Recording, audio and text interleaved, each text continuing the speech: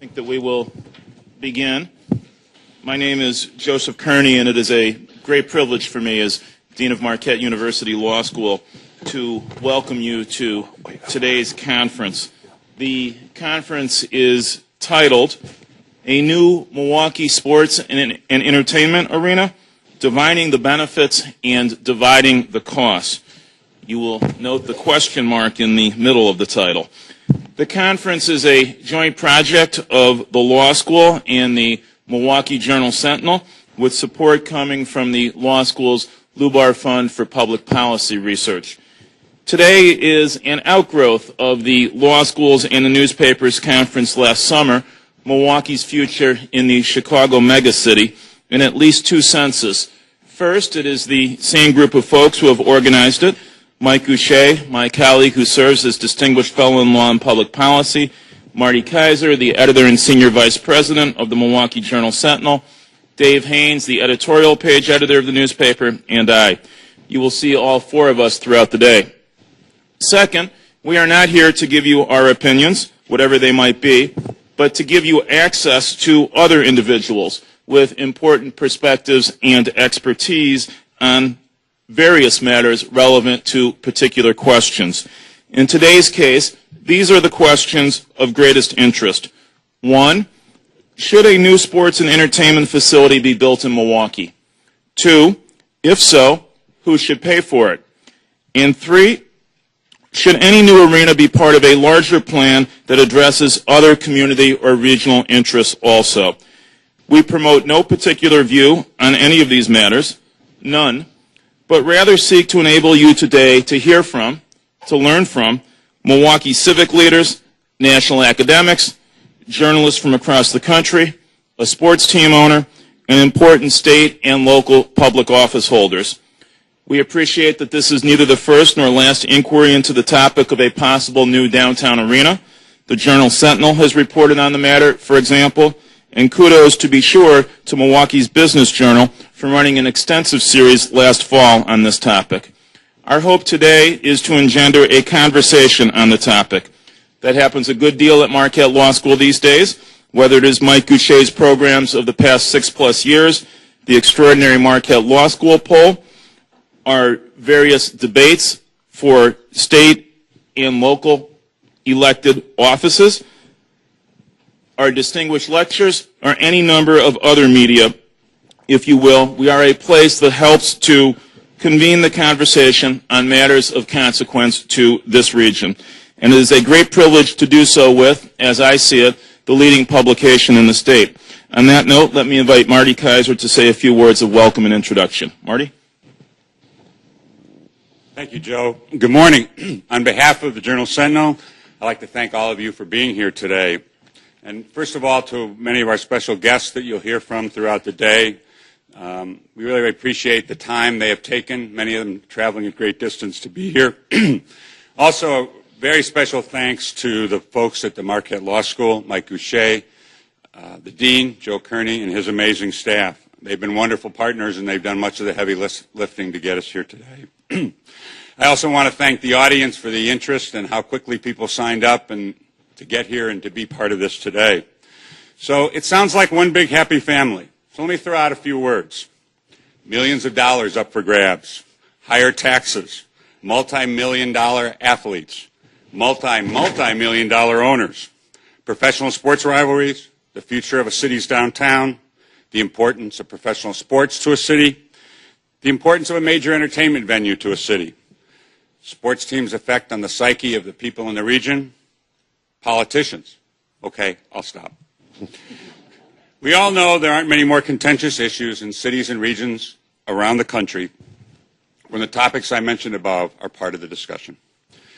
That said, we hope today will be the beginning of a healthy, informed debate on the issues that surround the future of a new Milwaukee sports arena, and as Joe said, there's a question mark after it, dividing the benefits and dividing the costs. It's a discussion that, of course, will receive major news coverage in the coming years and months ahead as Milwaukee grapples with the issues surrounding this possible new arena.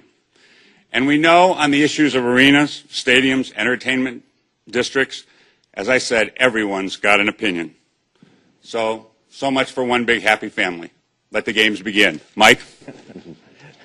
Marty, thanks very much. Dean Kearney, thanks very much. And thanks to all of you for taking time on this rainy Monday to join us for this important community discussion. I'd like to get right to it, and I'll introduce our panelists who've been good enough to join us this morning. Greg Marcus is the president and CEO of the Marcus Corporation. Many of you know that's a leading lodging and entertainment business. It's based here in Milwaukee. Mark Murata is seated next to Greg. Mark is the chairman of the Bradley Center Board. He's also a partner with the Milwaukee law firm of Foley and Lardner. Corey Nettles is the managing director of Generation Growth Capital. He is also of counsel to Quarles and Brady, the Milwaukee law firm, and the former state commerce secretary under Governor Jim Doyle.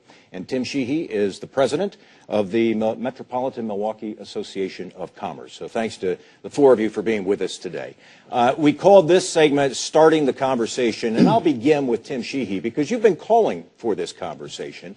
And here's my first question. Is it a conversation about whether to build a new sports facility, or is it a conversation about how do we pay for a new sports and entertainment facility? Well, I'm still focused on the introduction that Marty gave, and when he said multi-million-dollar athletes, there are four of us here whose childhood dreams just got dashed in that statement. So, but having that aside for a second, I think that this is a discussion about what makes Milwaukee competitive in a global economy. And part of what makes Milwaukee competitive is its ability to attract and retain talented people, young people. And they're looking for a quality of life that has arts, entertainment, culture, a good quality of life. And so to me, this is about Milwaukee doing the things that it needs to do to take care of its citizens, education, infrastructure. And it's also part of being a big enough city, if you don't mind my bluntness in terms of being able to walk and chew gum at the same time. That we can do these things for our community, but we can also have a vibrant culture, entertainment, a capacity to this community. So I think this is about how we get this done, not if we get it done, because I think this is a statement that Milwaukee should make as it moves forward, not only to take care of a downtown entertainment facility, but also to look at the other quality of life assets that we have and figure out a strategy that Milwaukee can do all this. Let me give each of you, the other three here, about a minute to address the same question. What is this conversation about in your mind, Corey Nettles? I think it's about what kind of city we're going to be, what kind of region we're going to be. And I agree a lot with what Tim said. If we're going to be a great city, if we're going to be a great region, we need certain assets. We need a healthy, strong workforce. We need a healthy, strong economy. And I would argue we need a healthy, strong cultural, arts, and entertainment community. And I think all of those things are synergistic. It would be a great tragedy for us to lose the scarce commodity of an NBA franchise. There are only 30 communities across the country that have one. And if a city like ours, a community of our tier, were to lose a franchise like that, the chances of us ever getting one back are very, very, very slim. I think we can spend a lot of time talking about and debating about the direct economic benefits, and I think that's a very healthy conversation. But I think we also need to talk about the indirect benefits. And I spend a lot of time personally talking to other business leaders in this community, and invariably I'll get a call from someone who says, I'm trying to attract a star person to this community. We've gotten him or her very far through our process, and we're looking for a few people in the community to talk to him or her and help us close the deal. And I'll have a coffee or a breakfast or a lunch, and they're certainly vetting the company and its growth prospects. But they want to know what kind of community this is, and they want to know what the assets are in this community. They want to know that this isn't an outpost that they're going to be bringing their families to, and certainly assessing the cultural assets in this community is a big part of that decision. So I think for us, this is not a question about whether, it's a question about how. And I think that we need to use this as an opportunity to think more broadly about other kinds of, I'll call them infrastructure investments we need to be making in this community. I think our community all across is looking for a big, bold, audacious vision that we can rally around. And I think a lot of other people are frustrated at the lack of that vision.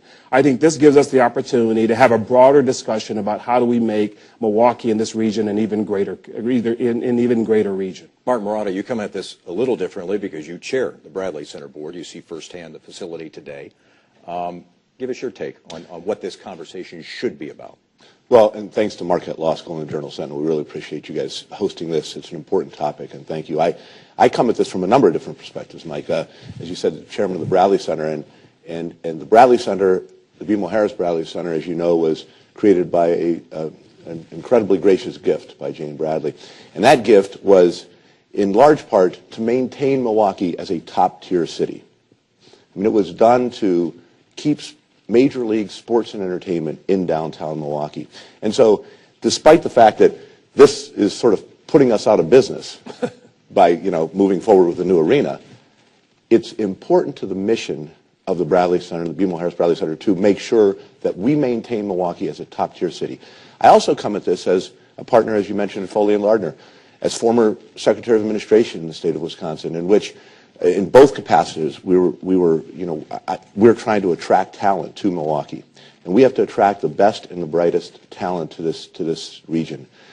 And one of the ways that we do that is by maintaining this as a top-tier city, as a cultural and sports entertainment hub, as a place where you can come and see great concerts and have great family programming.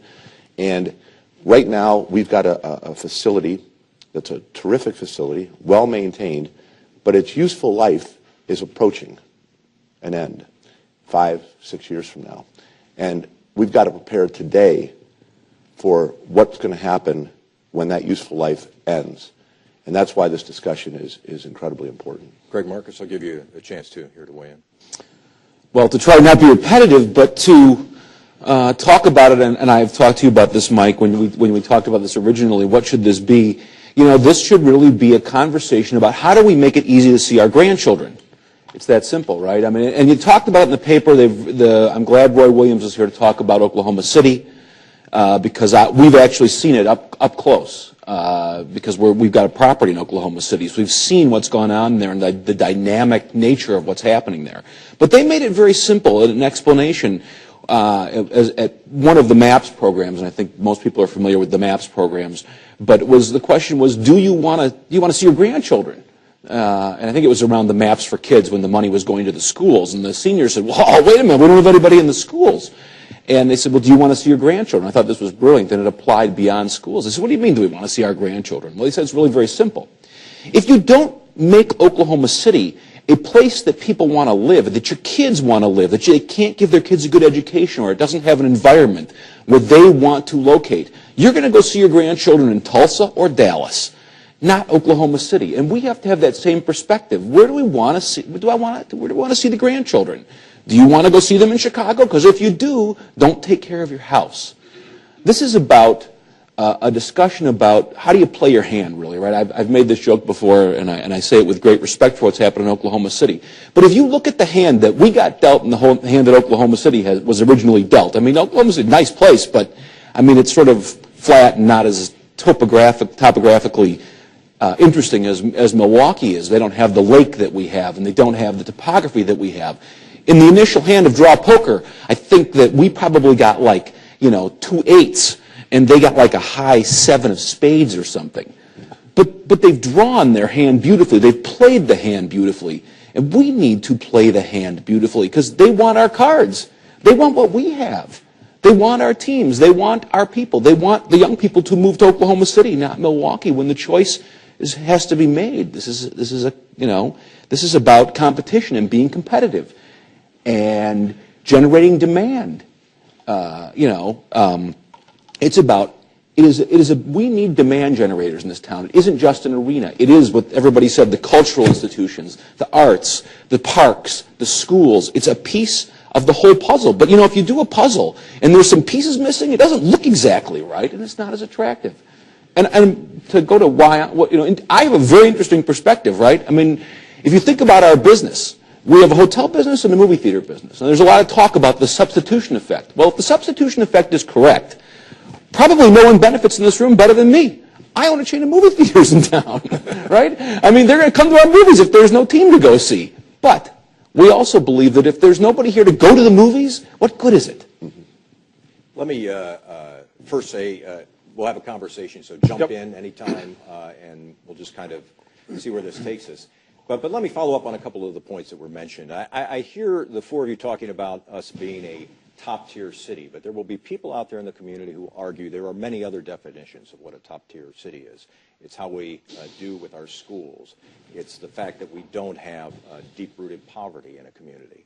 There are other factors here, and everybody knows that cities all around this country, certainly in the state of Wisconsin, are facing some tough challenges. How do you make the case that this is a priority, and do you run the danger of people viewing this as an either-or, that you're talking about arenas, sports facilities being more important than other pressing community needs? Anybody can jump in. And I think that's the challenge with this conversation, but you set up the topic in terms of, is this, should we or should we not have a new downtown entertainment facility? Our organization represents companies that employ about 300,000 people in southeastern Wisconsin.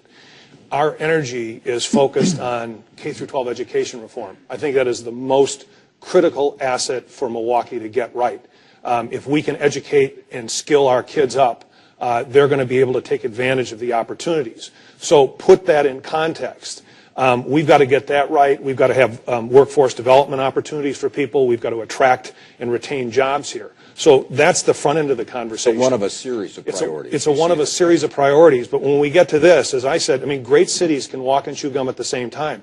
Our aspirations should not be just to get that right. We should have a phenomenal place that people want to raise their grandkids in, that companies want to expand in. And this is part of that discussion. So don't take it out of that context. Keep it in that context. And I still think this is an important discussion for this community to have, and the resolution is important to that future. Anybody else want to jump into this? Yeah, I'd agree. The walk and chew gum metaphor is right, and that's why I say we need a big, bold, audacious plan for our broader community. And these are false choices. It shouldn't be this versus that. These things are all they're not mutually exclusive. They go together, and it would be a great failure for us to not rise to the opportunity to do both or several of these things. And Oklahoma City, I think, pointing the way. If you look at their MAPS 1, 2, and 3 program, it wasn't just about an arena. It was also about education, and it was about trails, and it was about parks. I think if we come up with a broad, comprehensive plan, we can do these things, and we understand that takes resources, and our resources are not infinite, but I think we can be smart, and we can figure out a way to come up with a plan that allows us to do several of these things. So you think you can get community buy-in if the plan is broad enough and appealing enough? Absolutely. Those are critical questions, and poverty, healthcare, education, those ought to all be priorities. And I will say this, we'll never be able, if we let our quality of life diminish, if we become less of a city, and we don't attract talent and companies and jobs leave, which will happen if we become less of a city, we will never be able to address those issues in a way that we should. It becomes a downward spiral. Absolutely, it's an either-or discussion. It is absolutely either-or. Either we do this, or we then try to figure out who's left to pay the taxes to cover the things that you want, that we need to take care of all the social services needs in our community. They're significant. I know them. I can quote you every stat. I did the United Way thing just last year, so I know every stat on the poverty and the problems in our community, and it is significant. But you need, there's an old saying, revenues forgive sins. You need demand. You need people to want to live here. If people don't live here, who's going to help to cover those costs? And it's about, and going back to the Oklahoma City thing, it's an interesting point about Oklahoma City. This idea of putting in a patchwork of things. This is not just about an arena. It's about maintaining the foundation of your house. It's about taking care of all the different things you need.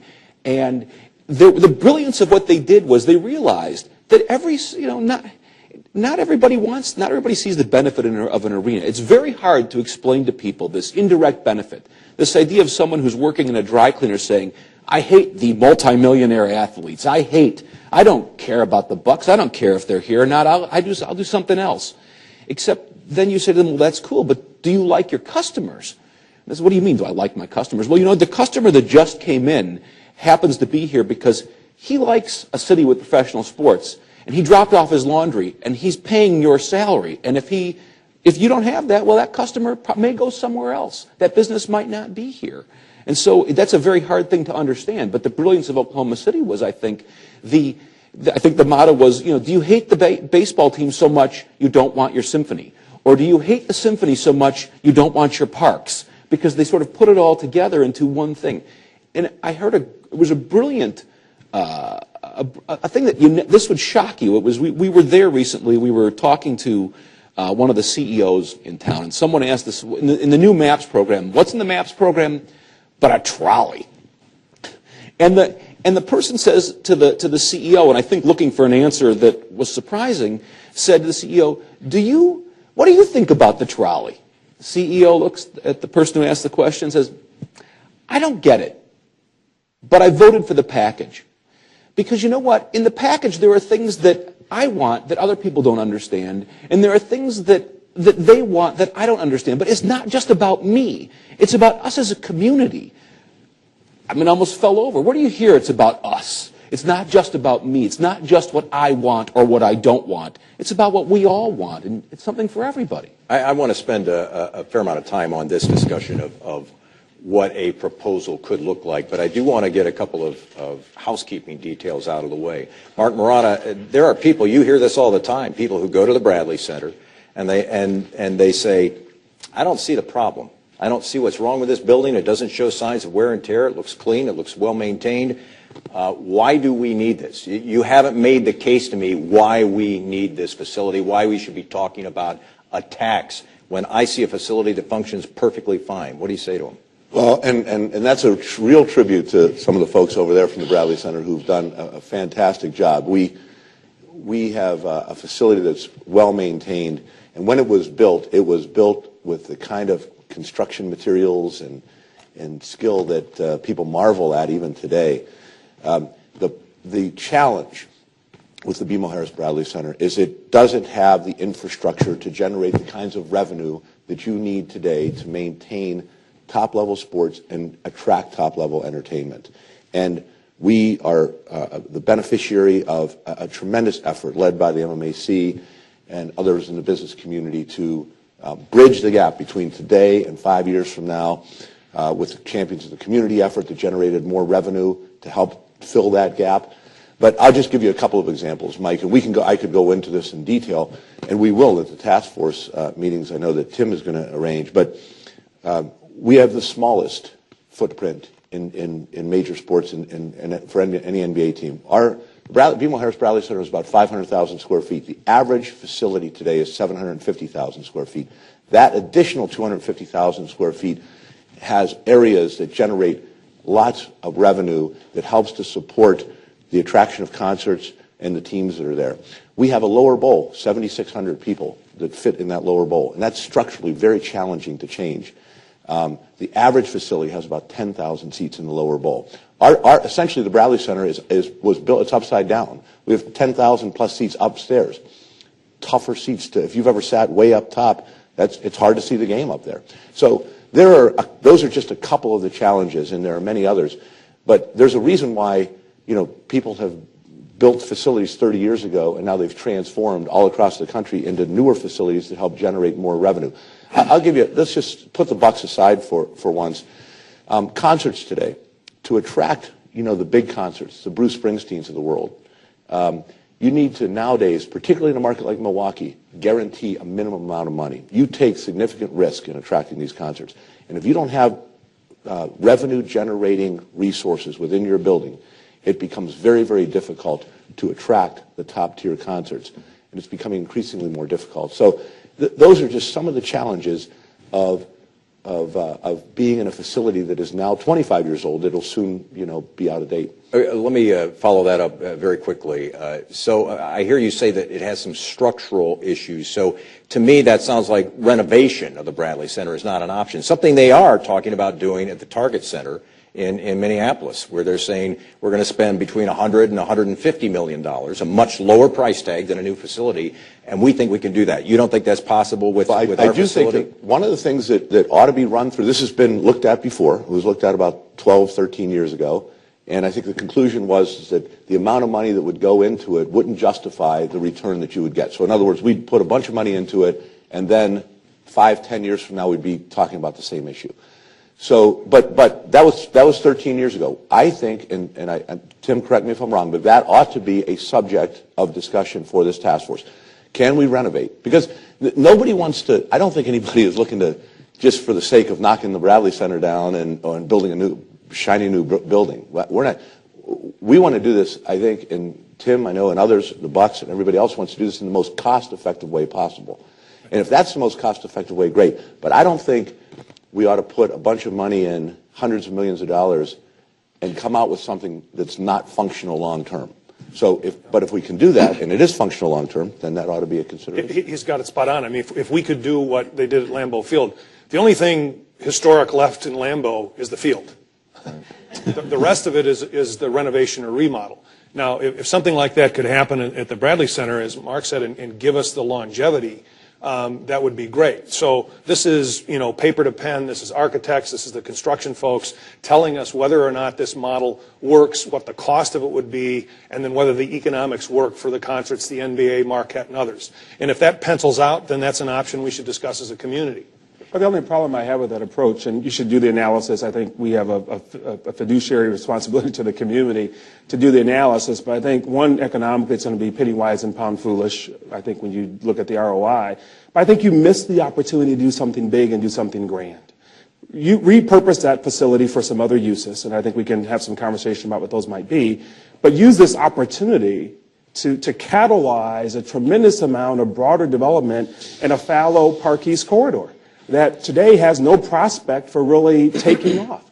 So I think I'd hate for us to kind of come at this half-baked. I might use a different word in private. But I think we'd lose a big opportunity if all we said is what's the cheapest, easiest, least expensive way. And I understand the responsibility of that, but we shouldn't be just thinking about that from a minimalist perspective. We ought to be thinking about the broader opportunity. Well, if there's agreement amongst the four of you that we need a new facility, then the obvious question is how would you pay for it? And this is where it gets sticky. Senator Cole, who we did invite to be here, and said, I think it should be a community conversation at this stage. Later on, I'll have something to say about this, and he has indicated he'll make a significant contribution towards the project. But part of this money, it sounds like, is going to have to be public money. And then you start running into issues like what kind of tax is it? Is it a sales tax? How much is the sales tax? Is it a sales tax that's used to fund other things besides an arena? Where are we in that part of the discussion? Maybe, Tim, we'll begin with you. I think we're early on. I mean, this is a community discussion. I think we have a serious deadline in front of us in terms of 2017 when the lease runs out with the team. And as Mark said, the Bradley Center gets to a point where it's less economically viable. But we're at the beginning of the discussion. I mean, I think the wrong thing to do at this point is to cram an answer down this community.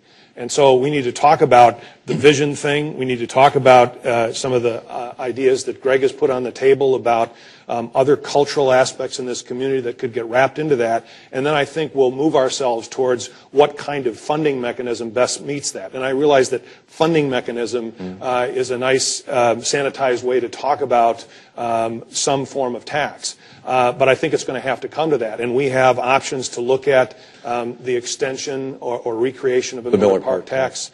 We have options that would lend themselves towards an incremental increase in the sales tax.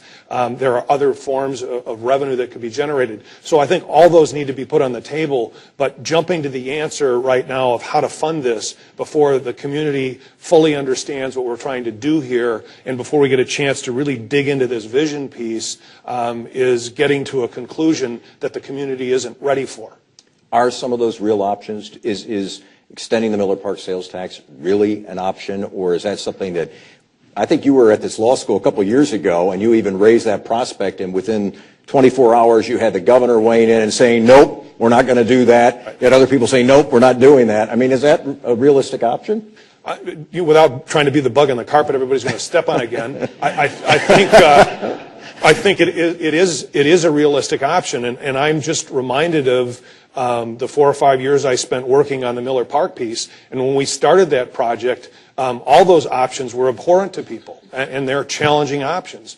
But I think you look back today at the grandeur of Miller Park, what it's meant to this community, the amount of money that it's brought in from people who don't live here, and that 0.1% sales tax, it doesn't seem as onerous today as it did when we were talking about it. So yeah, I think those are all viable options. Anybody else have a thought about the options that are available to the community? Well, I'm certainly not going to go out there and put my neck out on this and talk about a mechanism, but I do think that that we have to figure out a way to be able to, and it has to be in partnership with the government, because this is part of the role government plays, is making sure is figuring out how to make investments in our infrastructure, because that's what this discussion is about. It's about investing in our infrastructure. And it's not what is it going to be next year. It's looking out over. I've said someone should call it, Milwaukee 2020, perfect vision. What is our vision for what's this community going to look like in 2020? What investments have to be made? Jay Williams was in the paper. There was a great article. The paper yesterday was great. Congratulations, JS, in the Crossroads section that sort of summarized it. It told really a great job of the story in Oklahoma City and what's going on here. But Jay said, look, I look around and I see a lot of things that we need to do. The convention center needs to be expanded to remain competitive. The museum needs money. The Marquette Center parking structure is going to be 50 years old. Try driving in that. I mean, there are things that we need. There are so many community assets that our parks could use money.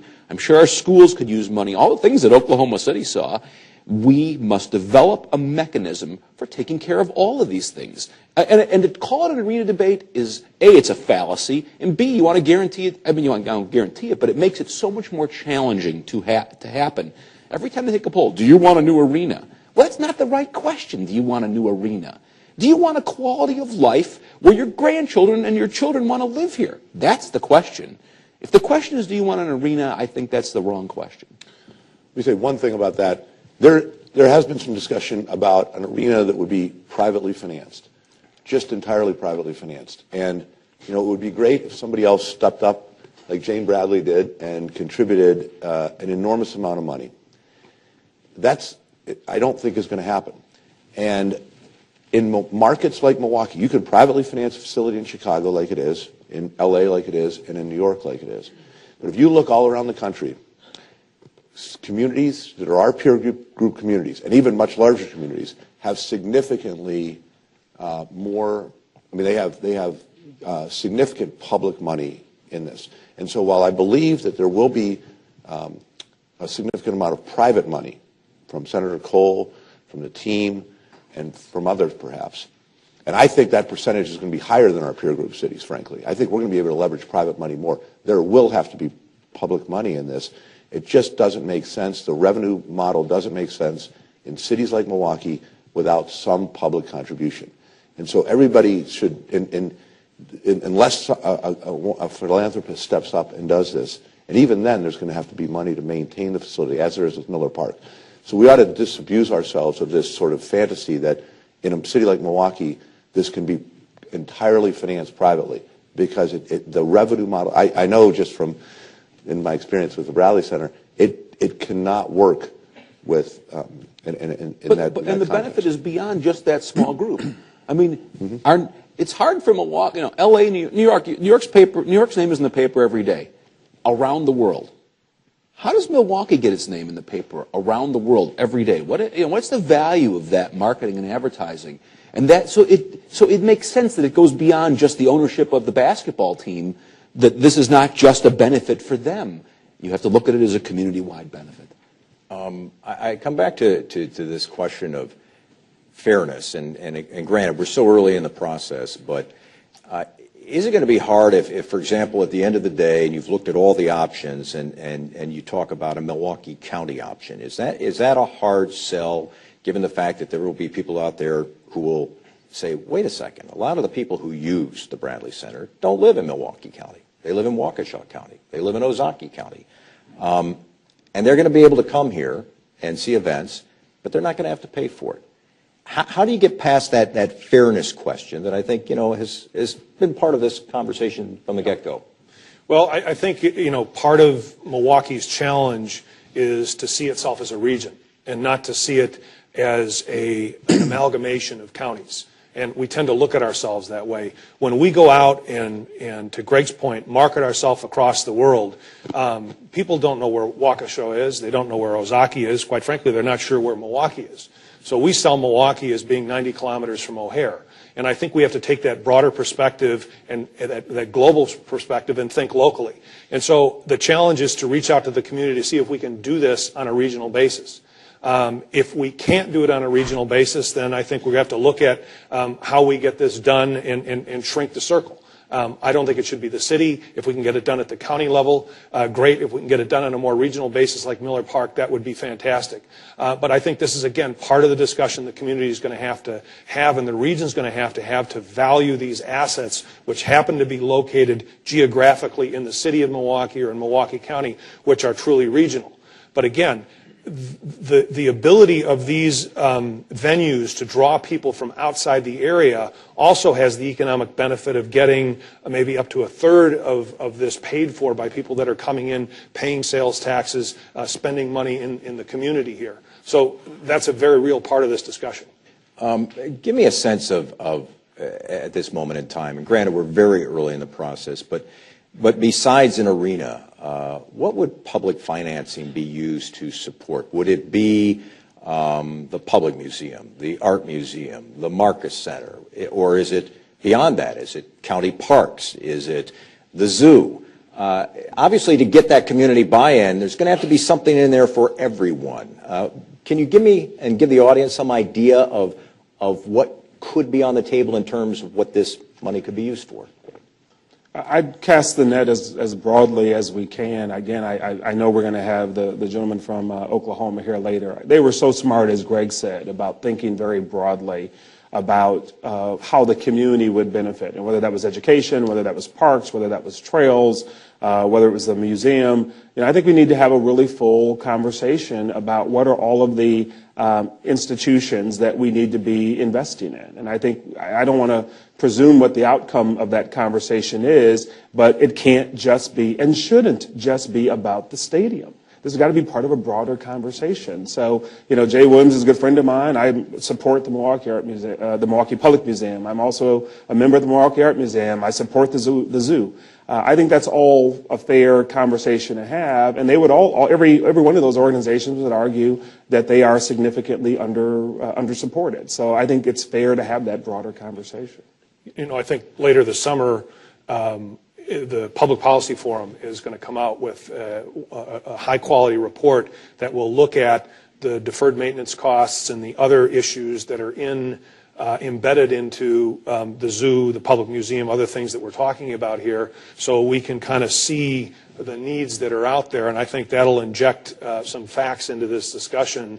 And again, go to the point that we've all been talking about is we can either pick this stuff off piecemeal, or we can come at it with a full-blown strategy that says Milwaukee cares about this stuff, we're going to invest in it, this is a great community, and we want it to be even greater. We mentioned Jay Williams by name. For those of you who didn't see the story yesterday, he runs the Public Museum, a former banker. And he brought something to the table that was interesting to me. I had not heard before. Maybe get just sort of a visceral reaction to that. He said if we, let's say we do a sales tax to pay for this, part of that tax, part of the revenue, has to be used to reduce property taxes. So in other words, you would take this pot of money and it wouldn't just go for an arena and other cultural things. How do you feel about that? I think that's an idea that ought to be on the table. We in Wisconsin generally, and in Milwaukee County, and if you look at us relative to other parts of the country, we are a relatively high income tax state, a high property tax state, and a low sales and a very tax low state. Sales and use tax state. And we ought to look at perhaps balancing that out. And this may be an opportunity to not only address cultural assets and important needs within the community, whether it be education or other things, but also an opportunity to maybe address that imbalance. It's interesting about and I'm not an expert on this, and so I don't fully have a great understanding of someone. If someone starts to debate me on the regressive nature of a sales tax, I'm going to lose the debate. But let's just think for a minute about Microsoft or any. So when you buy computer software, right? It's the death by 1,000 cuts, right? You spend 25 cents or a dollar or $5 or $100 on one piece of software, right? And you keep spending $100. And it hurts, but okay. But when you get that property tax bill, it's a whopper, and you're going, wow. So when we're marketing our city to other people and they come here and they look and they say, well, if I live here, wow, my property tax bill for my home is going to be 3 times more. Yeah, but the good news is your sales tax is lower. Well, yeah, that doesn't resonate.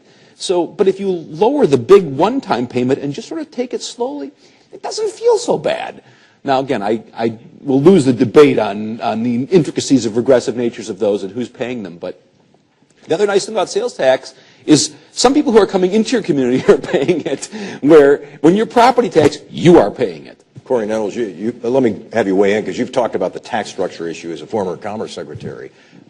Is this an opportunity for the community to take a look at the Without question, and I think Mark pegged it. We are way out of balance in terms of how we allocate taxes across our community, and I think this is an opportunity. You don't want to put too many ornaments on the tree, but I think this is another broader policy discussion that we ought to be having. I think the governor has certainly indicated his interest in having this broader conversation. I spent a lot of time down in Chicago, where the sales tax is almost double what it is here in Wisconsin. And I would personally rather be paying as I go on my purchases than getting, a humongous tax bill here. As the old Commerce Secretary who'd be recruiting people into this market, I'd be talking to the executive about why they ought to relocate to Wisconsin, and I could always see in the back of their mind they were running the math on the huge increase in their personal income taxes. So I think this has all got to be something that we have a broader conversation about, and this might be an opportunity to do that. How do you deal with what Greg Marcus just mentioned, this argument that this is a regressive tax? If you raise the sales tax, you're hurting the people who can afford it the least. Right. I think that's a fair argument, and I think we have to make some policy choices about how the costs of our infrastructure are going to be borne. And if you look at most communities across the country, from New York to Chicago to California, they figured out that, with all due respect to the regressive nature of that tax, being at 8 or 9% or more makes a lot more sense than being at 5%. And I think there's a way to do this. You can, if you get into the regressive nature of the tax, you can have exemptions. We do that now for food, clothing purchases, items of clothing or food under a certain amount. So you can make this less regressive. But the other kind of fallout of this is, let's presuppose for a second that you took the parks, the public museum, the zoo, some of the other cultural institutions that are on the property tax right now, and you used an incremental increase in the sales tax to fund some of those institutions. If you took that expense off the books of the county, it by nature comes off the property tax of the county. You could then use that savings to drive down property taxes, or you could use that savings, if you were the county, to fund transit. Transit, by its very nature, is reaching people who can't afford to have a car or don't have a car. So there are ways in which you can balance out the impact of the tax policy with some very efficient changes in not only the tax system, but how it impacts people with lower incomes. Mm-hmm. One thing, though, in that discussion that you absolutely have to make sure of if you go down that road is that the mechanism to do that has to ensure property tax relief. Because there's a skepticism out there in the public that nothing's going down, right? I mean, our taxes are going up, both are going up, and we're going to all get, and so whoever writes, if that's the decision that is made, it's got to be done in a way that the public understands and feels comfortable that there is going to be some property tax benefit there. Let me just toss out a couple of other questions, and then we'll take a few questions from the audience here. You have talked about this task force that you want to put together to sort of thoroughly vet this issue. Where are you in that process? Well, I think it's a two-step process. For us as a business community, we're going to have kind of our own internal task force, if you will, to get answers to some of these questions that we need to have answers to. The economics of remodeling versus building new. What kind of revenue sources are there? What else could you do with this? So I think that's one part of the discussion. But I think another critical component of this is to have a public task force, a broad task force that brings together the constituencies in this community so we can have a discussion like we're having here with a broader group of folks. And so I think that's reaching out to the mayor, to the county executive, the common council, to the county board, maybe to some of the regional governmental entities, and pulling together a group. And so this is a very transparent public discussion, and I think that's necessary and a great place to start. We were talking at dinner with some of the panelists last night, and they were remarking how few communities have that kind of transparent discussion before you read about in the paper, here's the stadium plan, here's how it's going to work, and here's how we're going to go forward with it. So I think that Milwaukee will not make that mistake, and I think that's good for the community. At the end of the day, should the citizens of whatever district is affected, whether it be the baseball park district, Milwaukee County, whatever, should they have a say in it? Should they be able to cast a vote on any public financing for a new facility? Well, we do that two ways. We either have a referendum or we have run this community through elected officials that are empowered to make those decisions. So I think there's an opportunity both ways to have public input in this process. Any other thoughts on that question? Should the public have a vote on Election Day on this? I think Tim put it the right way. That is, there's two ways to do it, and the public always has a say in legislation, but whether it be a referendum or some other way. All right. Well, let me ask an easier question. This is a question that is, I think, on the minds of everyone. We saw what happened with Miller Park. We saw the Packers barely have a referendum passed in Green Bay for their renovation project. We've seen other communities flat out turn them down. Are you optimistic, given sort of where we are in politics today and the economy and all of these factors? Are you optimistic? We'll go down the line here. Start with Greg. Oh, man. Well, you know what? I am. I'm optimistic. I've been a part of this community my whole life. I have to be optimistic. We backed our optimism up with our money. We have a significant investment in this community, just downtown in Milwaukee in hotels, hundreds of millions of dollars of investment, that frankly, we need to get demand generators here because there's so many hotels coming that if we don't start getting more people to want to be here, I don't know where all these people are going to, I don't know where the people are going to stay. I know where they're going to stay. It's the problem. We need more demand generators. We need a bigger convention center. We need to make sure we keep the professional sports franchise. We need to make our product current and compelling. Milwaukee is a product. And I'm optimistic, though, that we will figure out how to do that. It takes us time, but we are a community that figures out how to get things done, and we need to just decide what we want to do. I want to go back to your earlier question, Mike, about, well, who should pay for it? And I don't know who should pay for it, but there's an old saying, don't bite off your nose to spite your face. And if we say, well, we're not doing it if they're not participating, that seems silly. We should be saying, this is what we've got to do. This is the list of things that we have to accomplish in this community. And then we're going to figure out how to do it. And if your attitude is, we have to do this and we're going to figure it out, you stand a much better chance of getting it done than if your attitude is, well, I'm not doing it unless these 5 things happen. We've got to make the decision that we're going to take care of our house, that we're going to keep our foundation in great shape. And by the way, you know what? Who likes putting money in the foundation, right? You want to dig a new drain tile? That's a lot of fun. You're done, you look at your house, it doesn't look any different. But if you don't do it, when the water seeps in and then starts cracking the walls and then the things start sagging, it doesn't look very good. Mark Moran, are you optimistic? I am optimistic. I think this community has risen to the occasion over and over and over again. I'm proud to be a member of this community. I think, I'm originally from Pittsburgh, and I know we have somebody from Pittsburgh, I think, on the panel. But I go all around the country and brag about what a great community this is. And when I help recruit at Foley & Lardner, and this is not true just at Foley & Lardner, but at other, many, many other companies across the country, you guys are here representing that, I can say this is a place that offers the same kind of quality of life that you would get in a much bigger city, but it's a heck of a lot easier to live and to get around and to do things. And I just think, Mike, that you're right. I mean, this is going to be a tough sell no matter what. Let's not kid ourselves. Anywhere around the country, this is a tough sell. But we've got to make our case. And we've got from now, and we've got, a horizon of 18 months or so to make that case to public officials, to the public, because there's not right now a true understanding of what is really a pretty complicated challenge. So we have time to do that, and forums like this are critical to that, and we've got to get information out there so that the public can digest it and come to some opinion. Corey Nettles, you're a guy who grew up in this community, spent a lot of years here. Do we have it in us to do it, or are people just going to say, no, it's not where we are right now?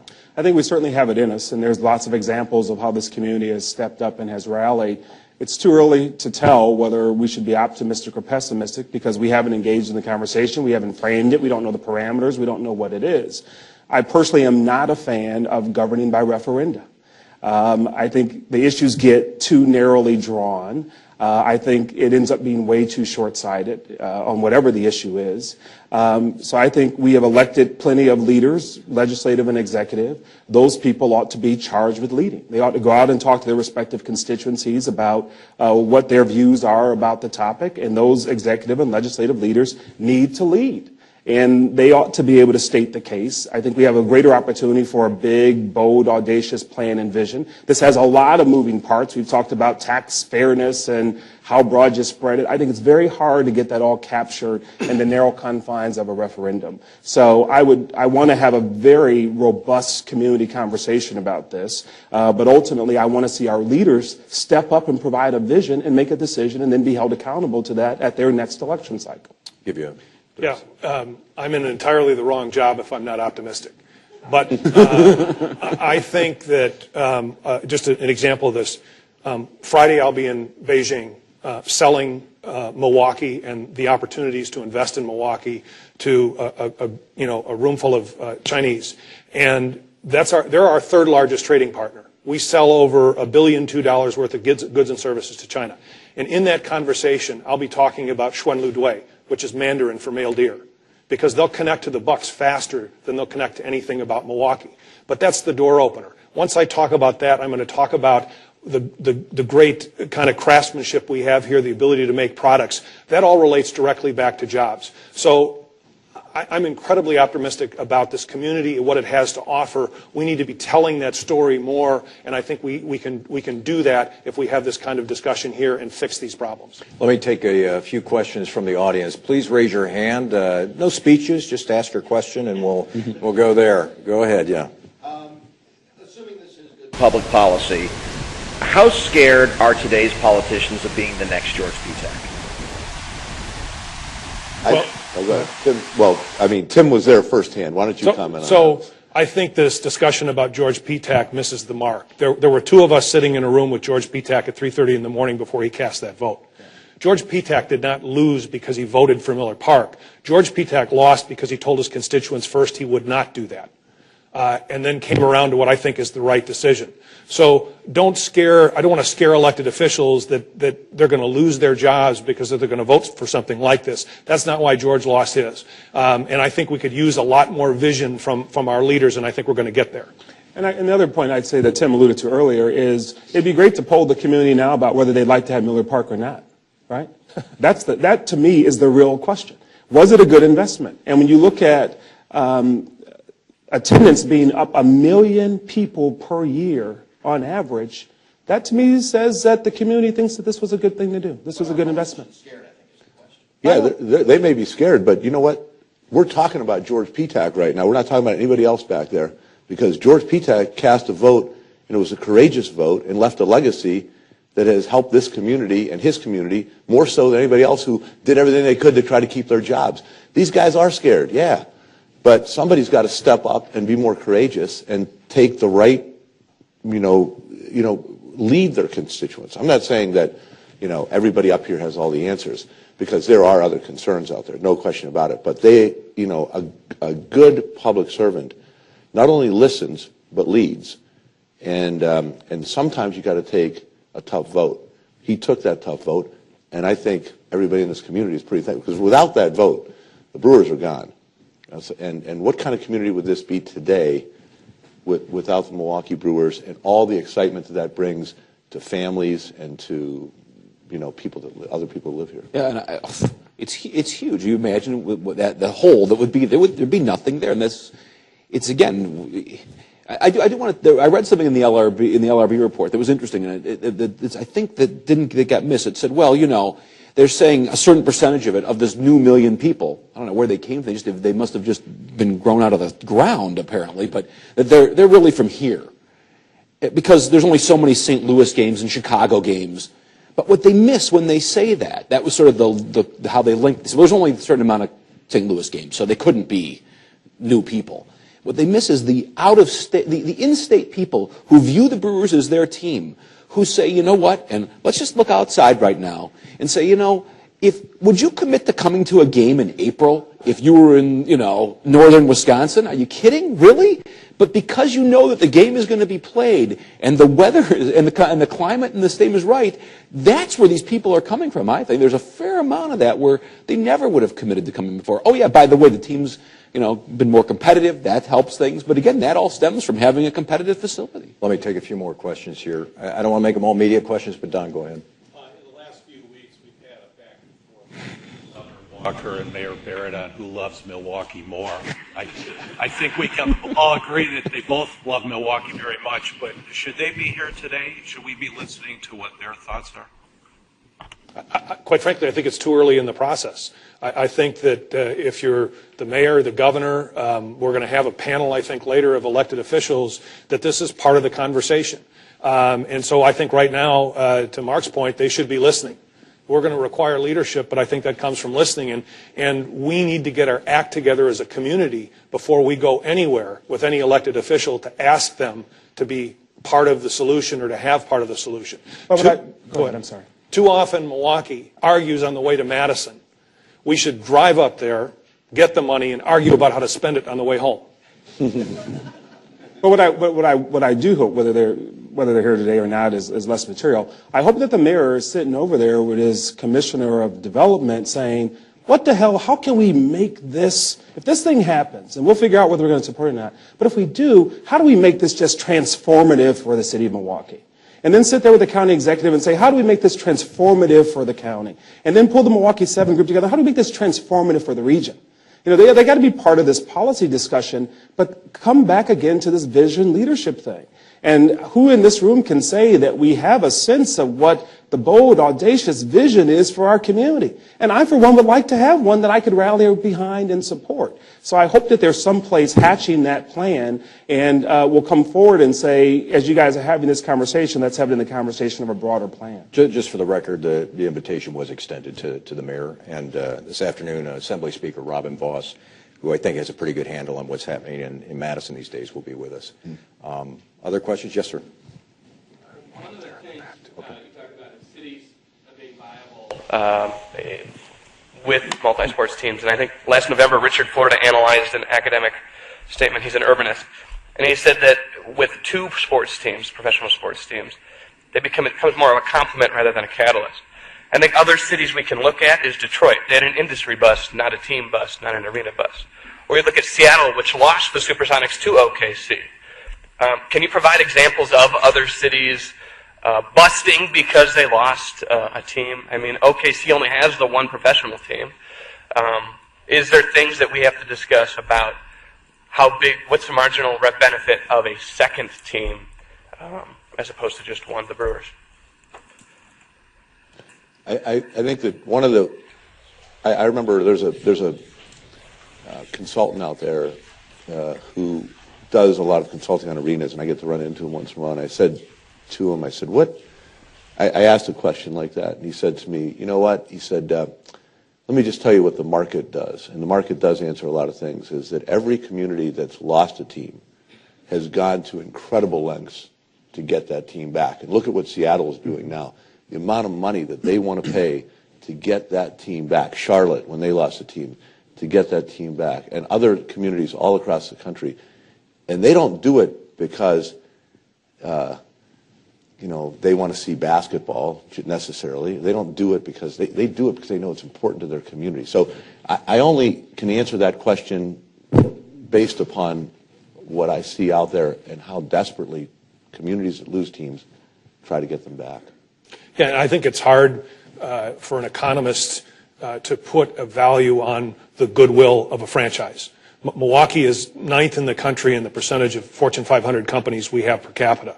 And so I don't want to equate this to losing a Fortune 500 company, but the visibility is even greater than that. So again, I think it goes to the goodwill, the marketability, the quality, the character. I think Visit Milwaukee gets about $5.5 million a year to market Milwaukee. Think about what it would cost to put Milwaukee's name in the paper year-round because of our sports franchises, literally globally. Now, I don't know what the exact economic benefit of that is, but that's a marketing punch that I don't think we want to lose. There was a question. Yes, sir. Good morning. My question is, I did a little back of the envelope analysis. I mean, comparing against OKC, Seattle, all these other cities, I mean, the community really wants to know what's the cost. I mean, if we're going to have to pony up $2.5 billion at a city size of 600,000, how do we, allocate that $4,000 per capita? And what is the economic opportunity going to be because we did make the investment? I think that's where the community wants to really be engaged. And if we can talk more about the economics and the economic benefit to the community, I think that would be a constructive conversation. Politics is politics, but what impacts people's lives locally is the economics. Well, and I guess rather than kind of projecting forward, you could project and say a new arena may cost $400 million. I think that's in the ballpark. It's closer than, it's not the $2.5 billion. But just think back, Miller Park cost about that much, $392 million. And think about the 0.1% sales tax, which was put on the 5 counties. That raises roughly about $25 million a year. That's a lot of money. But I don't want to minimize that. But that 0.1% sales tax related to the benefit of having Miller Park and 2 or 3 million fans coming, I think is a reasonable economic exchange that kind of gets your head around what we're talking about here. Other questions? Yes, ma'am. I'm curious with the discussion of a bold and audacious vision, and I think that's great. Are sports franchises part of the bold and audacious vision that the major countries of this city that are, typically always rated as the places people want to go to and live in? Is that the critical thing? Or is it the way in which public services are spent and how effective are our schools? How effective is transit? Moving people around, jobs, business development. Yeah, I don't know what that answer is, but I'm curious. Yeah, no, I think for me, it's we all talk about tier 1 cities, and as you're thinking about tier 1 communities, you're looking for a whole bunch of assets. You're looking for the workforce. You're looking for what kind of industry's there. But you're looking what the educational system is and how good is it, and is it producing the kind of people that you need to meet your business needs, but also need to have as productive members of a civic society. But you're also looking at the arts and entertainment and cultural assets that exist in that community. So I think all of those things together help make you a tier 1 city and the kind of place where you can attract businesses and people, human capital, to help drive that community forward.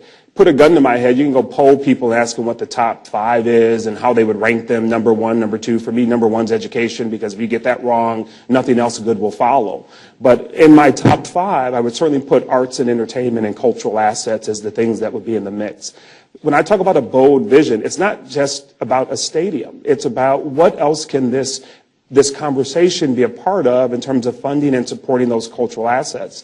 I came back to the Park East community, a Park East corridor that doesn't have an immediate prospect to catalyze that growth of arts and entertainment venues, of housing, of restaurants. I think that whole thing gives us part of an opportunity. For me, that's part of a bold vision of how do we take a segment of our city and really develop it and create a lot of economic opportunity, but also improve the quality of life for our residents. So I wouldn't tell you that you can't have a great community without a basketball team, because there are only 30 of them in the country, and there's obviously a lot more great communities in this country than 30.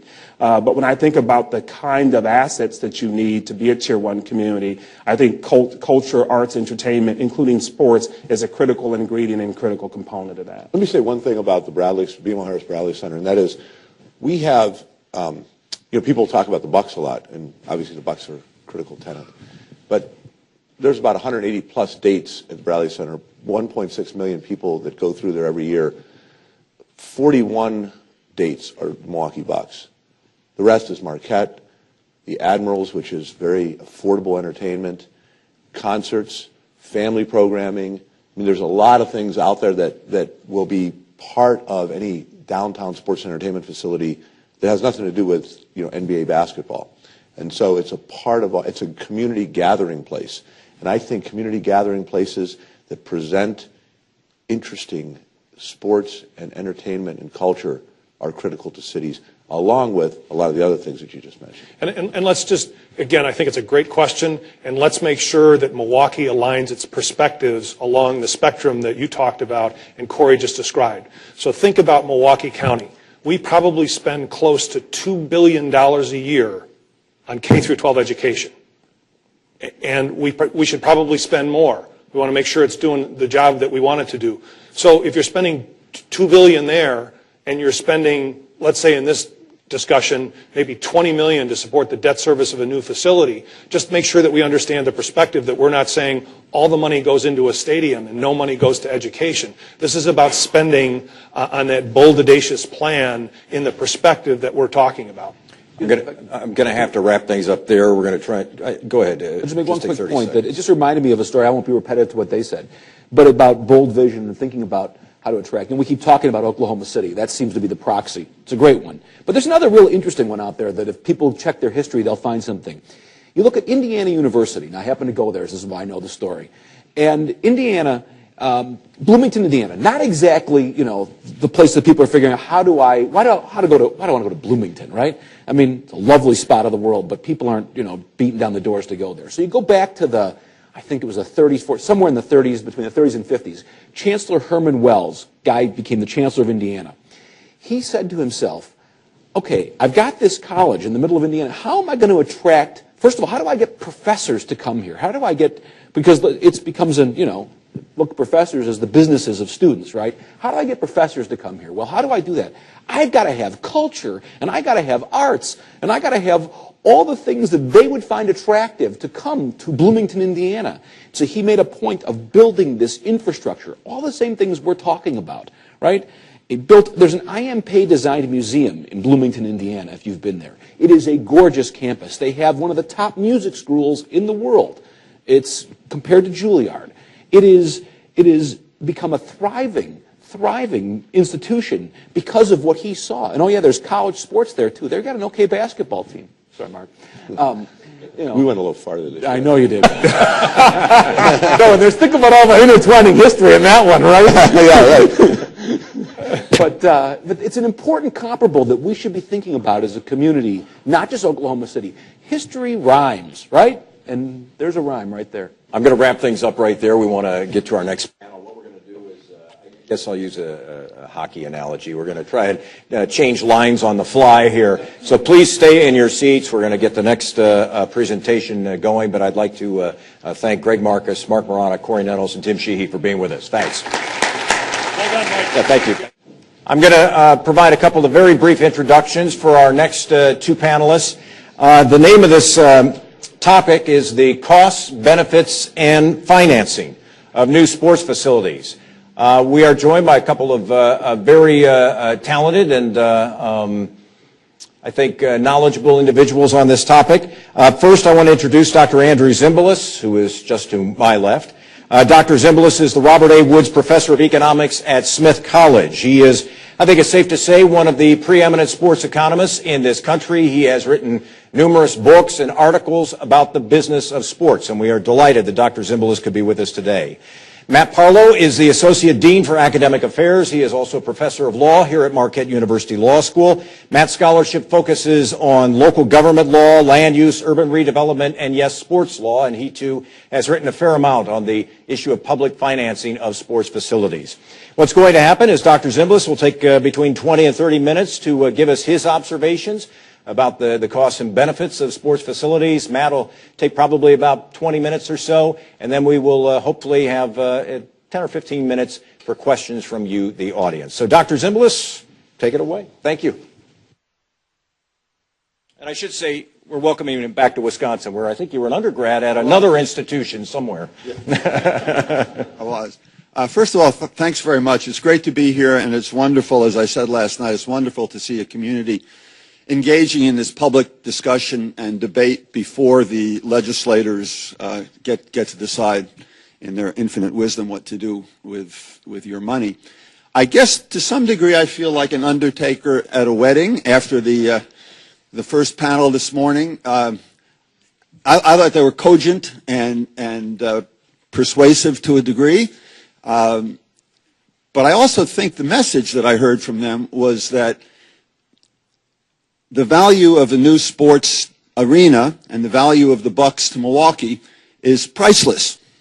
It seems to me as an economist that we have to go beyond that. We have to go beyond recognizing that it would be nice to have a new arena and it would be nice to have a basketball team stay in Milwaukee. We have to go beyond that to look at the costs and benefits. And then at the end of looking at the costs and the benefits, we could make a conclusion, a reasonable conclusion, and an economically sound conclusion about whether it makes sense to go ahead with the investment or not. So these are the different elements of the consideration that I want to talk to you about today. Have to do with the economic impact of a sports team on a city and also the non-economic impact of a sports team on a city. First of all, we all know that sports teams are enormous culturally in our society. They get press coverage in the newspapers. They get press coverage on radio and television. People talk about them all the time. That leaves an impression to some that economically they're also large or immense activities in our economy. And that impression is false. Sports teams are basically the size of a medium-sized department store. For most cities, the gross revenue of a sports team is less than 0.5% of the area income. In larger cities, they're a lot less than that. Front offices in professional sports teams in the United States employ generally between 70 and 120 people on a full-time basis. And then, of course, they also employ people at the arena or at the stadium during game days. Generally, that's 4 hours. In basketball, it's 4 hours for 41 games a year, plus a few exhibition or postseason games. And it might turn out to be roughly the equivalent of 80 or 85 full-time year-round jobs. Of course, most of these jobs in most places are jobs that are low wages and without benefits. So there's simply not a lot of employment directly from the basketball team itself. Now, a lot of the discussion that I have seen in the papers and heard this morning and last night about economic impact seems to focus on the negatives of the substitution effect. Let me briefly talk about that. This is only one of the many areas that a sports investment might be deficient. The substitution effect refers to a situation where people who are spending money at an arena are spending it at the arena instead of spending it at other local entertainment venues. Whether that's an opera or a symphony or a movie theater or a restaurant or a bowling alley, if I spend $100 at a basketball game rather than spending it at a local restaurant, it doesn't have a net impact on the economy, locally, the larger metropolitan economy. That's the substitution effect. So we like to talk about, economists like to talk about the difference between the gross spending and the net spending. With the gross spending is the total amount of money that gets spent at an arena. The net spending is new spending in the community as a result of the activity that's going on at the arena or the stadium.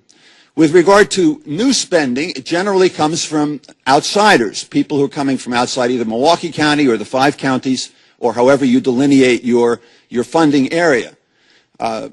It's important when we talk about the outsiders, the new people coming in and spending money that otherwise wouldn't be spent, it's important to understand why those people are, in this case, in Milwaukee. Are they in Milwaukee because they're here on business, and if they didn't go to the arena, they would instead be entertaining themselves at a local restaurant or some other venue? If that were the case, the substitution effect still applies. If they're here on a business operation, and the local business they're working with buys the tickets, or they go to the luxury suite of that business, or that business buys them the beer and the hot dogs at the arena, that also is substitution spending. It's not new money coming in from the outside. Now, I have looked at the study that was done for Miller Park, and it's very interesting because basically what they find in that study is that somewhere in the neighborhood of 45% of the people who go to Miller Park are coming from outside of the 5-county area that is being taxed or paying sales taxes to finance it. To the extent that that's an accurate estimate, and that Milwaukee, like the Cincinnati Reds, historically has been a regional team and draws a lot of people from outside of the region, to the extent that that happens, then the substitution effect is diminished. And the problem that the substitution effect creates is not a problem anymore. But nonetheless, it's something that has to be considered carefully. So another important factor in thinking about the economic impact of sports teams is the presence of leakages. It's simply the case that when somebody goes to a restaurant and spends $100 for himself or herself and their spouse or for their family at the restaurant, that the proprietor of the restaurant is much more likely to be a local who lives in the area year-round, who has perhaps a nice income but not an extraordinarily high income, and that needs to be contrasted with what happens when money gets spent at an arena. If it's spent at an arena, 50% of the revenue ends up in the players' hands. Where do the players live? I did a study with an economist at Vanderbilt about 10 years ago, and we found that 10 years ago, and we had data from the National Basketball Players Association, I used to consult with them, that 10 years ago, only 25% of the players who played on a particular team had a home in that city. The rest of the time, the other players were living somewhere else. So 50% of the revenue that gets spent at a basketball arena goes to the players, and they're spending the lion's share of their income in other cities, then that's a leakage. That's money that leaves Milwaukee that would not leave Milwaukee in the case of the rest spending at a restaurant or a bowling alley. It's also the case, of course, that the individuals we're talking about, either the players or the owners of a team or the top executives, tend to be people who have very, very high or extraordinarily high income. As people with high income, they pay a higher tax rate to Washington. They have higher savings rates. And even if they did live in Milwaukee, they tend to travel a lot more, so there's a lot more money that leaks out. If you take account of all of these factors, what you find, what is a reasonable set of assumptions, what you find is that the multiplier, the actual multiplier of spending on sports teams, tends to be just a little bit over 1. Very often you see studies that refer to multipliers of 2, 3, and 4. I think more realistically, the multiplier is in the neighborhood of 1.1 or 1.2. Keep in mind, by the way, that macroeconomic models for the whole U.S. economy that try to track what the multiplier is for spending $1 in the United States are in the neighborhood of 1.4 or 1.5. So the notion that it could be 2 or 3 or 4, which you do see in some impact studies, is not very plausible. So the other thing to keep in mind then is when you spend money thinking about the substitution effect, spending money at a basketball arena or spending it in a restaurant or spending it in a bowling alley, it's not just the straight substitution effect, because when you spend it at the restaurant, the multiplier, because there are fewer leakages, the multiplier is a lot higher than it is when you spend it at an arena. So there's also the important issue of looking at the budgetary impact, because it's simply going to be the case that if there's a large component of public spending and there is necessary debt service, that the way that that's going to be dealt with is either by, unless there's a positive economic spin-off from it. If for the moment we can assume, and I'll come back to this, but assume that it's economically neutral, that having the team doesn't increase the local area income, it doesn't increase local area employment, nor does it decrease either of those. Assume for the moment that it's level. If that's the case, then you have to deal with this debt service either by increasing taxes or decreasing spending in other areas. Either of those events, increasing taxes or decreasing spending, hurts the local economy. So then there's a question about if we do have to do debt service and we have to raise taxes, how can we raise the additional funding? Well, one of the things that we heard last night at dinner, and you'll probably hear it again today, and I know it's been in the local papers, is that part of the plan for financing the new $490 million arena in Seattle is through ticket taxes. And by the way, that's an interesting way. There was a nice discussion this morning about sales taxes and how they're regressive. Well, one interesting way of dealing with that is not to use increased sales taxes, but to use ticket taxes so that the people who are actually going to the arena and directly benefiting are the ones who pay for it. But keep in mind that if, in light of the substitution effect, if the people who are spending money at the arena are not spending that money at other entertainment venues in town, then the ticket taxes that you get from the spending at the arena are not going to be net additions to your city coffers, because it's going to be money not spent and not taxed at other venues, unless it's a specific ticket tax for that particular arena. Another method that's often talked about for financing arenas is a TIF, or tax increment financing, and that basically what that involves is creating a tax area, say of 2 miles, hypothetically we say a 2-mile radius around the arena, you have a tax increment financing area. And the idea is that all of the incremental taxes that are generated within that area, over and above the taxes that used to be received, would be used to pay off the debt. Well, that is more often chimerical than anything else, because if people are spending money at the arena and they're not spending it outside of that tax increment area, then even though there's more taxes in the tax increment area, there's less taxes from the other areas, and there's no net gain in tax revenue for the city, but some of the existing tax or the pre-existing tax revenue is going towards the arena, which means that it's not going to go elsewhere. One of the things that's tended to happen in the last 5 or 10 years in a number of arena projects, and I hope if Milwaukee does go forward with this, that it would be a component of what would happen with your new arena, is that the private individuals in the community, and usually that involves principally the owner of the team, but it could involve others as well, the private individuals in the community who are going to most benefit in their businesses from the operation of the arena make a commitment to use the arena as a magnet, as an icon, to make new investments around the arena. So that, for instance, I was consulting with Bruce Ratner from Forest City Ratners when the Atlantic Yards project was developed in Brooklyn, where we now have the Barclays Center and the Brooklyn Nets play. That project not only involved producing an arena, by the way, which was initially supposed to cost $500 million and ended up costing $1 billion. Keep that in mind, cost overruns. That project was not only the construction of an arena, but there's a 21-acre area around the arena where there's going to be, from private funds, primarily from Forest City Ratner, there's going to be the construction of residential property, condos at 3 income levels, retail properties, themed activity properties, and commercial properties. So there's going to be $6 billion of private money invested in addition to the arena, which was funded overwhelmingly with private money. If people can take seriously this notion, as was expressed in the morning, that an arena is a magnet, it attracts people, it attracts investments. If that's really true, then let's see some private investment that develops the land around that area, and then we could start talking about increases in local area income.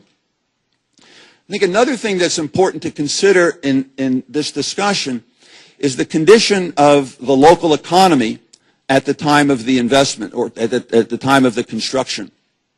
It turned out, going back to my Brooklyn example, it turned out that due to a lot of challenges in court, even though the plan was hatched back in 2003, the construction didn't really begin until 2007 and 2008, and that was a wonderful time for the construction to begin, because the economy, of course, was deep into its recession, and there was very high unemployment.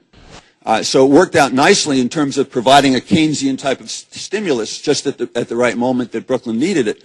But if the construction of the arena happens when the labor markets are tight, and there's low unemployment, particularly in the construction industry, then what tends to happen is that you get increases in wage rates, labor costs go up, you tend to get increases in material prices, and you simply get more inflation rather than more job creation.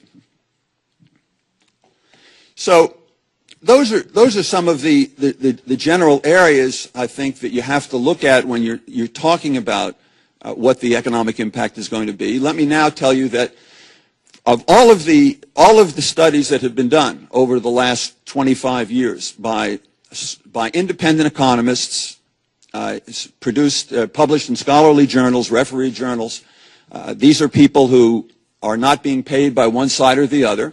What these studies come to is the conclusion that it is not logical to believe that building a new stadium or a new arena or attracting a professional sports team to your city will have a positive economic impact. Now, these kinds of studies are large-scale econometric studies. I'm happy individually later on to talk about the methodology in detail if you like. But basically, what these studies are doing is they're looking at a period of 5 decades. They're looking at hundreds of teams. And they're saying if you look at all of these and you generalize based upon all of that information, that the best that we can tell you is that there's no significant, statistically significant economic impact, i.e. it's basically a neutral event. Now, having said that, it's important to underscore that these studies are talking about the typical or the average situation. There are situations in every city in this country that are atypical. They're atypical either because the financing deal is different, or because the nature of the local economy is different, or because the place where the stadium or the arena is going to be put is different. And so I think even though I'm part of this group of people that produces these studies, and I like to talk about how important they are, I think it's important to very clearly make the caveat that these studies do not necessarily mean that if Milwaukee built an arena, that the outcome would be neutral on the local economy. Depending on the financing, depending on the leasing terms, depending on other elements about the Milwaukee economy, depending on whether or not when you go to Beijing next week, the people who are sitting down at the table say to themselves, oh my gosh, I'd love to invest in Milwaukee because it has an NBA team. Depending on all sorts of imponderables like that, the situation could be negative. It could have a negative impact, or it could have a positive impact. One of the things that I was asking myself when I was listening to the compelling discussion on the panel this morning was there's a lot of utterances about bold, audacious plans and how the quality of life would be impacted one way or another, depending on whether you had a basketball team or not. I know that sports is important in our culture. It's terribly important. But I would ask the question, suppose Milwaukee, instead of being the 37th largest MSA, metropolitan statistical area in the country, were the 42nd. Would we still be saying, or would those gentlemen still be saying, it's necessary for us to make the investment in a basketball team? Or suppose it was the 50th largest MSA in the country. Would we still be saying it's necessary for us to maintain our quality of life, it's necessary for us to have a professional basketball team? Or suppose it was the 60th. At what point does it become an illogical, if not a foolish, commitment of funds? I don't know the details of attendance at Bradley Center for the Milwaukee Bucks this year, but I have the impression that it's somewhere in the neighborhood of 11 or 12,000 people a game. And I've heard the discussion in the newspapers, or I've seen the discussion in the newspapers that says, well, look what happened at Miller Park. We used to have 1 million less people coming to watch the Milwaukee Brewers until they went to Miller Park. Well, guess what, folks? A univariate analysis like that says there's one thing that makes the difference always has to be looked at with suspicion. One of the important differences, by the way, between baseball and basketball is that basketball has a salary cap, right? And that salary cap actually stipulates the top level the top amount the team can spend on payroll and the bottom amount. And the bottom amount is about 90% of the top amount. So all the teams in basketball spend within a narrow range. In baseball this year, the top team is spending about $230 million, and the bottom team is spending about $25 million. One of the things that happens, of course, with a new stadium is you can generate new revenue, and the new revenue can then go to the players. And you can build a better team, and if you build a better team, you fill your stadium up better. That same dynamic doesn't really apply in basketball. I'm not saying this to tell you that you shouldn't have an arena. But I am saying it to say that you have to be very careful about the simple univariate explanations or expectations that would be built that would say the new arena would have so much more attendance and the basketball team would be so much more successful in a way that's similar to what has occurred at Miller Park. I have a slide here as you're looking at that critiques some of the promotional studies that are out there. I'm going to skip this because a lot of it's technical, but once again, I'll be happy to come back and talk about it individually. So in terms of financing, let me just say a few additional words. Over the last 30 years, on average, about 65% of funding for new sports facilities, 65%, has been public and 35% has been private. That's an average across all cities. What tends to be the case, of course, is that the large cities like New York and Los Angeles and the New England area, you'll see that the owners of the teams are pretty much spending the entire cost of construction. So that the new stadium that was built in Meadowlands in New Jersey for the Giants and the Jets, construction itself is entirely privately funded. Yankee Stadium, the new Yankee Stadium in the Bronx, it's entirely privately funded. The new stadium it's not new anymore, is built in the year 2000 in Foxborough, Massachusetts for the Patriots, was entirely publicly funded. The Boston Garden, the TD Bank Garden, was privately funded by Jeremy Jacobs, who owns the Boston Bruins. So you see that on the top end, the largest markets, the teams don't have very much leverage. I mean, George Steinbrenner tried to have leverage with Rudy Giuliani in the 1990s, and he used to make threats that he was going to move the Yankees out of Greater New York if the city didn't come forward with public financing. Nobody with an IQ over 20 believed him because it would have been foolhardy for the Yankees to leave New York City. Obviously, it's the largest media market, it's the World Entertainment Center, it's got Wall Street and so on and so forth. I don't have to tell you. So Steinbrenner, as much bluster as he was able to put out, had no influence, and the Yankees ended up having to pay for it out of their own pockets.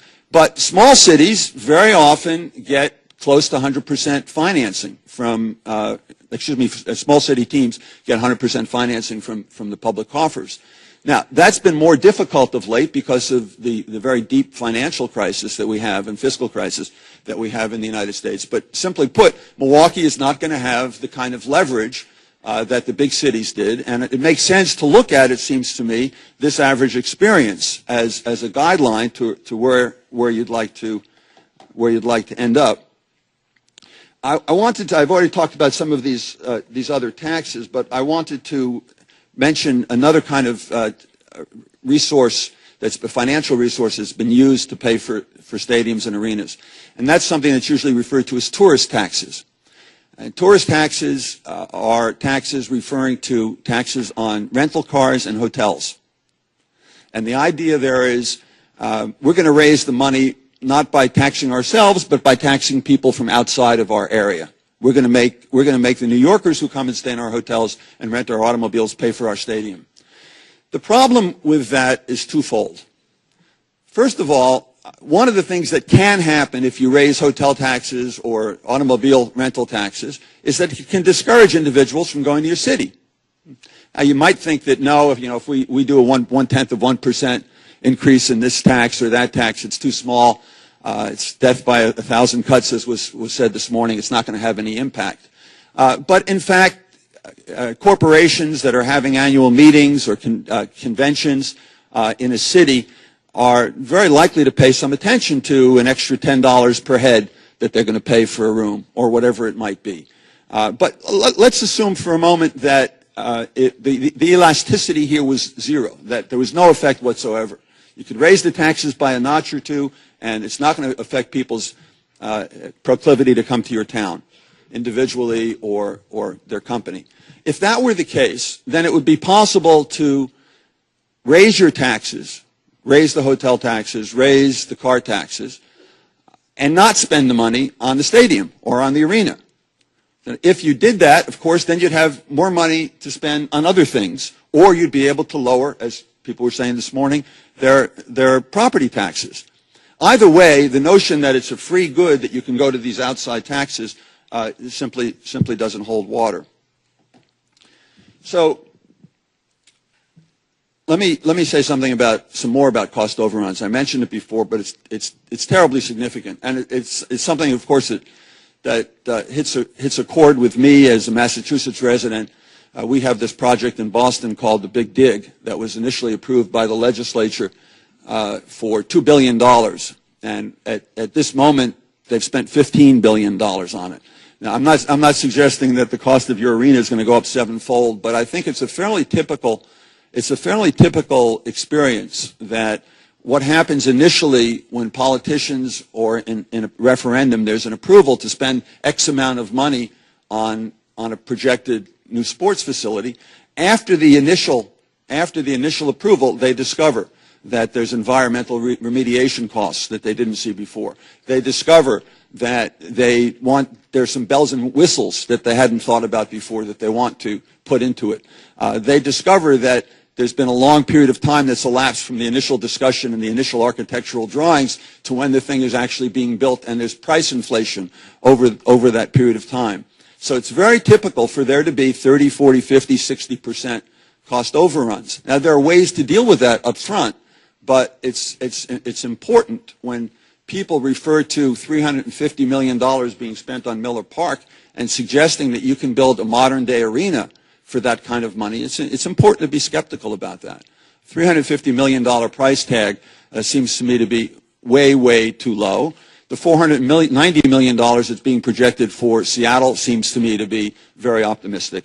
And one simply has to be extraordinarily careful about the cost side of whatever you're engaging in.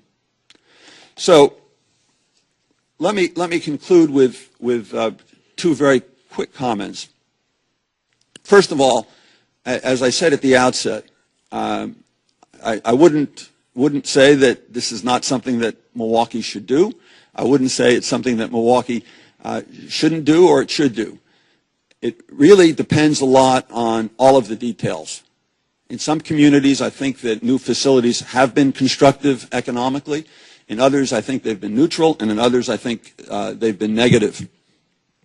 And it's important, as people were suggesting this morning, to understand that there are non-economic benefits or intangible benefits. There's a sense of wholesome community entertainment. There's a sense of cohesiveness that comes from having a sports team.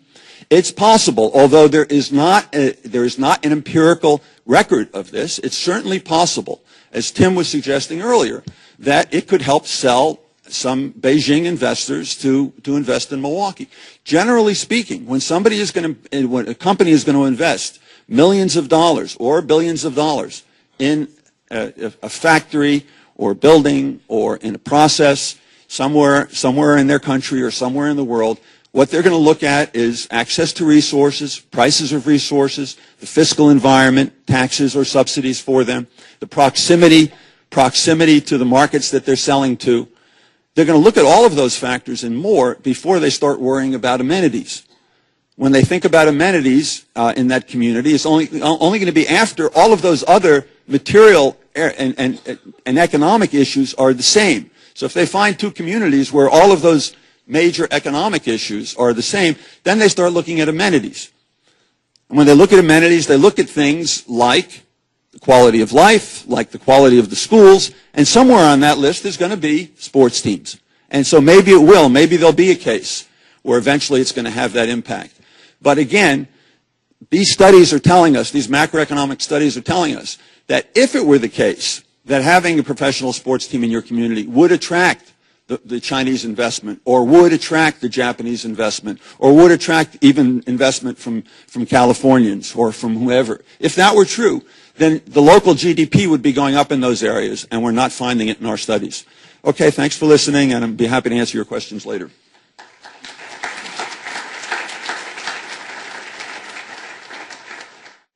Hi, everyone. It's good to be with you today. I'm hoping to spend about 10 minutes talking, and then I want to leave plenty of time for question and answer, particularly because someone like Dr. Zimbalist, you don't get a chance to have such a sort of nationally renowned expert on this topic here and not get to ask lots of questions would be a shame. So I'm going to try to be brief. What I thought I would do is I would talk a little bit about some of the ways that these stadiums are paid back, and Dr. Zimbalist has talked about a few of them and unpacked a little bit some of the pros and cons. I thought I would mention a couple of others, and there are pros and cons to each system. And then what I thought I would do is talk a little bit about some of the Milwaukee-specific considerations just to be thinking about in this debate. And I may come off as a bit advocatory in my approach. It's not what I intend to do, though. I hope to provide a little bit of the other side of this debate in terms of the academic side as I study these, though I am not an economist like Dr. Zimbalist. Before I proceed any further, I should admit that I am on the Bradley Center board. But I am not speaking in my capacity as a Bradley Center board member, speaking as an academic who both studies and teaches about the issues revolved around sports stadiums. So there's sort of 5 main ways in which sports stadiums are paid back. One of which we heard was the sales tax model, which we're all familiar with Miller Park. A certain geographic region, here the 5-county region, gets an added increased sales tax that then is paid back to service the debt. Second is the tourism tax, which Dr. Zimbalist talked about. Hotels, rental car taxes that get added on. Cowboy Stadium in Arlington, Texas, uses this to pay back some of its debt. I would say one other criticism of the tourism tax, to add to Dr. Zimbalist, is one of the most fluctuating taxes is the tourism tax, because when the economy goes bad, you see tourism go down. And so if you're building a model solely on tourism taxes, it's a much more risky game. Third is a user tax, that is a ticket tax, as he was referring to. We actually have one here in the city, at the BMO Harris Bradley Center. There is a ticket tax for each of them. Now, it's not to service private debt, it's to service operating costs of the BMO Harris Bradley Center. We do have one here. The Pittsburgh Pirates at PNC Park also have a ticket tax, for example. Another is sin tax. In fact, that's how the Cleveland stadiums are paid back. Their public debt is paid back. So that is for alcohol or cigarettes, those things we consider sinful, for lack of a better term in common parlance. We tax those because you shouldn't be drinking and you shouldn't be smoking. And so if you're we're going to take your money and help pay back for our sports facility. And then the final is lottery tickets. And we see this both with the Ravens football stadium and the Orioles Camden Yards baseball stadium. They are, at least in part, funded through lottery revenues. Again, this has the same criticisms as sales tax, which is that your lower income persons tend to buy more lottery tickets than upper income persons, and therefore it's more of a regressive repayment form. There's pros and cons to each of these models, and in my most recent article I tried to study it from a regional perspective in terms of looking at regional assets, and if we're going to pay for these regional assets, how should regions bear the cost? And while I could unpack each of them more, I think I'll leave it there in the interest of time. So some Milwaukee-specific input based on what I've studied and what I understand about sports stadiums. First is that this community has been really spoiled. And the first example of that is the incredible generosity, extraordinary generosity of Jane Bradley Pettit. I would urge someone to find me another example where someone philanthropically built a new sports facility and then donated it to the community. Hasn't happened. People privately finance, but because they're looking to line their own pockets and make a lot of money and improve the value of their franchise and make money. I never knew Jane Bradley Pettit, but it is pretty extraordinary to build this and then just give it to the community. We've been spoiled. That has been our perspective here, that someone should just build it for us. It's not going to happen. There's not another Jane Bradley Pettit with that kind of philanthropy, and there's no one anywhere who does this anymore. So I think that's a really important thing to think about, is that we have to change sort of the paradigm in our head as to how one of these facilities gets built. That was extraordinary. That was unique. That was unprecedented, and we're not going to see it again. I can almost bet my house on it. Not that it's worth as much as Bradley Center, but there you are. The second is having an owner like Senator Cole. Again, I do not know Senator Cole, but many sort of view his reason for keeping the Bucks here as being associated with his devotion to this community, having represented them in the Senate. But if you look at other owners and you look at profit maximizing owners, it is irrational for an owner to keep the Bucks here without a new facility. I'm not saying we should build a new facility, but it is irrational. It is a rational economic profit maximizer will not keep the Bucks here. Just won't. They'll either sell the team and go elsewhere, or they will move the team themselves. Not only for year-to-year profits, but also for the improvement of the value of the franchise. And many view the Bucks as being undervalued, and I'll come back to them in a moment. Another thing I would say, the NBA may well make this choice for this community if this community doesn't make a choice one way or another. I'm not advocating for one way or another, but if we don't make a decision, the NBA well could make that decision for us. It is in the interest of the NBA that each team is successful to where there's less of a need for revenue sharing, and so an underperforming franchise financially needs to either figure its way out to get better revenues or leave and find greener pastures elsewhere. And to add to that, and I'm going to give a caveat of this isn't all about the Bucks, but the Bucks are relevant to this analysis. As an ESPN reporter just wrote this weekend, if Seattle doesn't get Sacramento, do you know who's next on the hit list? The Bucks. Make no mistake about it. The Bucks, if the Sacramento Kings stay in Sacramento, or if they move to Seattle, the next one on the list for trying to get a team, if you're a city wanting to have an NBA team, the Bucks are going to be the next on the hit list. But it does go to more than just being about the Bucks. And again, I come back to Jane Bradley Pettit here. Having a sports facility, a multi-purpose sports facility that can house hockey, concerts, sports, gets to the vision of why Jane Bradley Pettit did what she did, which was she wanted to have a premier facility that would allow for the kind of sports, entertainment, and cultural opportunities for a community. Now, does that mean everyone can participate? No. But what it does mean is that if you want pro sports, if you want marquee concerts, if you want the kind of cultural opportunities that come around and that would play at the currently perform or play at the Bradley Center, you need to have these kind of facilities. Otherwise, they don't come here. They go to Chicago, and that means you got to trek 90 miles south, and then they are taking advantage of what the converse of the substitution effect. They're getting the benefit of us going down there. Without the Bucks, if the Bucks are not here, I can't speak definitively, but I really wonder with the financial struggles of the BMO Harris Bradley Center, is the BMO Harris Bradley Center, trying to be good and say the whole name, is it functional going forward without an NBA franchise? And if the answer to that is no, then we don't get those concerts. And we don't get Sesame Street Live and all those things that we like to take our kids to. We don't have those anymore. And then that vision for having those kind of cultural, sports, and entertainment opportunities here goes away. And that affects the quality of life. Again, how do you actually put an economic price tag on that? I don't know. I'm not an economist. But that is at least a consideration here.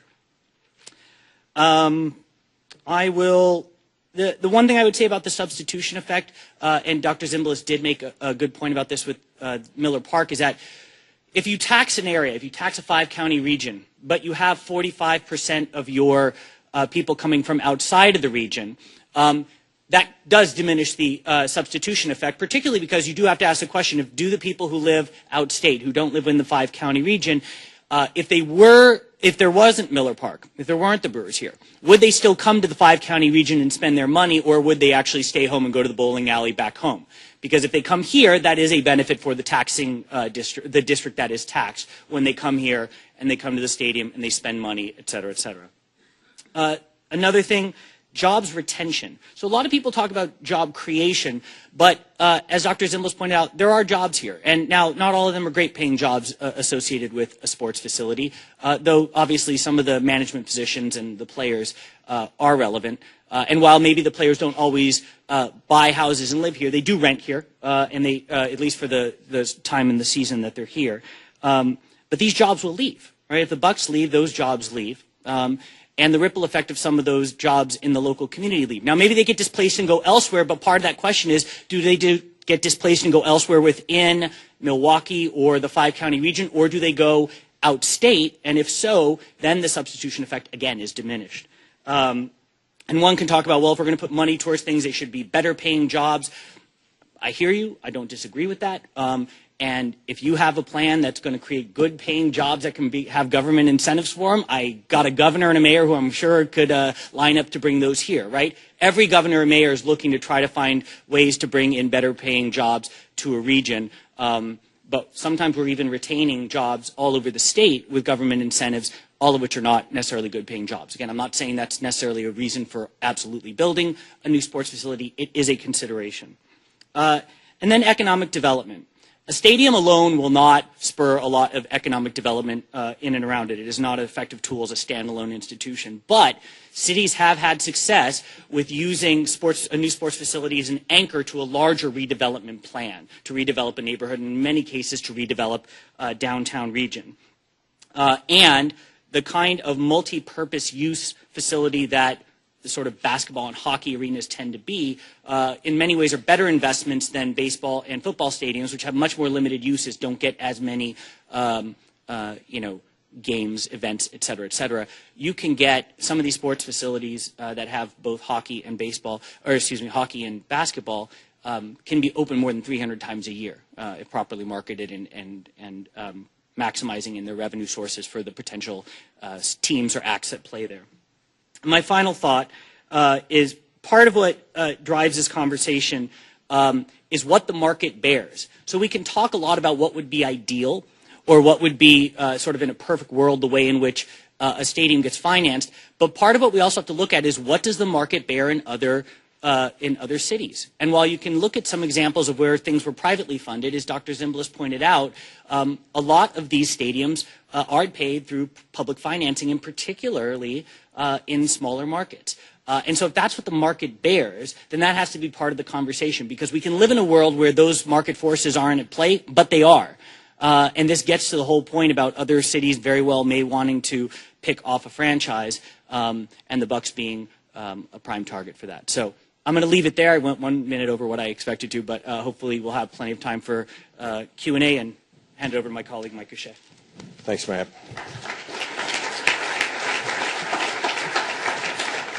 I'm just going to stand off to the side and call on people. So Dr. Zimbalist and Matt can just be seated for this, and please raise your hand, and we'll take as many questions as we can get to. Yes, sir.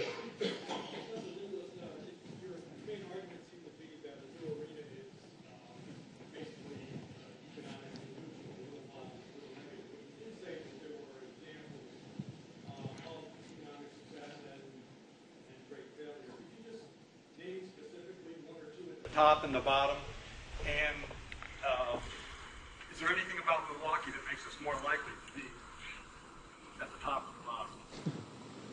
Well, I certainly view the Barclays Center in Brooklyn as a sterling success, both because it was overwhelmingly privately financed, and the subsequent development around it is privately financed.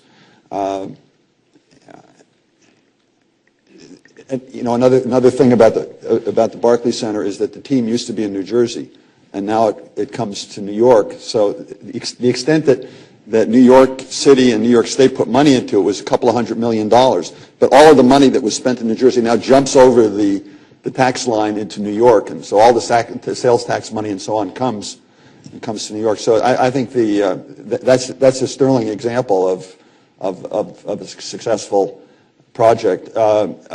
Probably one that I would view as less successful would be the Gund Arena. It's not called the Gund Arena anymore in Cleveland, but that's a publicly financed arena that shortly after it was built led to receivership in the Cleveland schools, and the Gateway complex itself went bankrupt after a few years.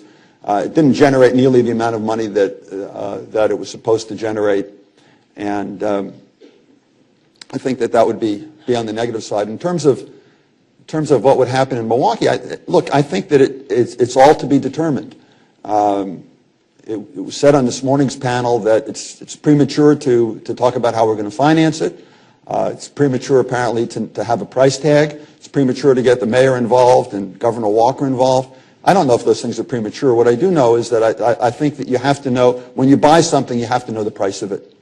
And so I want to know, before I tell you whether it's going to be a good thing or a bad thing, I want to know what the price is. I want to know where it's going to be located. I want to know whether there's going to be collateral investment or not. To use Matt's phrase, whether the arena is going to be an anchor for other activity around it. All of those things are still to be determined in the Milwaukee case. So it's going to take some intelligent planning and some tough bargaining, I think, to work those things out. Other questions? Let me go way in the back here, that gentleman.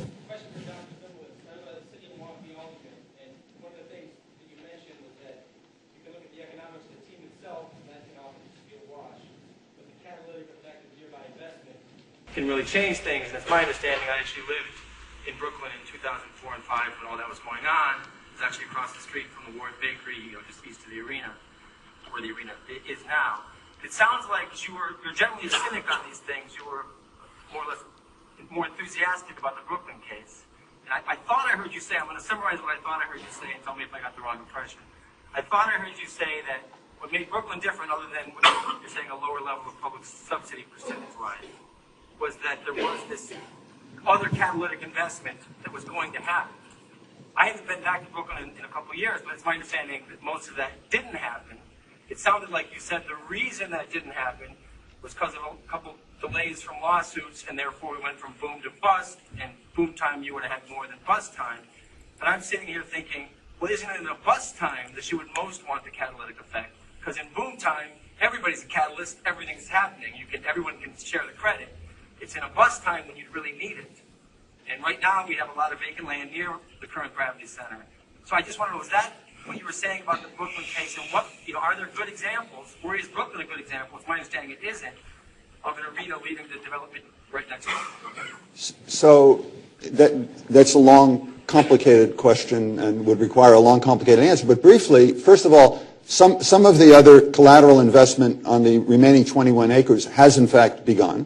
The reason why it hadn't begun beforehand is twofold. One is because of the lawsuits that held up the arena, and the arena was going to be the anchor. They didn't want to build the collateral stuff before the arena was there.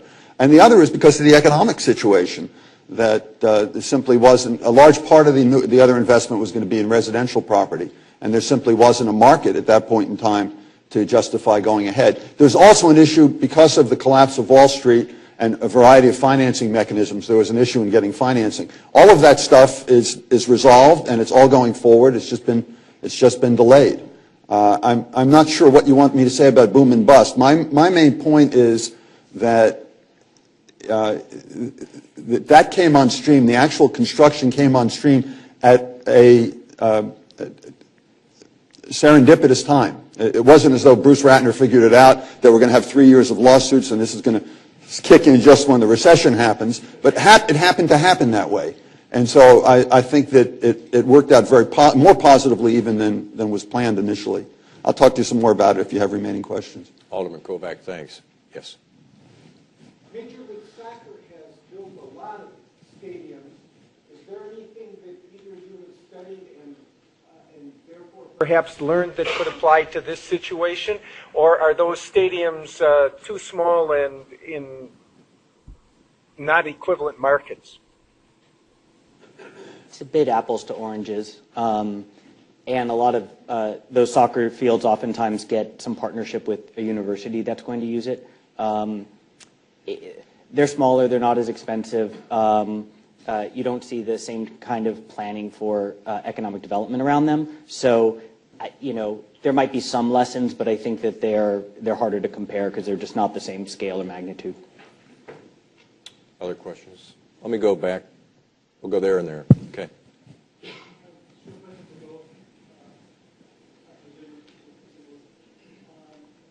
In the in the Seattle program, I understand the substitution effect of the tax portion of that.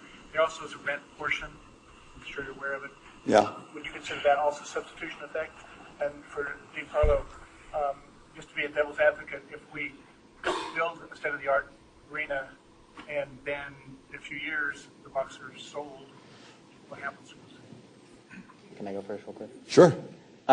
You get the Bucks to sign a long-term lease, and that They can be effective. Yeah. You can write the mayor tight. Trust me, yeah, you really can. Historically, you're right. They hadn't necessarily been, but it's possible to do it properly. One of my colleagues actually wrote an article about this, Paul Anderson. There are ways to do it. So if part of the financing is from, and the debt service is from a yearly rent that the team pays to the stadium authority or to the city, no, that's not the substitution effect. It doesn't interfere with spending by residents of Milwaukee in other areas of Milwaukee. Nor would it be a substitution effect if there was a revenue sharing provision which said that the city keeps all parking revenue or share parking revenue, or they keep 5% of the concessions revenue, or they keep 80% of the concert revenue. Any of those things is about the relationship between Mr. Cole or the ownership and the city or the county. So they would not be substitution effects. Let me just throw one related thing out there, because this morning you talked a little bit about renovating. Earlier this morning you talked a little bit about the possibility of renovating Bradley, rather, as has been done with Target, or is being done with Target, versus building a new arena. Look, and I agree with Matt's comment about the Bucks. I wouldn't say it's 100% certain they would leave. I think it's quite likely that they would leave if the current situation stays exactly as it is in 2017. But any ownership of the Bucks in any NBA team, and what David Stern cares most about, is the bottom line.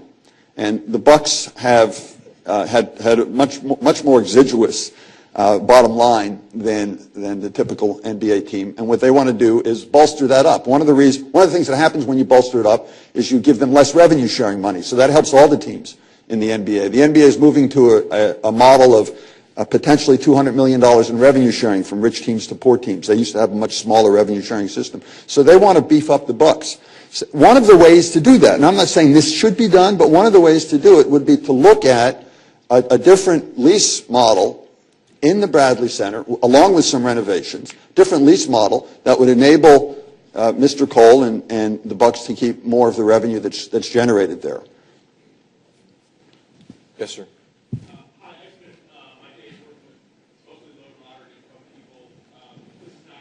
That many folks are talking about, in the neighborhoods on the north side and the south side. I think we do recognize, though, that this is an opportunity not just to talk about what's going to happen for the full vision of the future of Milwaukee, just generally, but narrowing it down to the good jobs crisis that we have. So I see a discussion about a new Bradley Center as being a way to transform the downtown economy and the service sector jobs that we do have.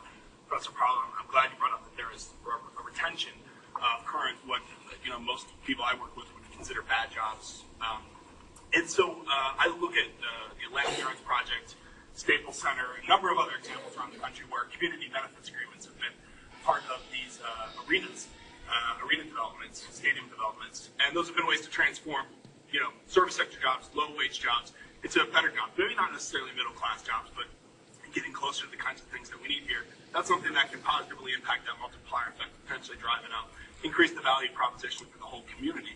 So I'm wondering what kinds of ideas you all might have. I think this will be part of our conversation here in Milwaukee, for how we can use this as an opportunity to transform the service sector, low-wage jobs that we have in downtown and maybe even across the region, lift those standards up and lift up the whole community and create more good jobs in Milwaukee. Community benefit agreements, some stadiums use them. They can be effective and ineffective depending on how they're negotiated and with whom they're negotiated. I mean, part of the question is always, well, who's the community? How do you define that, right? And so you have various stakeholders. But yeah, they've been effective in terms of, locking in living wage jobs. So trying to lock in salary or, wage amounts that would be greater than the minimum wage, unlike a lot of the minimum wage jobs. It does drive up costs. And so that has to be part of the economic calculus of when you're looking at the whole package is if you're making certain promises which are going to drive up operating costs, how does that get paid? I'm not saying that's not a good thing to do, but it just needs to be part of the calculus. Final question? Yes, sir. Are there any examples of public arena coupled with university to fund a new facility? Say, Marquette University plays in the same building. There's probably parts of that arena that don't work for them either. Is there a situation where somebody's brought money to the table from a university standpoint? With a pro team? We have the Young Center.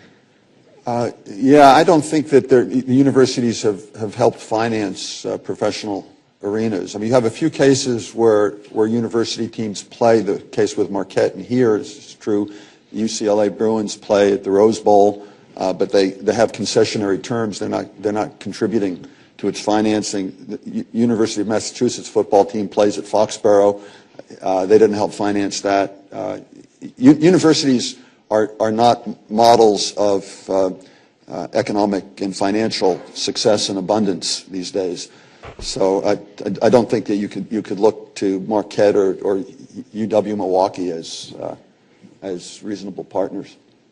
I am going to wrap things up there. Before I thank our guests, let me just explain what's going to happen. We're going to take about a 10 to 15-minute break. We'll reconvene at 10:30. When we come back, we will hear the stories of Oklahoma City and also what's been happening in Seattle and in Pittsburgh, where they built a number of new stadiums in the last decade. So, again, let's give a nice round of applause to Dr. Zimbalist. We'll get underway with the next part of our program, and I think this will be a very interesting next hour and a half or so. We're going to be talking about experiences in other cities, and we're going to begin by talking about the Oklahoma City experience. You heard a number of references to it this morning in our first panel about what Oklahoma City has done over the last couple of decades. It's a very interesting approach to trying to address certain community needs. And we're going to hear much more about it now from Roy Williams. Roy is the president and CEO of the Oklahoma City Chamber of Commerce. He's going to talk about what that city has done, and then we'll open it up for questions because there may be a fair amount to be learned from what Oklahoma City has accomplished in the last 20 years. So let me turn it over to Roy Williams. Roy, thank you. Good to see you.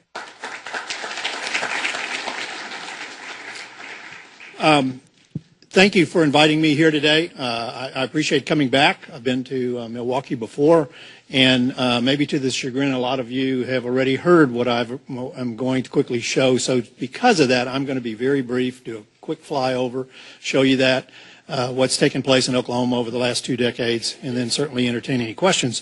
Before I do that, though, just a couple comments, because I've been sitting in and listening. Hearing Mr. Marcus say we were dealt a 7 of spades was something I had never heard before.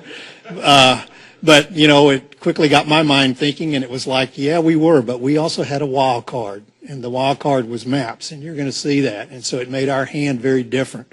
A second thing is we talk about retaining and attracting talent. That's in the forefront of our mind. Since MAPS, we have about 130,000 college students in our metro area. About 1 in 10 people are college students. So grad retention, grad attraction is important. Before MAPS, we were retaining about 40% of our college grads. Today, we're retaining over 90% of them, about 92%, which is unbelievable. I don't know how you put a dollar sign on that, but it's significant. And the last thing I'll tell you before I start is my grandson now lives in Oklahoma City. My daughter and her husband, who happens to be from Paris, France, and is a chef, moved from Texas to Oklahoma City. So I can tell you without a doubt, this stuff works. When you create quality of place, things do happen. So with that, let me quickly go through this. Is that going to show up on my screen? Where's the guy? The technology guy? So I don't have to look over my shoulder? Perfect. Very quick overview. I'm not going to read all this stuff to you, but in early 80s, late 90s, Oklahoma, the state of Oklahoma was in a depression, not a recession. Every sector of our economy was in the toilet. At a Chamber of Commerce retreat, our board of directors thought, you know, we really need to do something about this. We need to try some things big. Our community tried to attract several major economic development projects that were going on around the country. We failed in doing that. So finally the decision was, instead of trying to invest in someone trying to come in and saving us, let's invest in ourselves. Let's take a totally different track. And if we invest in ourselves and we build a better community, then in fact this will be a better place to live. And oh, by the way, if that happens, maybe somebody else will notice that, and then maybe somebody else will come in. So we came up with this idea of some metropolitan projects. Our mayor jumped on it and began waving the flag, and it came out as MAPS, Metropolitan Area Projects. It was a 1 penny temporary sales tax. It got voted on in December '93. The chamber voted, or the chamber ran that particular campaign. Here are the components of it. One was a AAA ballpark in downtown. You can see the cost. You can see the seats. This is actually what it now looks like. This is in an old warehouse district. The Oklahoma City Arena, where the NBA team plays, it opened in 2002, an $89 million project, home of the Oklahoma City Thunder and a lot of other things. This is what it almost looks like today. We just completed about a $100 million renovation of it, so it looks a little bit different from that. Another component was Bricktown Canal. We had an old warehouse district. It had one restaurant in it, and we put a mile-long canal through it. Now we have dozens and dozens of restaurants, entertainment areas, hotels, bars, and a 700 enrolled Academy of Contemporary Music down there, connected with the University of London. So it's completely invigorated an area that was basically vacated. We had an old convention center. We did some renovations to it, made it significantly different. I'll tell you shortly, too, we're going to build a new convention center after this. We had an old PWA built in 1937 facility. We gutted it, built a brand new Civic Center Music Hall inside of it. So a phenomenal arts performance venue. We built a brand new downtown library, which we didn't have. This was actually the last project. Just think back. Our voters voted on this in 1993. The last project was not completed in 2004. The reason is this was cash. No debt, no interest. In fact, this money generated interest. No project was built until 100% of the money was in the bank.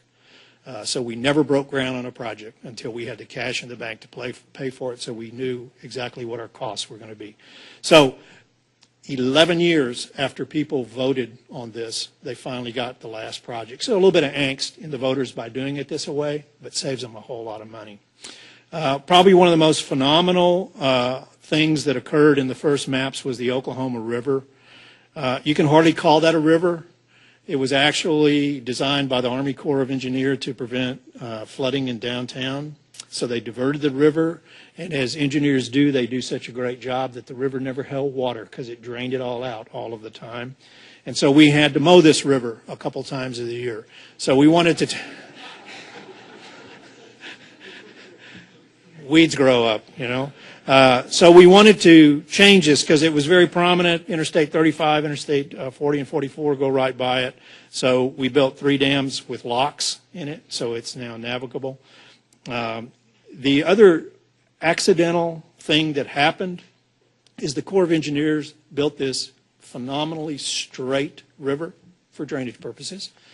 Ended up, it became a phenomenal Olympic training course for canoeing, kayaking, and rowing. I'll tell you a little bit more about it.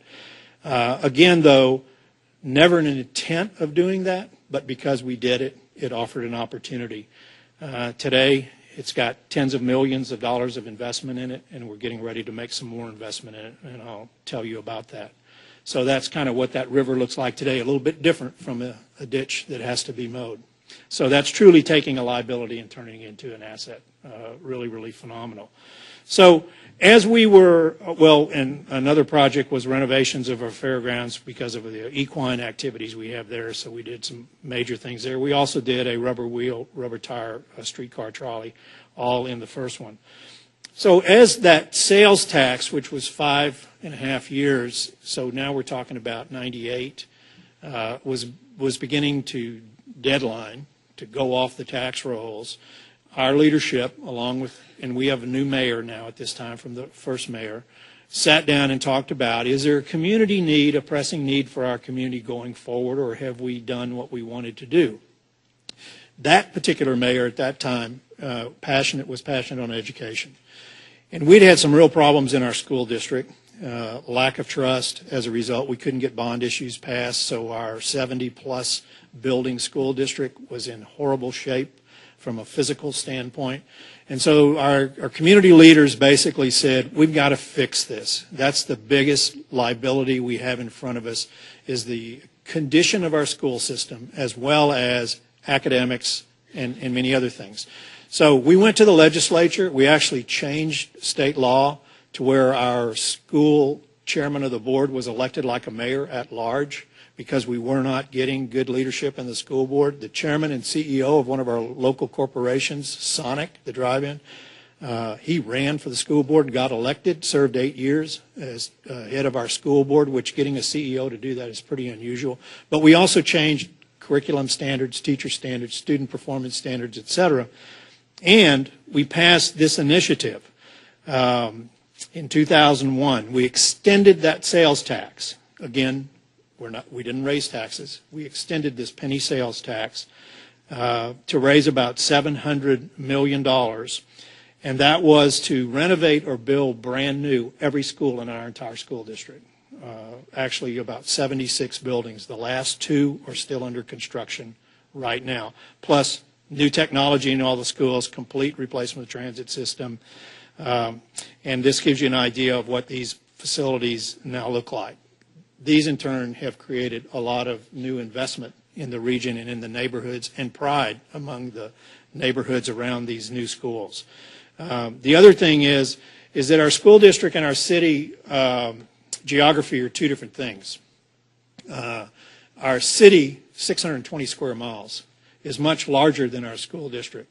There are 23 other school districts around Oklahoma City that educate Oklahoma City residents. So we made about $200 million of this $700 million available to those school districts to apply for, and they got money based on how many Oklahoma City students they had in their schools. So we had one school that had one student. They got about $3,000. But some of the other schools got upwards of $50 to $75 million to enhance their physical facilities because they were educating Oklahoma City students. So now that tax was getting ready to sunset. And again, we passed that, as I had said, we passed it back in 2001. That was a 6.5-year extension. So now we're around 2006, 2007, and we're thinking about, is there a MAPS 3? Should there be something next? Well, as you're going to hear after me, an opportunity for us occurred in Seattle among some owners in Oklahoma City who purchased the Seattle Supersonics. And all of a sudden, we had before us the opportunity to get an NBA team. But the condition of getting that NBA team was to do significant renovation to our arena because, like the discussion this morning, our arena was sort of built at a different time and under different circumstances, and it was not the model of today's NBA success. So basically the owners were telling us that if we did about a $100 million renovation to that arena, brought it up to kind of today's standards, and built them a practice facility, it's roughly a $20 million practice facility, they in turn would petition the NBA to relocate that team. So we stopped the MAPS process. We asked the voters to continue the MAPS for Kids sales tax for 15 months to generate this $120 million. And they said, yes, we will do that. And 7 months later, we played our first NBA game in Oklahoma City. So a very kind of unique alignment of the stars. The day after we passed this particular sales tax extension, we had a meeting in the Chamber of Commerce to bring back the whole discussion of should there be a MAPS 3. Oh, by the way, we went to the NBA Finals last year. In our 4th year of having an NBA franchise, we were in the NBA Finals. Now, earlier we were talking about economic impact, and I could talk all day about economic impact, but let me just tell you one thing. In the NBA Finals, two games of which were played in Oklahoma City, we had 550 credentialed media attending. We had that game broadcast in 49 different languages to 215 countries and territories. Hundreds of millions of people watched Oklahoma City. We were never on their radar before. What's the value of that? I have no idea. But I can tell you personally, I've traveled all over the world, and everywhere I go, when people see I'm from Oklahoma City, first words out of their mouth is either Kevin Durant or the Thunder. So it has given us an awareness that we've never had, and I hear it from business people in Oklahoma City all the time. I used to get on an airplane and people would ask about the Oklahoma Sooners. Now they ask about the Oklahoma City Thunder. So it's changed the discussion of our community. Hopefully this will be this coming year too. But anyway, my story was we immediately got back to thinking about MAPS 3. Should we have it? What was it all about? Do the voters want to do this? Do we want to continue this? Again, this tax has never gone off, and it's never been increased. So from 1993, we never raised taxes. We just continued the tax that was already there.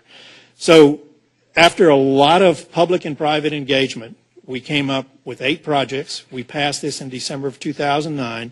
This was a 7-year, 9-month extension of this 1 penny city sales tax to raise $777 million to do these projects. These are the projects. We're going to build a new $280 million convention center. It's in designs phase, should open around 2018.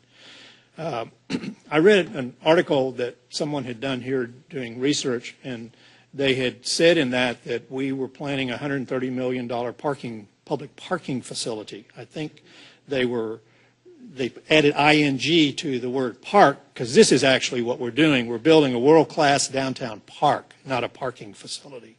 And this will be our central park, 70 acres, that connects our downtown with our river. Pretty phenomenal facility, a lot more exciting than a parking garage. We're also building a $130 million streetcar. This will be about a 5 to 6 mile first phase of our transit system. We're also building a transit hub where in the future all of our bus, transit, rail, everything will eventually come into the same place. They're doing some very long-term planning. We're in the process now of deciding exactly where these routes are. Building 4 or 5 state-of-the-art wellness centers in partnership with other organizations to serve areas that need these kind of facilities. This is not real exciting, but man, it's phenomenal. We're going to build over 100 miles of sidewalks and trails, sidewalks to connect public buildings in neighborhoods, schools, libraries to the neighborhoods so kids don't have to walk on the street or walk on other people's yards. We have a major trail system that this will complete that basically covers most all of our 620 square miles. So it'll be for hiking, biking, rollerblading, et cetera. So it's a major project. We're going to build a 300,000 square foot expo center at our at our State Fair Park. Then this is a continuation of the river. We're getting ready to break ground in that upper right-hand corner of that whitewater facility. If any of you watched the London Olympics, you now see that canoeing and kayaking is all done on man-made water, not in rivers and tributaries because they're inconsistent. So now in the Olympics, it's all facilities that get built, so all competitors have the exact same environment in which they're competing. We have hired the architects and the engineers and the contractors who built the London Olympic facility, and we'll break ground this year on our $30 million facility. When it gets complete, Oklahoma City will be the only place in the world that has flat water and whitewater training facilities side by side. In fact, we have the only waterway in the United States that carries the Olympic rings. The U.S. Olympic Committee has officially designated our river as an Olympic training facility. Did we put water in the river for that purpose? No. But it opened a window to an opportunity, and we seized that particular opportunity. We also are the only place in the world that has lighting on our river, so we can have competition 24 hours a day. That sounds big deal. Think what football and baseball were like before there were lights. All games played during the day. You had to leave work to go to those things. It really interrupted your life. When you can go at night, it changes the game. So our river now has night competition. We have regattas at night. We have international regattas. We're also building, you would expect this, a wind screen on our river. Being in Oklahoma, we have wind. This makes all of the different lanes in rowing equal because of the windscreens. So a lot of infrastructure going on down there, but a whole lot of private money going on down there as well. Now, that's MAPS.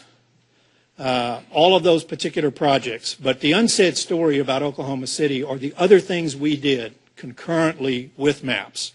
After we did MAPS for kids, we were able to go to the voters again and now had them convinced that we were good stewards of their money for the schools.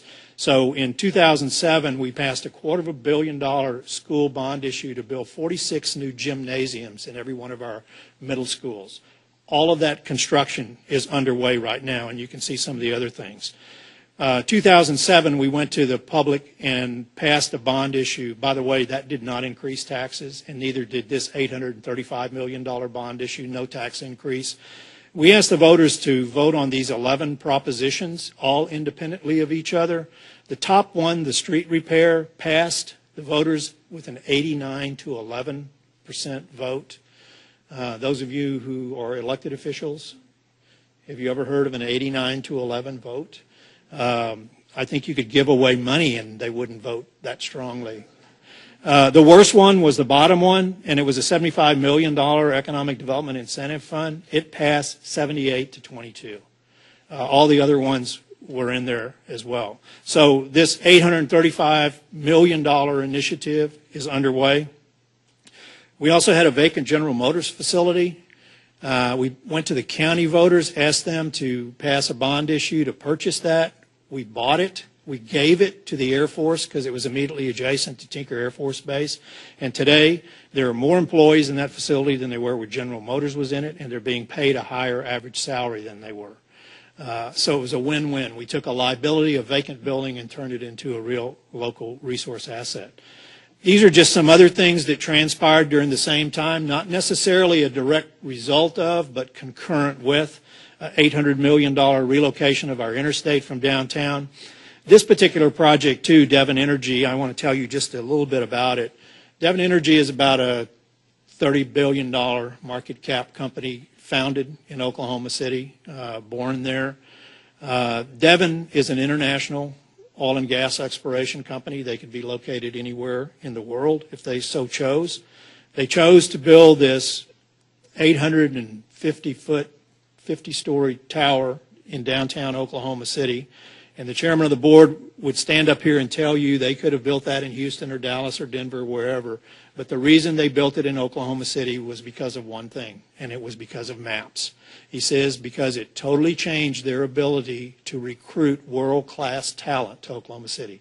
Now they have absolutely no problem. Before it, they couldn't pay people to come to Oklahoma City. So that particular facility opened last year and is now full. And everyone was concerned they would be vacating 1.4 million square feet of office space downtown. That space has been absorbed already since they moved in. The other really interesting thing about this project is the owner insisted that they put this building into a TIF inside of the TIF that was already there. That TIF will create about $150 million. And what the owner said, I want you to do with that $150 million is I want you to fix up downtown so it looks better. We dubbed the project Project 180 because it involves 180 acres of land in downtown Oklahoma City, which is 56 square blocks.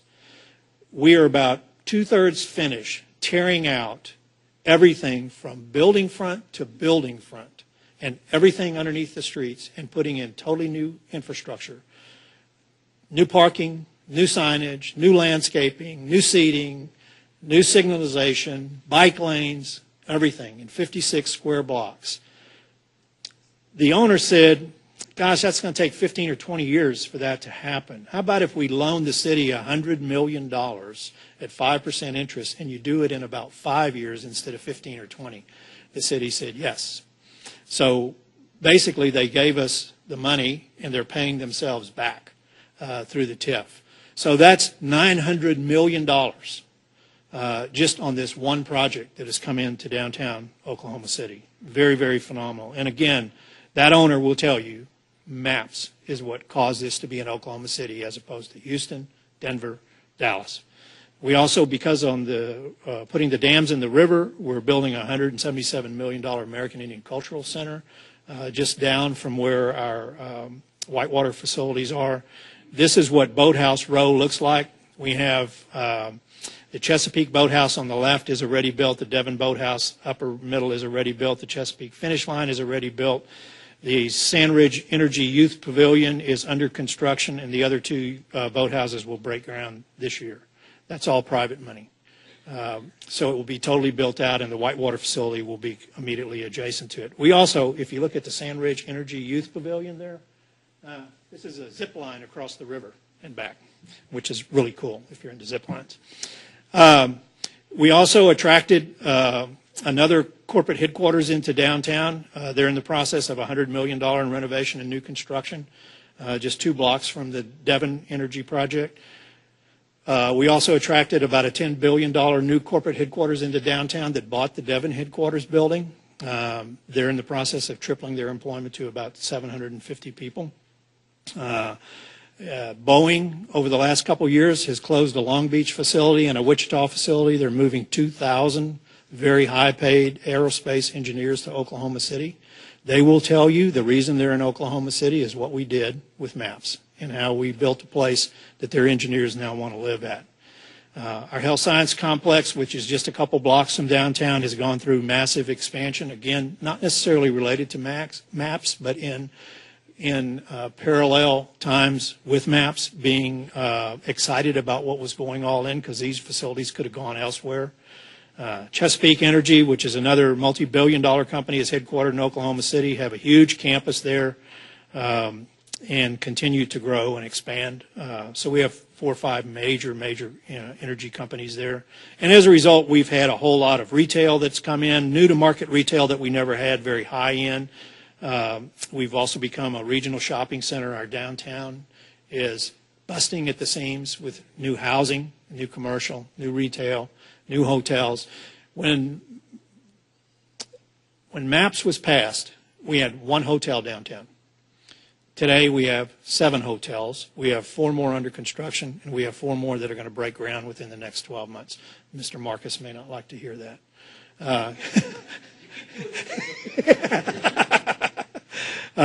But we've really seen an explosion of growth, but not just in downtown. This has rippled throughout our community.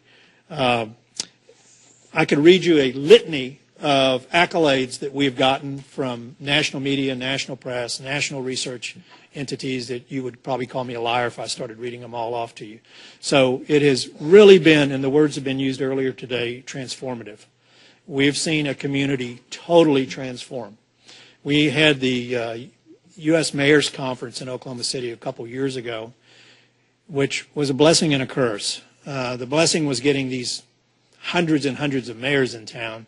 The curse was they all wanted to bring their communities back to Oklahoma City and show them what they're doing. So over the last couple years, me and my staff have been entertaining cities across the country who are trying to figure out how can they take some lessons learned from Oklahoma City and apply them back to their community. Milwaukee was one of them.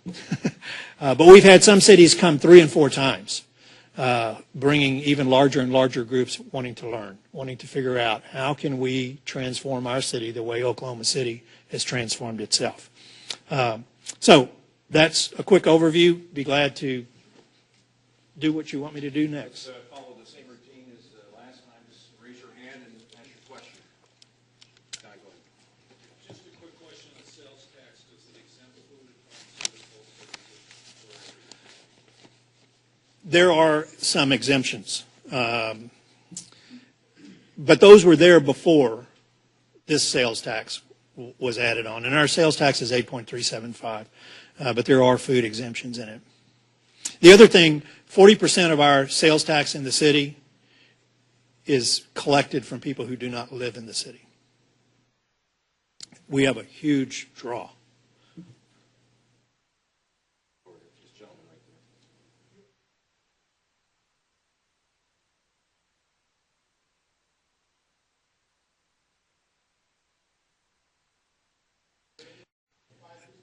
No, it's not regional. All of the MAPS projects, MAPS 1, MAPS for Kids, Big League City, MAPS 3 are all city only. Right now, today, our 1 penny sales tax generates about $100 million a year in the city. The bond issues that we did were all off of property tax. The county bond issue, the school bond issue were all off of their respective property taxes. But they had the capacity to do those bonds, and we did not have to raise the tax. We didn't have to increase a mill to do that.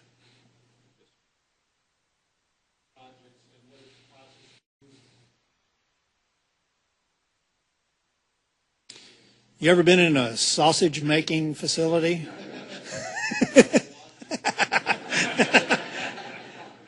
I mean, I wish I could give you a really short answer to that and a real clear path. It's very ugly because you engage the public, and it's hard to do. But, I mean, let me sum it up this way. When we were doing MAPS 3, the chamber runs all these campaigns. We finance them. We run them out of our office. We're very engaged.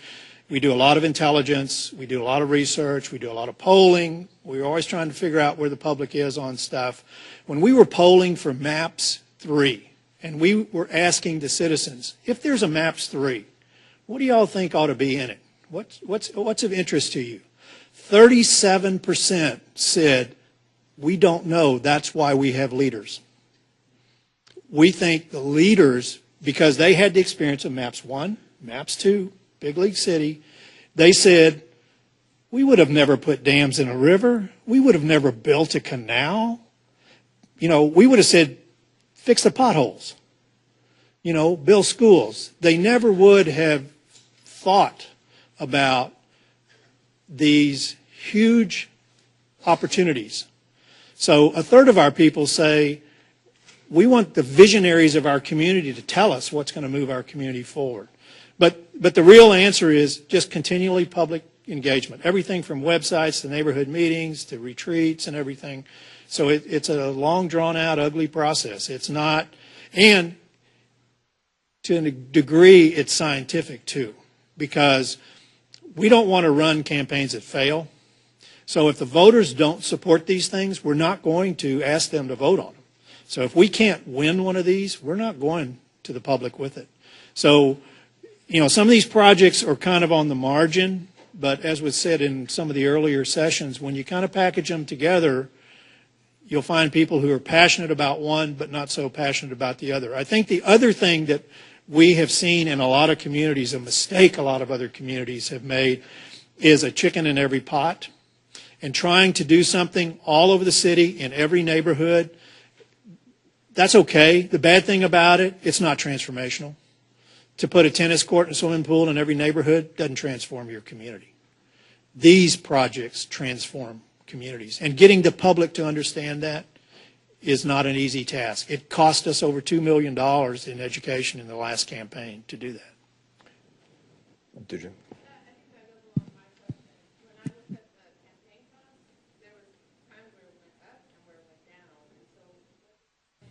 Based on opposition that you had in the community? Yes, that's a great point.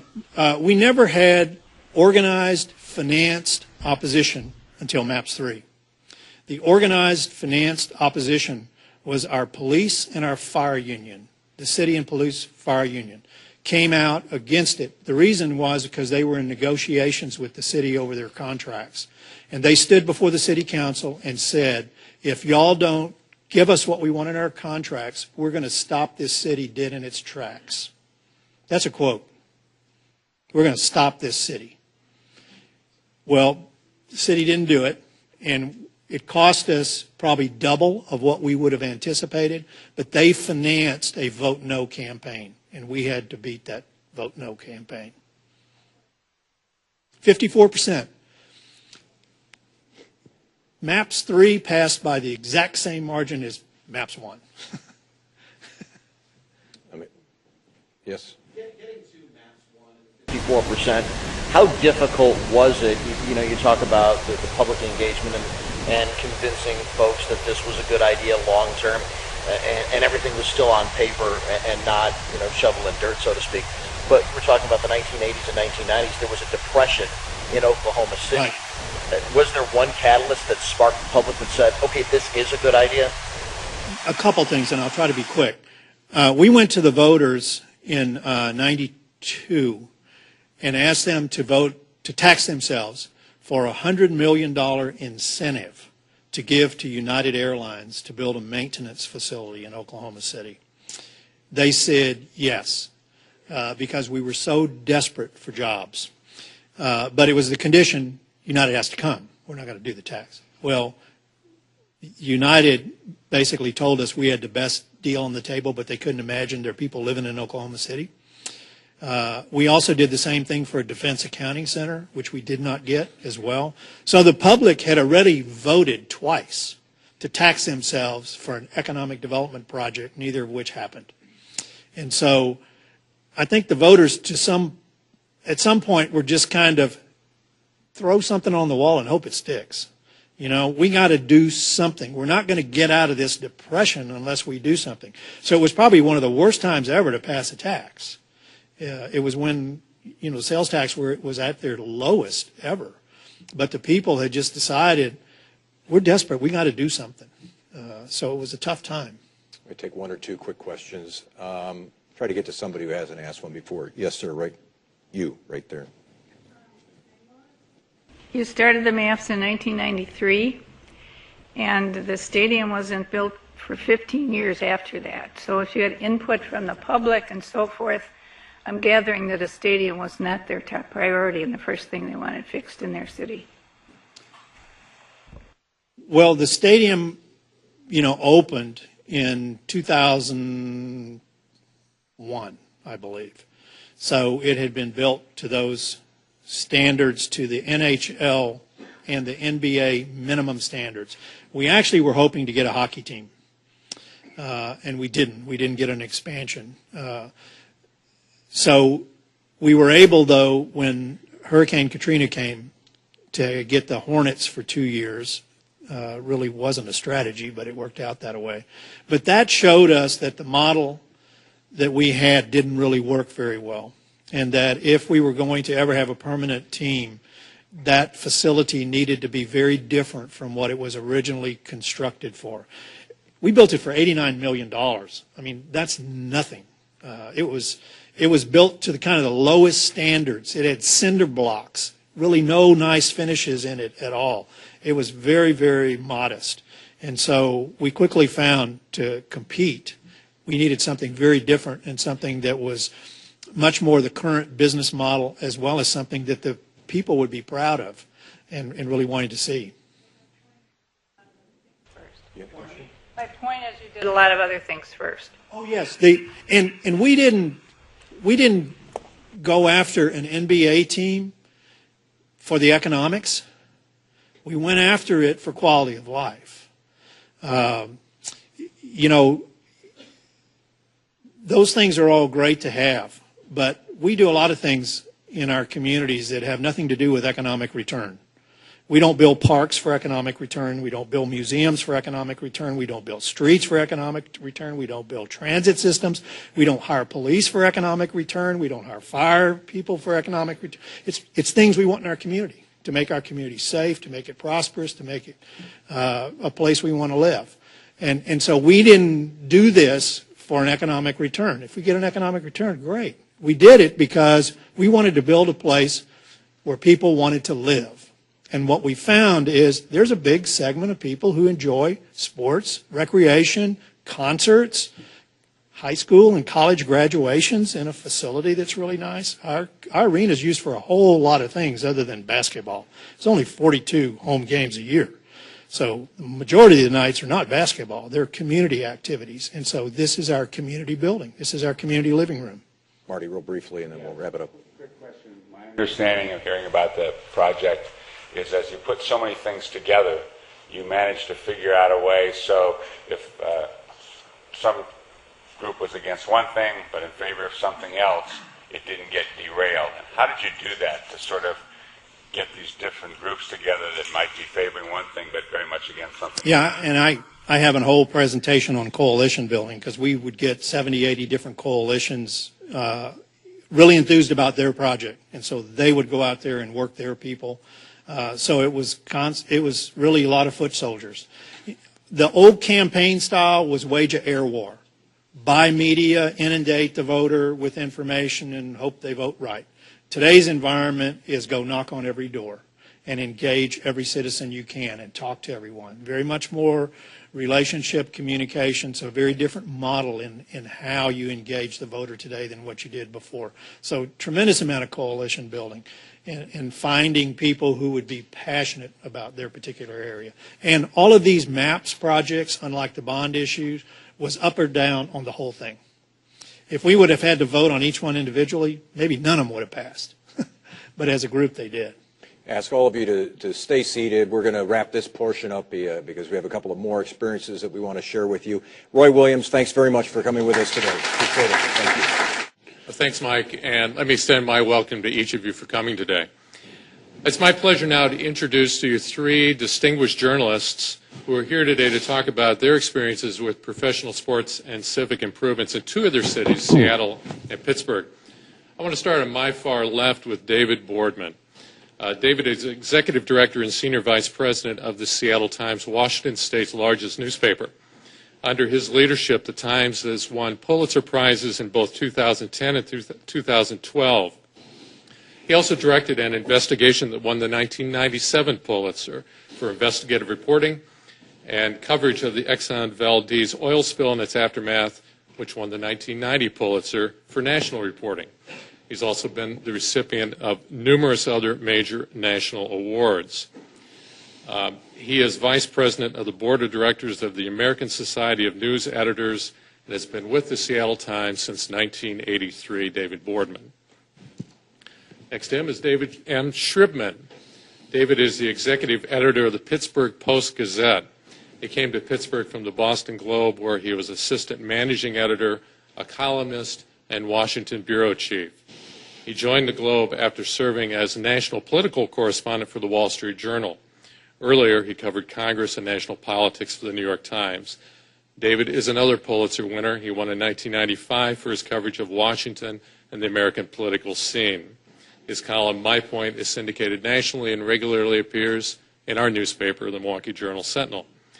David is an emeritus member of the Board of Trustees at Dartmouth College, where he also is a graduate, and he's on the Board of Visitors for Dartmouth's Rockefeller Center for Social Sciences.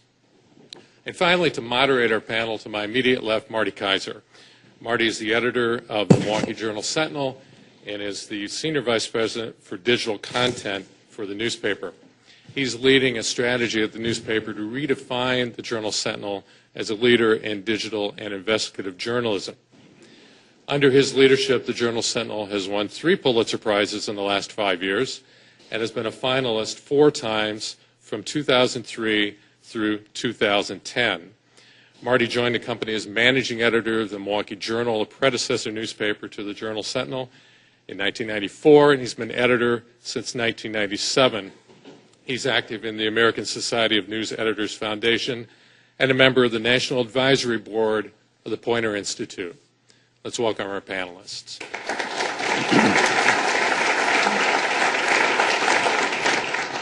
Thank you very much, David. So to follow up on Oklahoma City, as we were talking about the conference, one of the things I thought was really important was to get a perspective from other cities and what's happened there.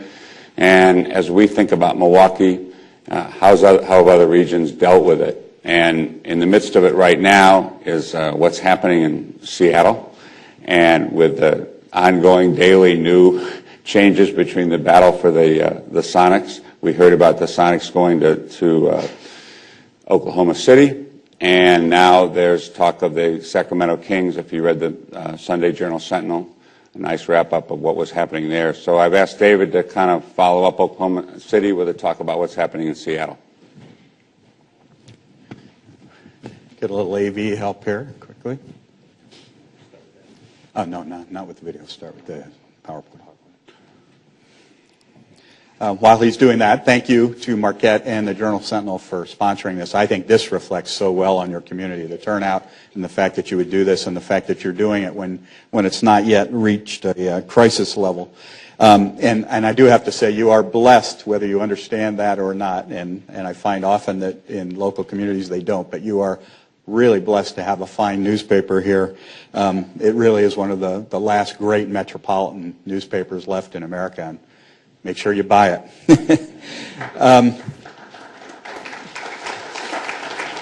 It's also, let's see, are we up there? Yeah.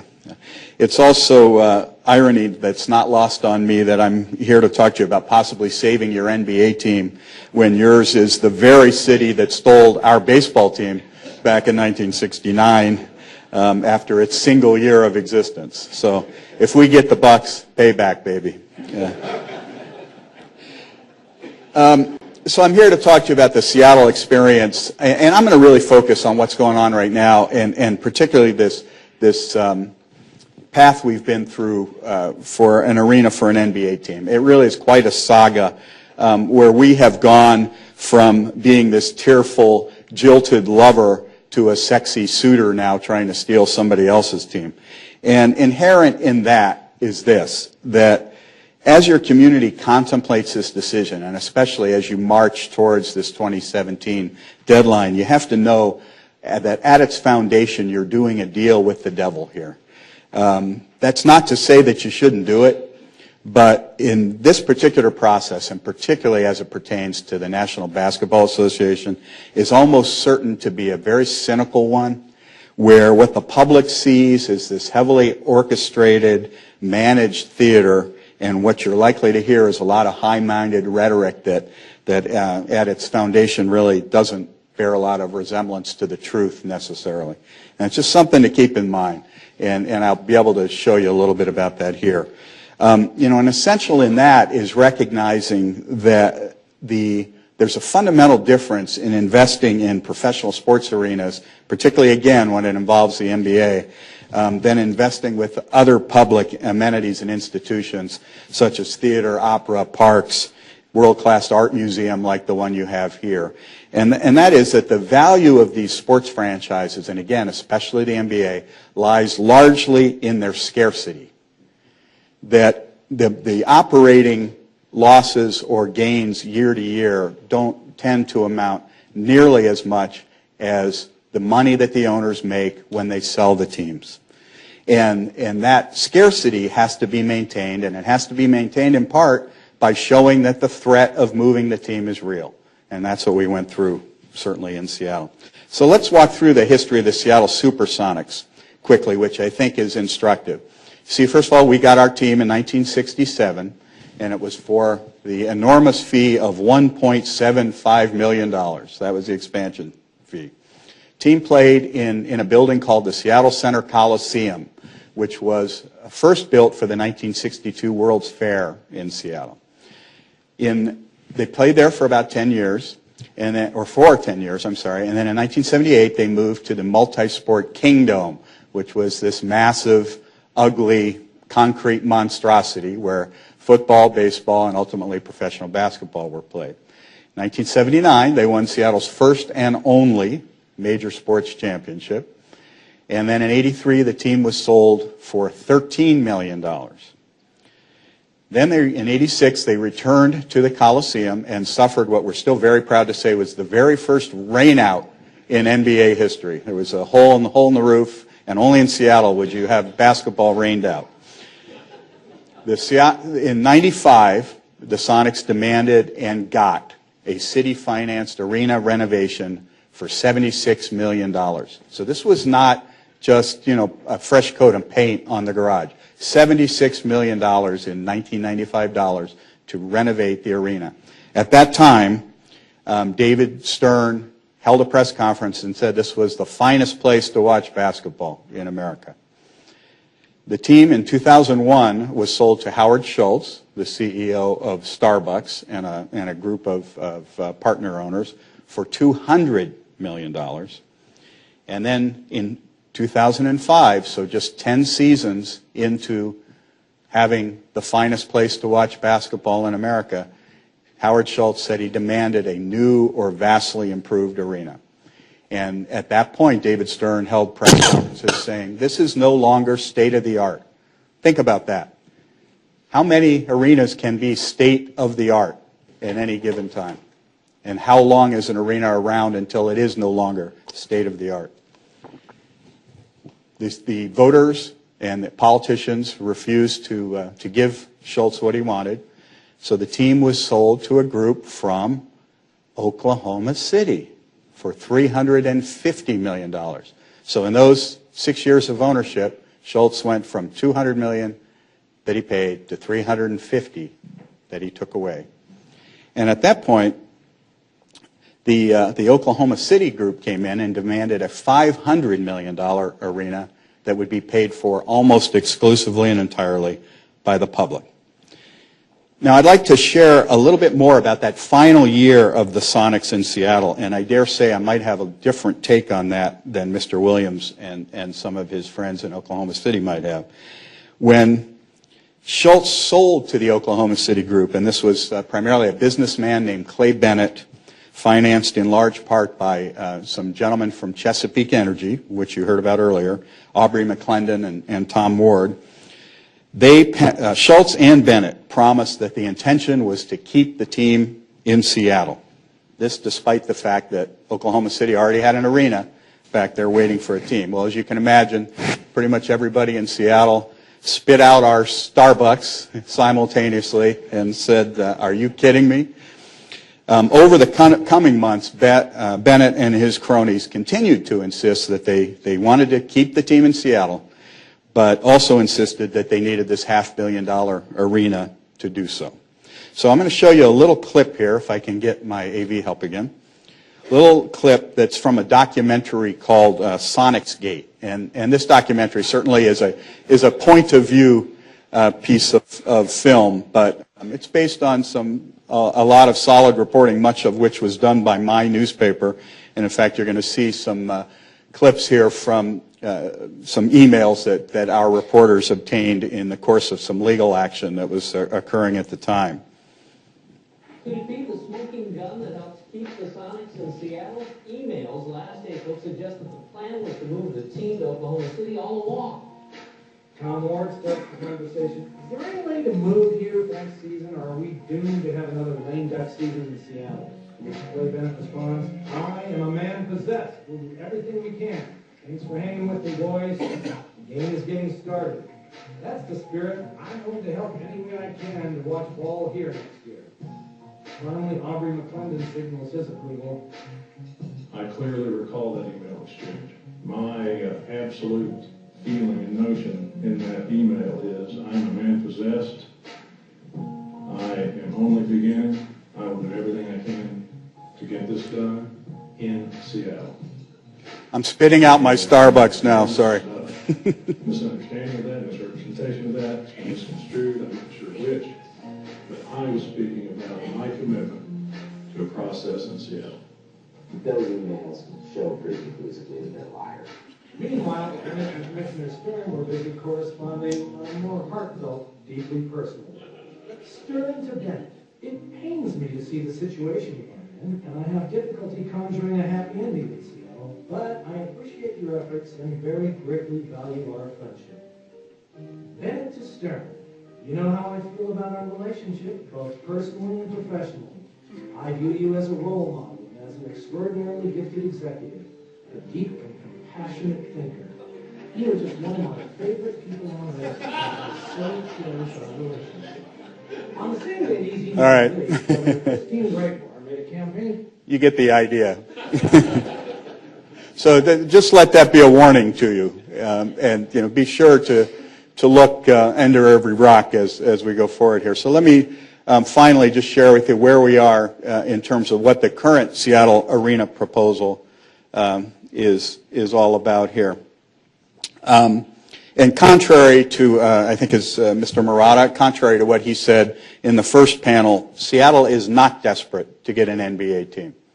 If you were to ask the voters, and certainly polls have shown, voters do not favor spending public money for an NBA team. What we have, and as a basketball fan, I'm happy we have this, we have some very, very rich guys, a hedge fund manager, the CEO of Microsoft, and the CEO are some of the more highly placed people and family members of the Nordstrom company who happen to be NBA fans and who are willing to put a great deal of their own money on the line to acquire the team. So this is considered one of the most publicly friendly proposals out there.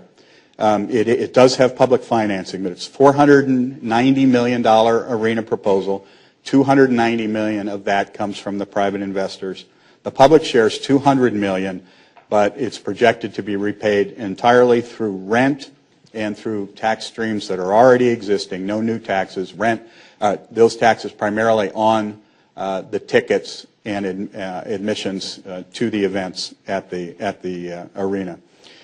This is a key point. The investors would cover any overruns, any shortfall in the public portion of that financing.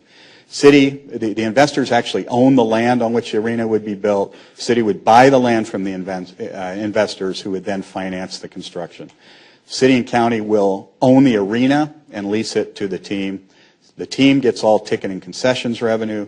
The team's required to have a reserve fund of 3 years of the debt payment, which is, again, an unusual and really important element of this.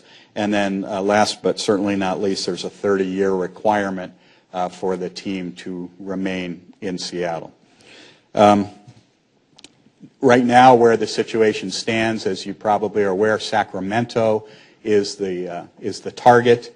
The most vulnerable franchise. Sacramento has responded in a really aggressive and interesting way.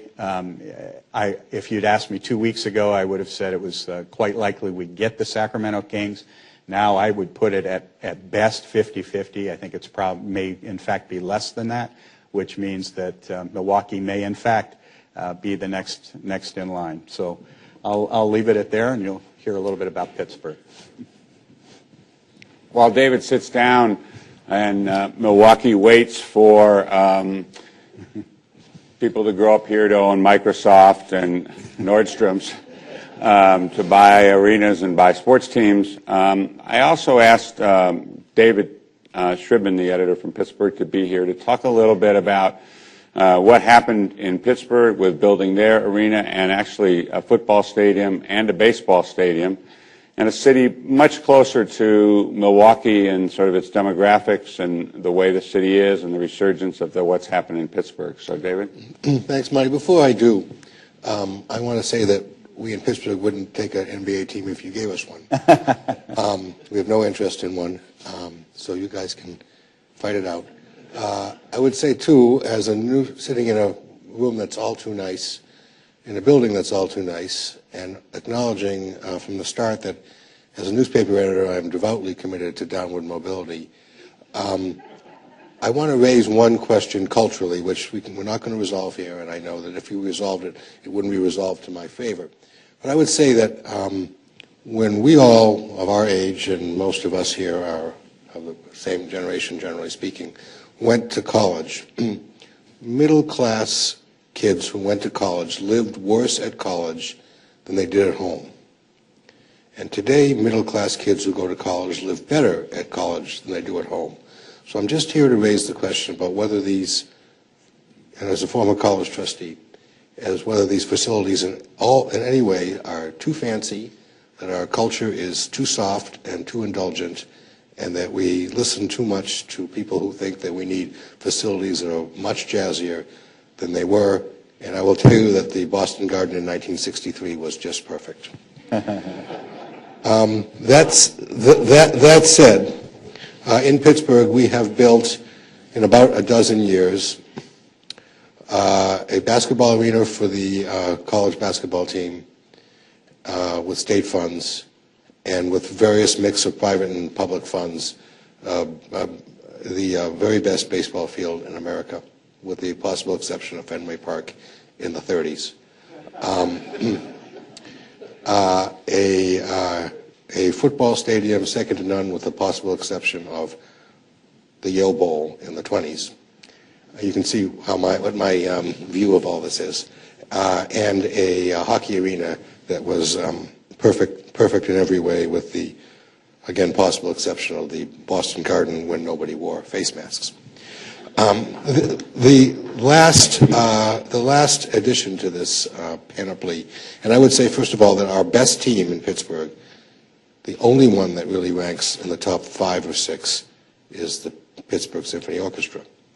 And if you want to build a great community, you build a great symphony. And we travel at the Post-Gazette. We don't have as much money as we used to, or just as your papers don't.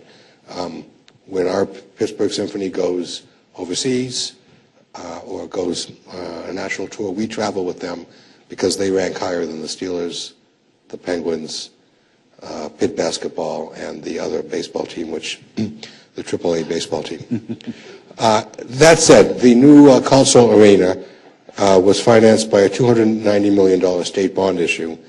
The Penguins will pay $4.2 million a year for 30 years. Gambling will provide $15 million a year, $7.5 million from the guys who got the local casino, and $7.5 million a year from slot-financed state economic development fund. The state also paid $10.5 million in, this is unbelievably phony, you won't believe this one. The state paid $10.5 million in recognition of the delays the team suffered while it was negotiating for a new arena, and of that, $8.5 million went toward construction and $2 million toward marketing. I would say also from the start that there was one of these derbies going on. Kansas City had built an arena and wanted a hockey team. Las Vegas wanted a hockey team, which is, I guess, the functional equivalent of Oklahoma City having a hockey team. Culturally ridiculous. And so there was some competition for this, and I would say, even in my antiquarian, with my antiquarian view, and I'm kind of sad that the World's Fair isn't still in Seattle, because 1962 was a year perfect in every way also. But I would say that the arena in Pittsburgh was the oldest arena in professional sports, probably in all of Christendom, with the exception of the Colosseum in Rome, and that even I didn't like to go there, and so it did need to be renovated or removed, and it was kind of it looked like the kind of thing you would see at a World's Fair in New York in 64, 65, or Seattle in 62. It was built in the year 1960, and it was the gem of sports arenas then, though there was no NHL team then for another 9 years. So that's my story. I'm sticking with it. I think all these places are too fancy. I think that the game is the thing. I wish there weren't stupid things between innings and stupid things during media timeouts. But I've lost that battle. My last battle, of course, is the elimination of a designated hitter rule. But I generally think that the skepticism that you all have about some of this is healthy. But I would also say that our city would not be the same without the Penguins, the Steelers, and the minor league baseball team. David, as we've talked about, and we toured through the Penguins Arena a couple of years ago, and it really struck me how it was open to young people and kids. Can you talk a little bit about your perception of what the Penguins have meant for younger people? Right. As much as I'm the last advocate for writing on tablets or papyrus, in Pittsburgh, I would say that all of the modern stuff in that arena and the very brilliant leadership of the Penguins team, led by a genius named David Morehouse, I think, has changed the demographic outlook both of hockey in Pittsburgh and of Pittsburgh. It now has, the Penguins now have the youngest demographic fan base of any sport of any team in all of professional sports. And so, you've got young people interested in the Penguins. None of them can afford it with their allowance, of course. But there are, Penguins fans everywhere. They're young, they're exciting, they're excitable, they're excited about Pittsburgh, they're excited about the Penguins. They hang around outside, and I don't mean loiter in the way that the police are going to round them up. I mean, they're actual events that are designed to get young people there. If they're not in the stadium, the arena, big screens where you could watch the games outside. It's become a real place to be. The Penguins are the Steelers are the Old Testament. I'm going to get in deep trouble here. And the Penguins are the New Testament. And so everybody really appreciates the presence of young people downtown. You could use a little bit of that here. The Penguins really have been the straw that stirred that drink. One of the things as we got together and planned the conference and started talking about the people that we wanted to bring in, and we talked about the Seattle situation and the Pittsburgh situation that seemed to came up in our discussions is how do we bring in people to talk about the issue? And I got a hold of David Boardman in Seattle, and I said, could you give me some suggestions of people that we might want to bring in from Seattle to talk about arenas and stadiums? And he said, well, you're not going to find anybody neutral. Everybody's on one side or the other. So then we got together back here at Marquette one afternoon to talk about who we were going to bring in, and Joe Kearney and I went back and forth and said, well, let's bring in the editors. They're in the middle of it. They're having negotiated day after day in their coverage. And I wonder if each of you could talk about sort of the forces on each side as you move forward, and you can go back to the football and the baseball stadiums and, Yeah, I mean, we have a long history, as many of these cities do now. I mean, in the mid-'90s, we had a public vote on whether to build a new baseball stadium, and at that point, the Kingdome was about 20 years old, which in today's world makes it obsolete. This is going back to the Coliseum. This is the only period probably in human history where these buildings are so quickly made obsolete. But the vote went to the voters, and this was in 1995. The Mariners were having their very first successful season in their history. They were making a pennant run. They had Ken Griffey Jr. and A-Rod and Randy Johnson. I mean, the city was on fire. Right in the middle of that pennant drive, there was a vote whether to fund a new baseball stadium, and the voters said no. The team went on to win on the final day of the season, actually an additional day. There was a one-game playoff. They won. They made a terrific run through coming back and beating the Yankees, and that so inspired our fine legislators that they overruled the voters and voted to go ahead and build the stadium, which, as a big baseball fan, I was pleased about. But clearly it's not where the public sentiment was at the time. That was built in an area that had just south of downtown. You might even call it the downtown district, but it was the very south end of downtown, and an old light industrial area that had really become run down. Subsequent to that, within a couple of years, Paul Allen, who one of the Microsoft founders, came to the public wanting money for a new football stadium that would be a public-private partnership, and the public did approve that.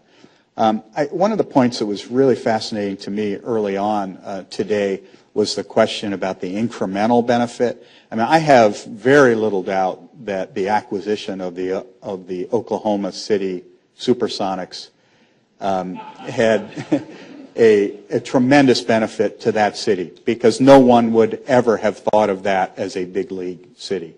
I would say that people do think of Milwaukee as a big league city, and they certainly think of Seattle as a big league city. So if we had one or two fewer major league professional sports, would it really make a difference in terms of attracting and retaining top talent, being on the radar of business people in Beijing? I think those are really fair questions to ask.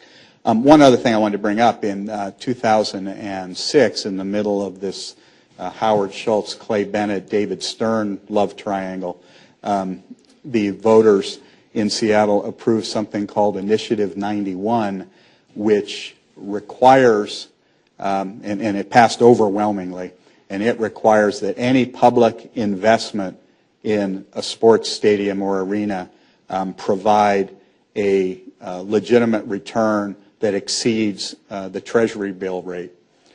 So that's a nice little safety valve on all of this as well.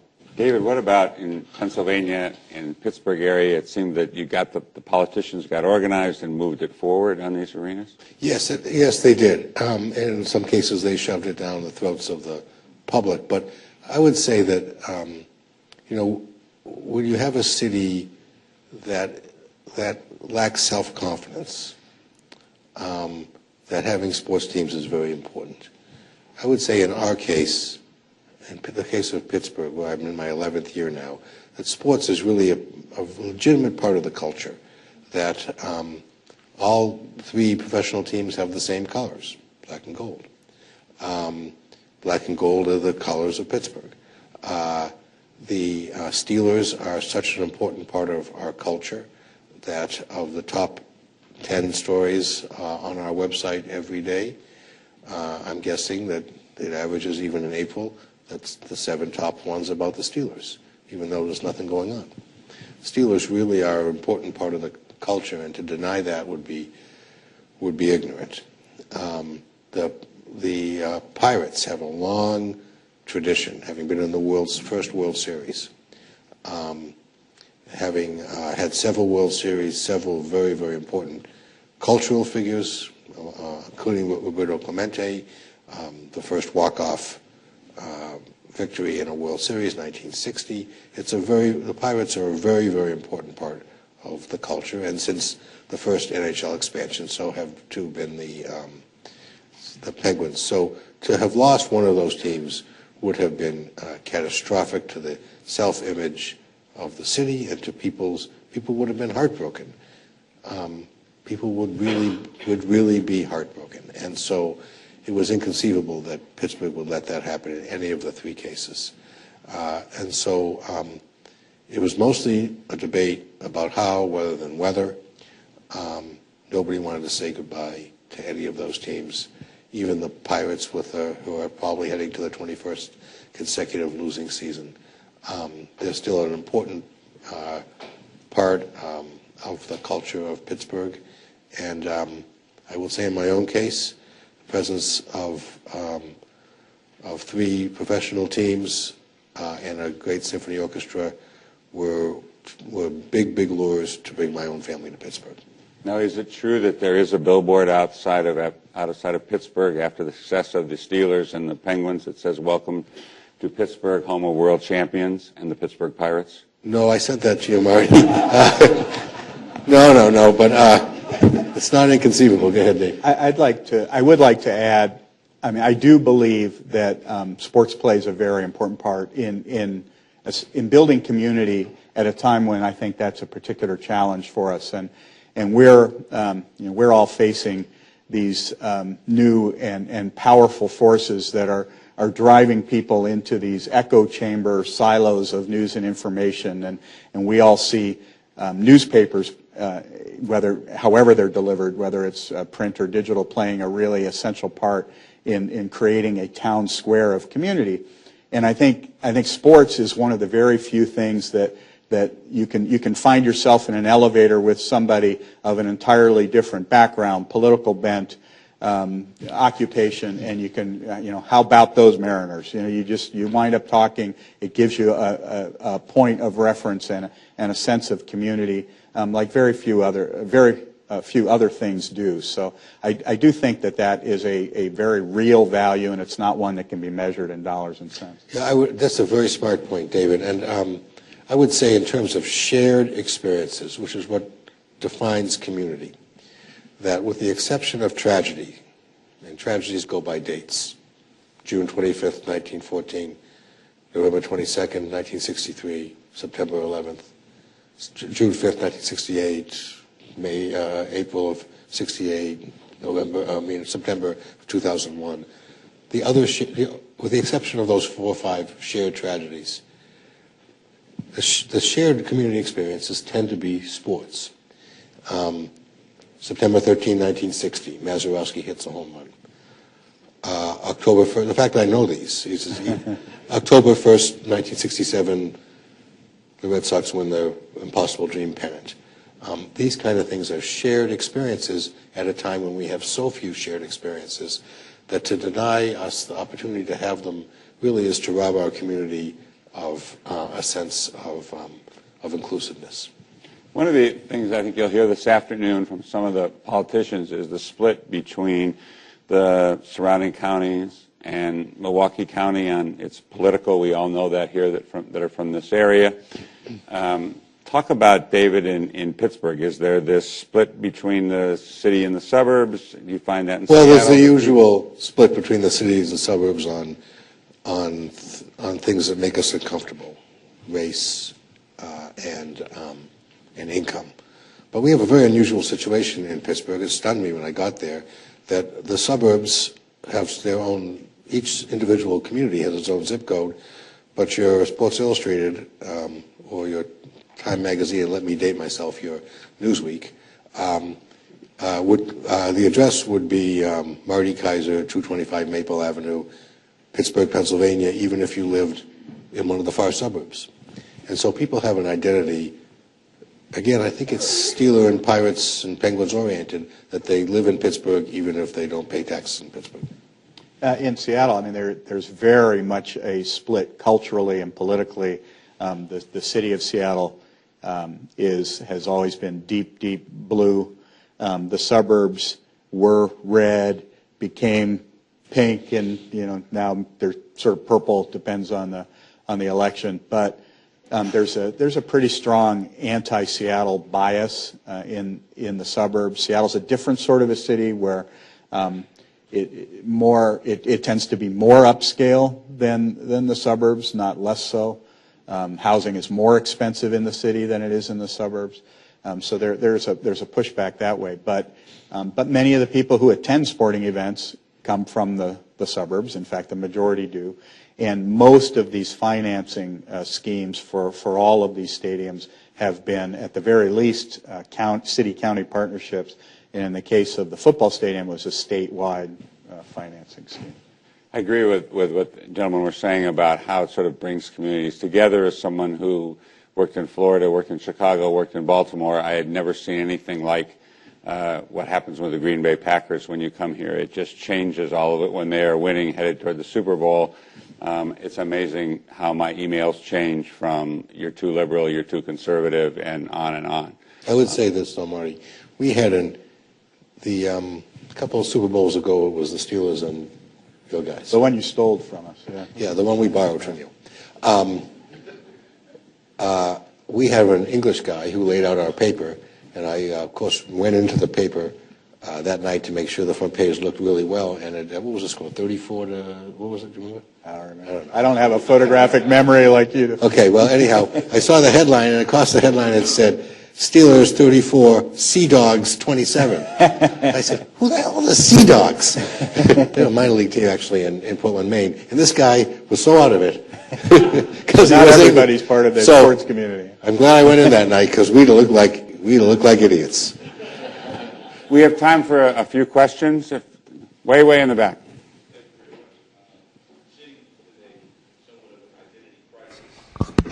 What role has the economic transformation in both Pittsburgh and Seattle contributed to the health of culture and entertainment? I mean, it used to be a sleepy town in Seattle, and Pittsburgh being a former Rust Belt. Now we have strong banking, bioscience as an example. In Seattle, we have strong innovation taking place there. What recommendations would you make in terms of the transformation economically to supporting a longer vision, which culture and entertainment is a beneficiary of?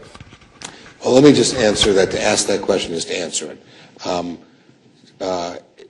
When you have a strong cultural identity that involves sports, then that's part of your self-image. I would also say that a cynic is somebody who knows the price of everything and the value of nothing, and that I don't know that you can put a price tag on Steeler Nation, black and gold, all that kind of stuff. And so I would say that some of this, it's not fashionable. It's certainly on the day that Margaret Thatcher died, to say that economics isn't necessarily the most important issue, but it's not, I don't think. I think that initial ascension to being a big league city, what we just heard about with Oklahoma City, and what happened with Seattle, back in the 70s, I think that is an essential step in the self-image of a city and its image in various markets and among various constituencies who really can benefit you economically. I think the question is, what is the loss of a team? What's the impact of that? It's not inverse, I can tell you that. I mean, life has not changed in Seattle dramatically since the Sonics left, except for the people who love NBA basketball. I don't think there's, and maybe a few people who own businesses right around where Key Arena is. So I think that's something that you really have to look at, and again, it's probably not economic. It's probably much more this sense of community and just standard of life in your community and how much else there is to do. I would add that having been born in Salem, Massachusetts, in the year in which you stole the Braves from Boston, I would say that I lived a rich and fulfilled life without the Braves. But I would also say this. Pittsburgh is the 58th largest city in the country today. If the major leagues were to be reborn, with or without the DH, nobody would put a major league team in Pittsburgh. If the NFL were reborn today, nobody would put a major league team in Pittsburgh. And yet we're not letting you take it away, because it defines us as a major league city, a city that's stable or some years on the decline, but basically on good years stable. This is an important part of our identity, and it's different when you're on the way up, as Oklahoma City and Seattle are, than when you're trying to cling desperately to where you are. And it's ours, and you're not taking it away from us.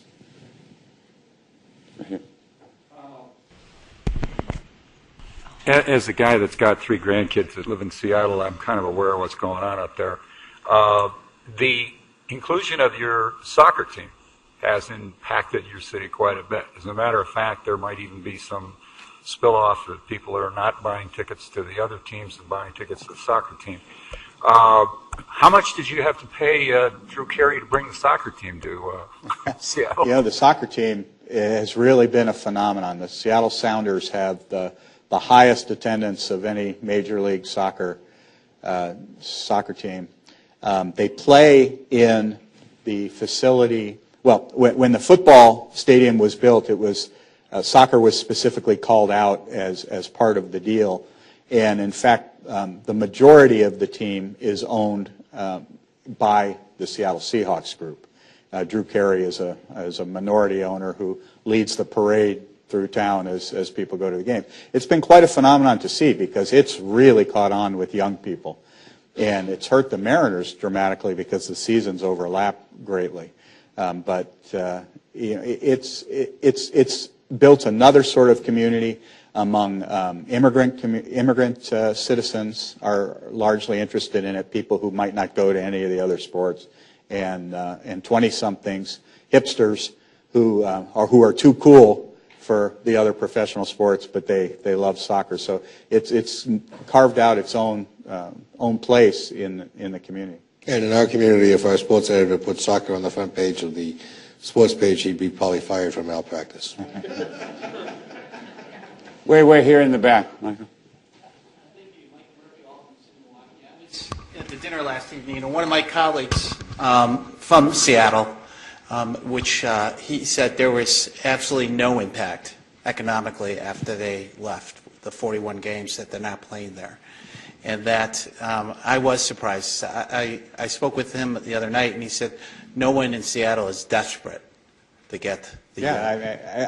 Again, I would say it's not no one. I mean, they have rallies, and a few thousand people show up, and they're wearing the green and gold, and we get Gary Payton and Sean Kemp and Jack Sikma, and I mean, there still is a lot of passion among a really dedicated group, but any kind of polling that's been done, it's not the whole city clamoring, and it really is. We're fortunate that we have these very rich guys who like the NBA and would like to have it. Gets to my question is, what is the longevity of an NBA facility? Is it 20 years? After this facility, new one is built, does somebody say it's really not state of the art 10 years from now? Yeah, I think that's a really essential question. I mean, you watch through.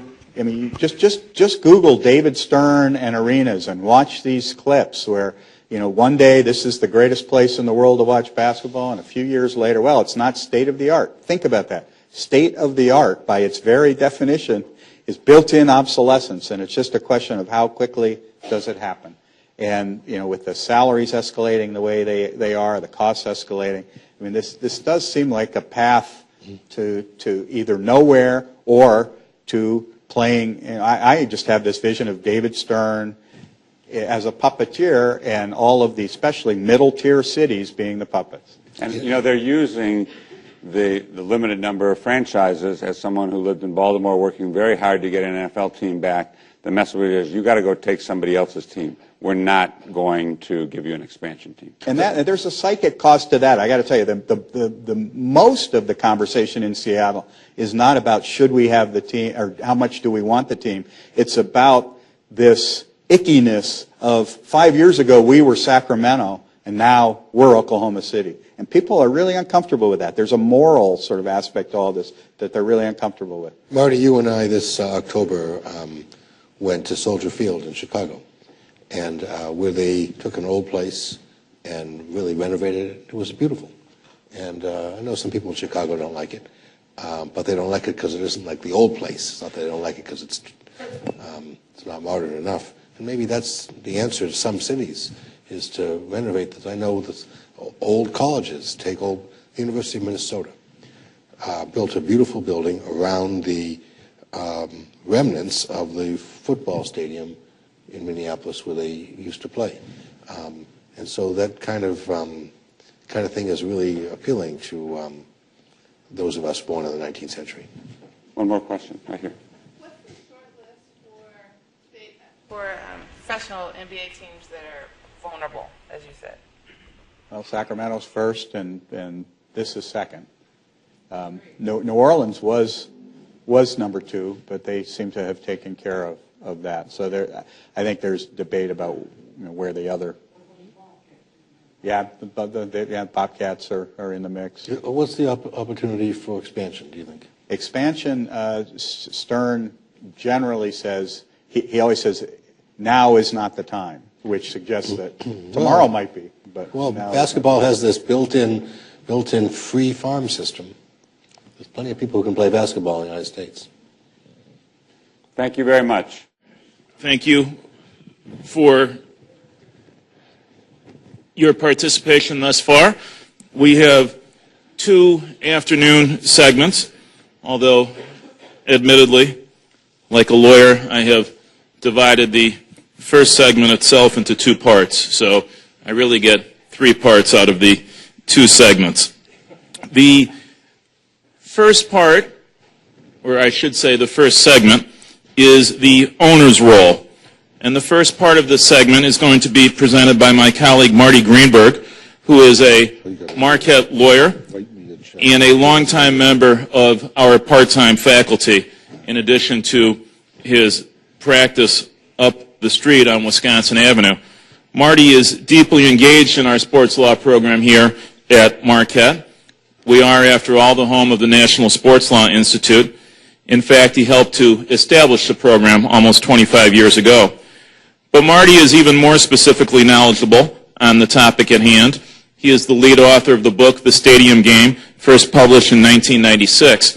Marty is going to provide his own brief perspective on the role of a franchise owner in the context of new sports facilities. After that, we are going to have a conversation with Craig Leopold, or perhaps more accurately, Mike Goucher will have that conversation and we will listen in. So, Marty, please.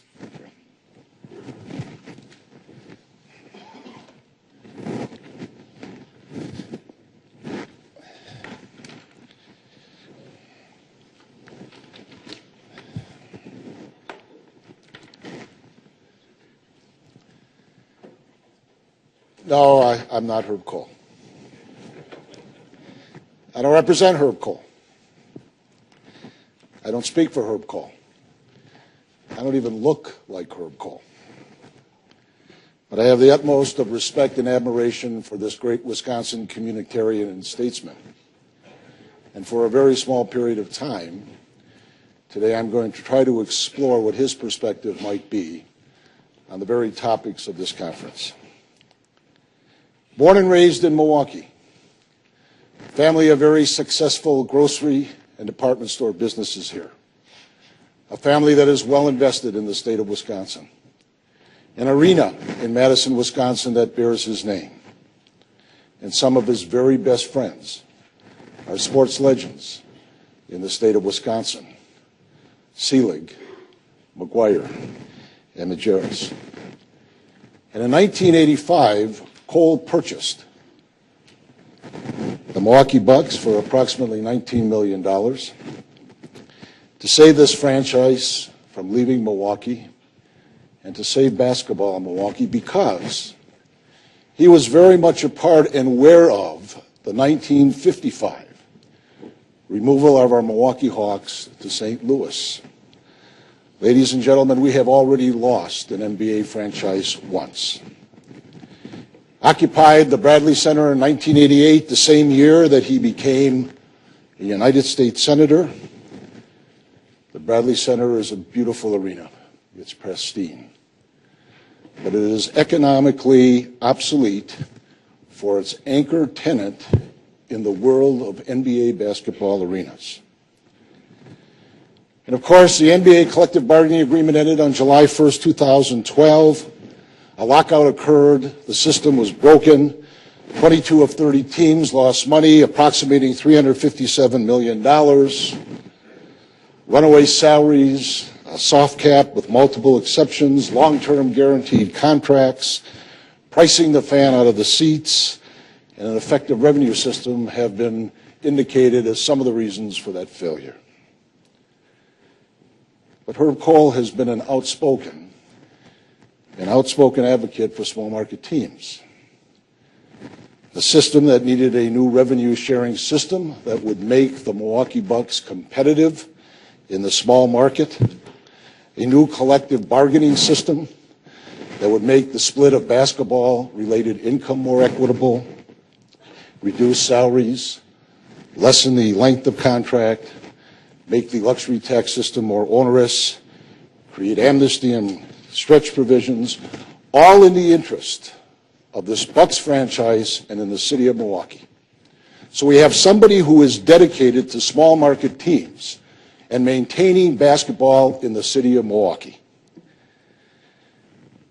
According to Forbes magazine, this team is either last or dead last in revenue production. However, Kohl's commitment is unwavering. While at sometimes, yes, he is dissatisfied with on-the-court results and attendance figures, he has put forth the necessary resources to be competitive. The Bucks are always at mid-level or in the top two-thirds of salary in the NBA, even though its revenues are absolutely dead last. Not once have you heard, I threaten relocation, I threaten carpetbagging, I threaten civic blackmail. No. He has been loyal to this community, when there were previous opportunities to potentially sell this franchise where prospective owners would not agree to long-term non-relocation covenants. And yes, in 2006, he was reelected for the last time with 67.3% of the popular vote. Cole will not engage in a stadium debate. No discussions here about naysayer reports, economic return or impact, substitution effect, psychic income, bundling, corporate welfare, everything that you've heard this morning. There will be no discussion. He has made 3 very pertinent statements to the issues of today, and I will repeat. The time is now to plan or find a new way to finance or build a new arena to replace the Bradley Center. It's not something we talk about anymore. It has to be more than talk. Number 2, I will make a personal financial commitment toward a new arena, which would not be insignificant, but ultimately it will take a public-private combination to build it. Milwaukee's chances, number 3, for remaining part of the NBA are not robust without a new facility. There's a basis for these statements. Since 2000, take a look at the way arenas have been financed in the United States. Most of the money to build these public assembly centers that have 200 more events, that are more financially self-sustaining, that are places for a community to gather for many, many events, have been paid for by public dollars. Public dollars, ladies and gentlemen. So, as an owner, why should Cole's money be leading the way when other cities have provided the public underwriting of arena or event centers? Now, he's a wise man, Mr. Senator Cole, and he is acutely aware of what is happening in the marketplace. He is aware of Seattle, he is aware of San Francisco, he is aware of Sacramento.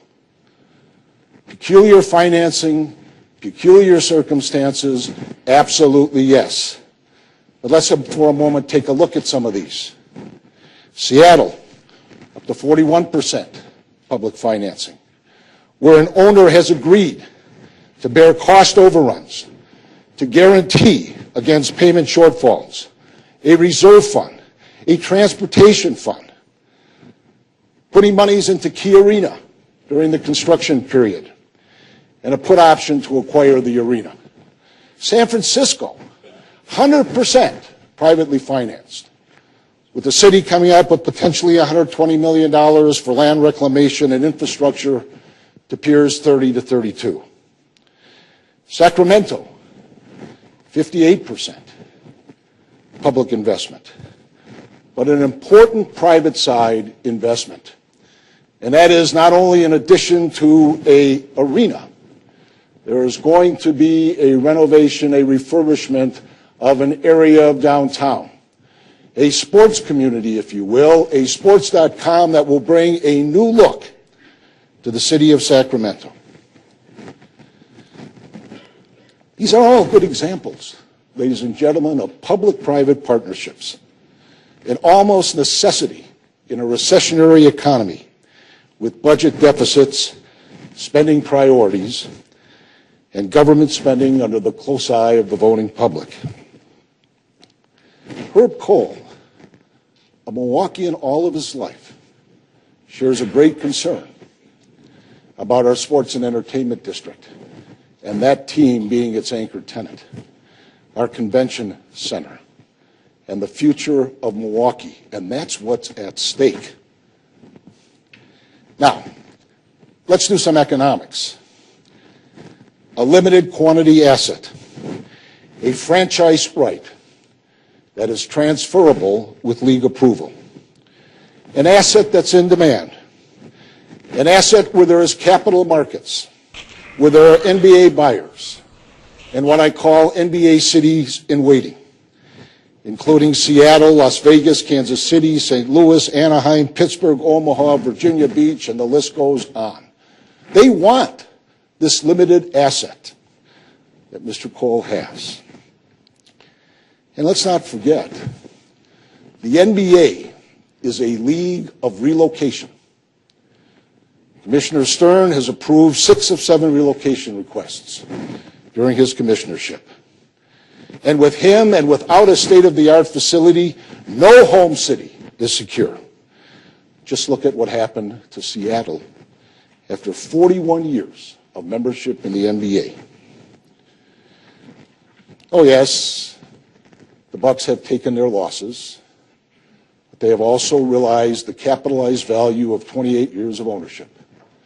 2012, the Grizzlies were sold for $370 million, the Hornets for $338 million, and the Hanson Group is going to buy 65%, if they're able to, of the Sacramento franchise.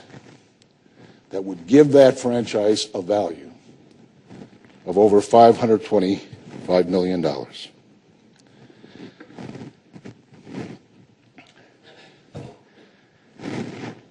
There are no guarantees, ladies and gentlemen, in that political process. We knocked out a sports lottery here in 1995. One vote in a recall gave us Miller Park. The iconic Green Bay Packers. The Green Bay Packers almost lost a referendum for a sales tax in Green Bay. But I've got to tell you, I'm not an economist, and with all the political wrangling, the successes of Miller Park and Lambeau Field, utilizing public tax dollars, have been unequaled. Yes, I read the polls. People don't want to put sales tax dollars into new arenas. People don't want to extend the Miller Sales Park tax or make it more inclusive. Great article yesterday by Don Walker. Read the comments. This is a very, very vitriol issue. It is an issue where people are on very much both sides. This is not easy. This is absolutely not easy. But from Senator Cole's perspective, I believe that he wants to keep the Bucks in Milwaukee, Wisconsin, as he has for 28 years. With an Oklahoma City-style NBA lease that includes a long-term non-relocation covenant. Once a franchise is lost, it is very difficult to regain. And if it is regained, it becomes much more costly. Just ask Seattle. So my hat's off to the community, the champions of the community, $18 million of support to keep the Bradley Center going, Senator Cole for extending his lease for 6 years, giving us to September 30th, 2017.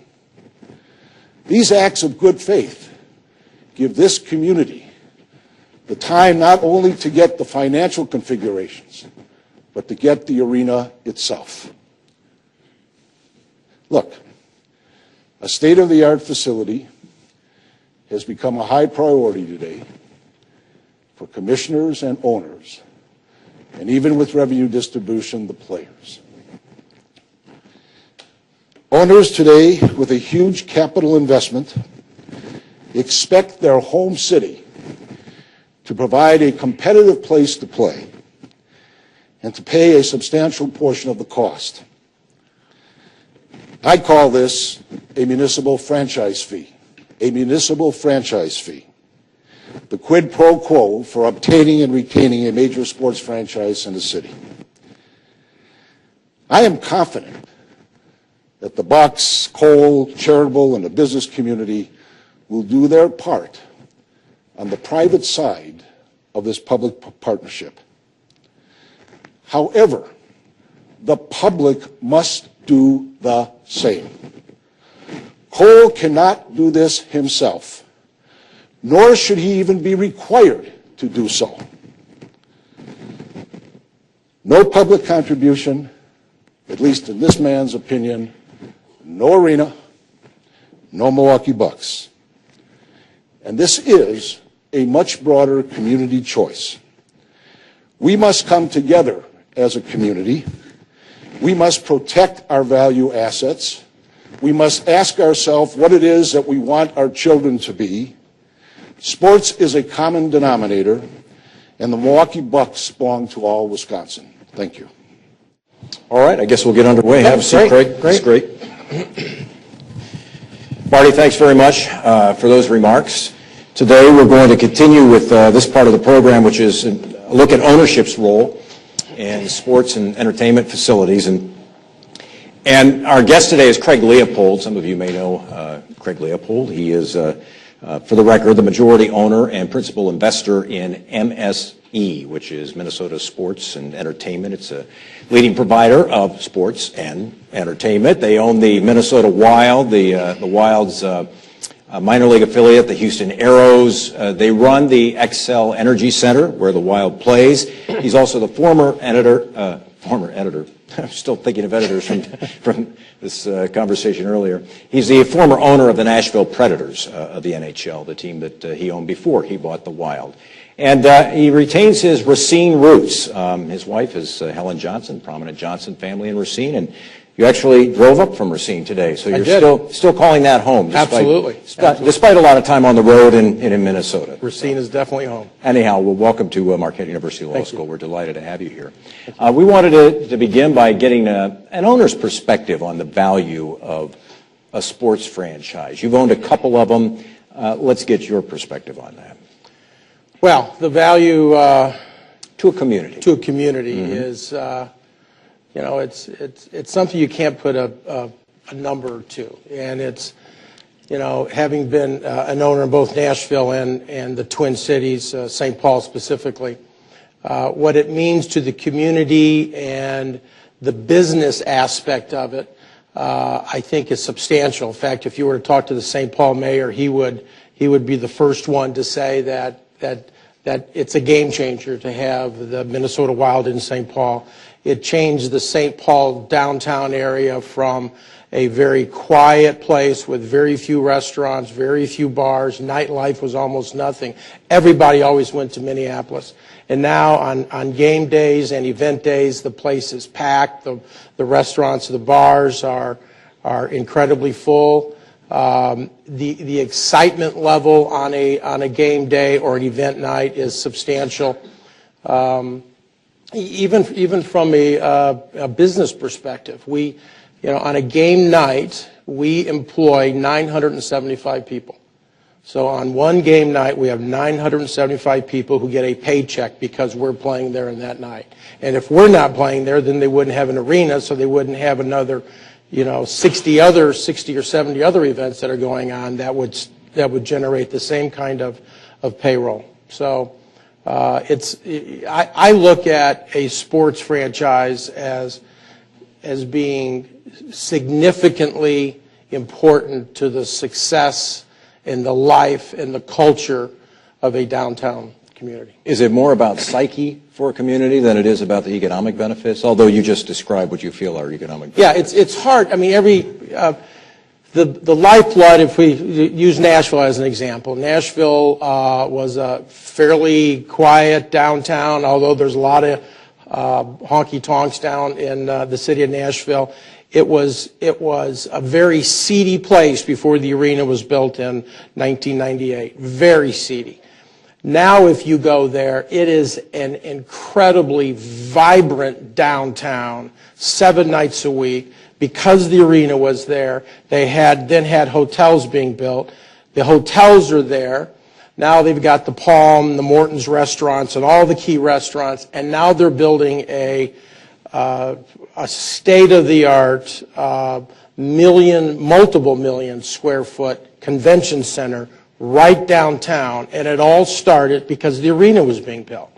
And that was the genesis for the entire downtown excitement and the building of the community and what it means. And I would drive into the games, and I do as well in St. Paul, but more so I guess in Nashville because they didn't have a professional sports franchise at that time. They didn't have the Tennessee Titans. I'd come in on game day, and thousands of people are parking their cars. They're all walking to the arena with the jerseys of the Nashville Predators on. And the reason that that downtown was exciting to be part of was because the team was located there. And the arena was there. And the arena was built 100% with public funding, 100%. And in fact, the mayor built the arena with the feeling as we have to do something with our downtown, and it's important to do that. He built the arena. As it was coming out of the ground is when I happened to be in Nashville, struck a very good relationship with Phil Bredesen, who became the governor of the state of Tennessee for 8 years. Very successful governor, very popular man. And he built this arena, and he built it feeling that we had to get somebody in downtown, a sports franchise in downtown, and that in itself would start the revitalization of Nashville. Well, we'll spend some time on the facility part of this because I think it's important. I want to get your perspective as we kind of drill down on this. When you bought hockey teams, NHL teams, how important was the facility in your purchase? It's incredibly important. It's the lifeblood of the revenue stream. It's what gets the fans wanting to come to the arena. It's the amenities that the arena has. It's the type of restaurants within the arena. You have to service all the different clients that you have, the club seating, and the sight lines and that and the whole campus area is important where the parking is located. It's all part of the experience. And we have always felt, both in Nashville and in St. Paul, that the sports experience, the experience of the evening starts when they enter the parking ramp, and it ends when they leave the parking ramp. So everything needs to be connected. You need to have the same type of building, the same amenities, the same service, the same people saying thank you. All of those are important, but the arena, is so incredibly important, and particularly a downtown arena. A downtown arena is it creates the culture for the downtown. Certainly, and fortunately, both of the arenas that I have been associated with were downtown, and it became the reason that both downtowns are so incredibly successful. Quick question about how you do business there.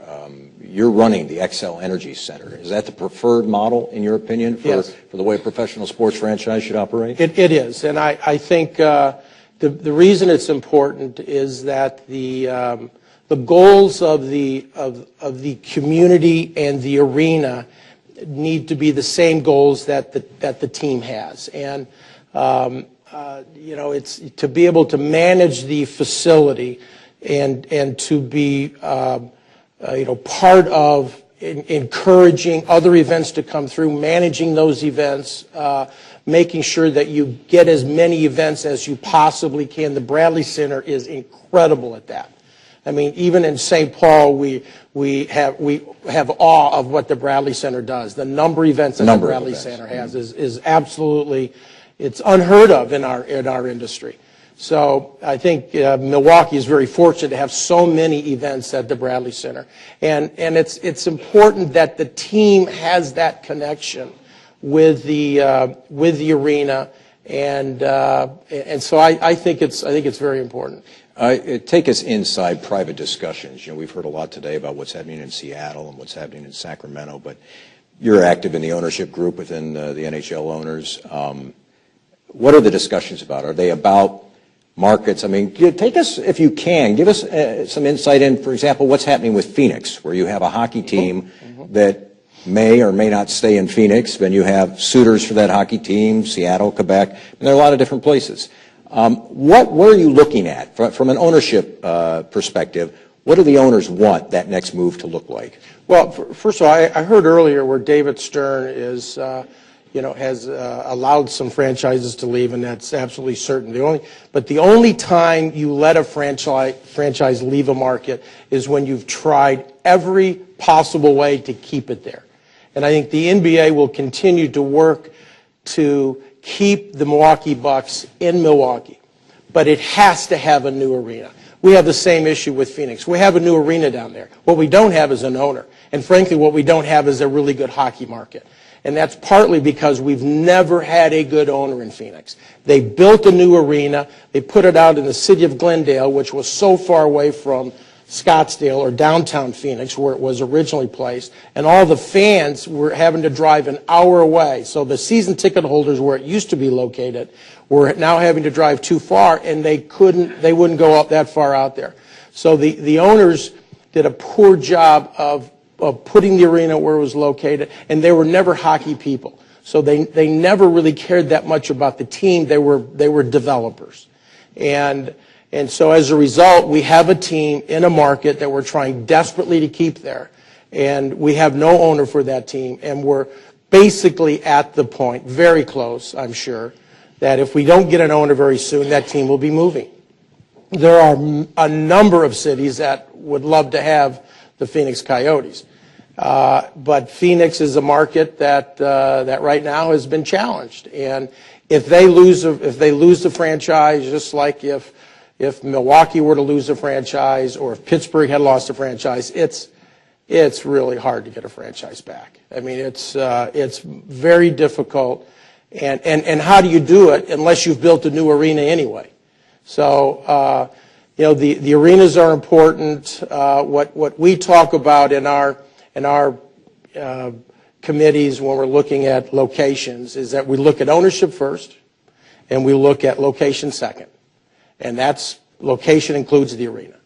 And right now, what we've got is a great owner. There's no question. He's committed. He's committed to staying here.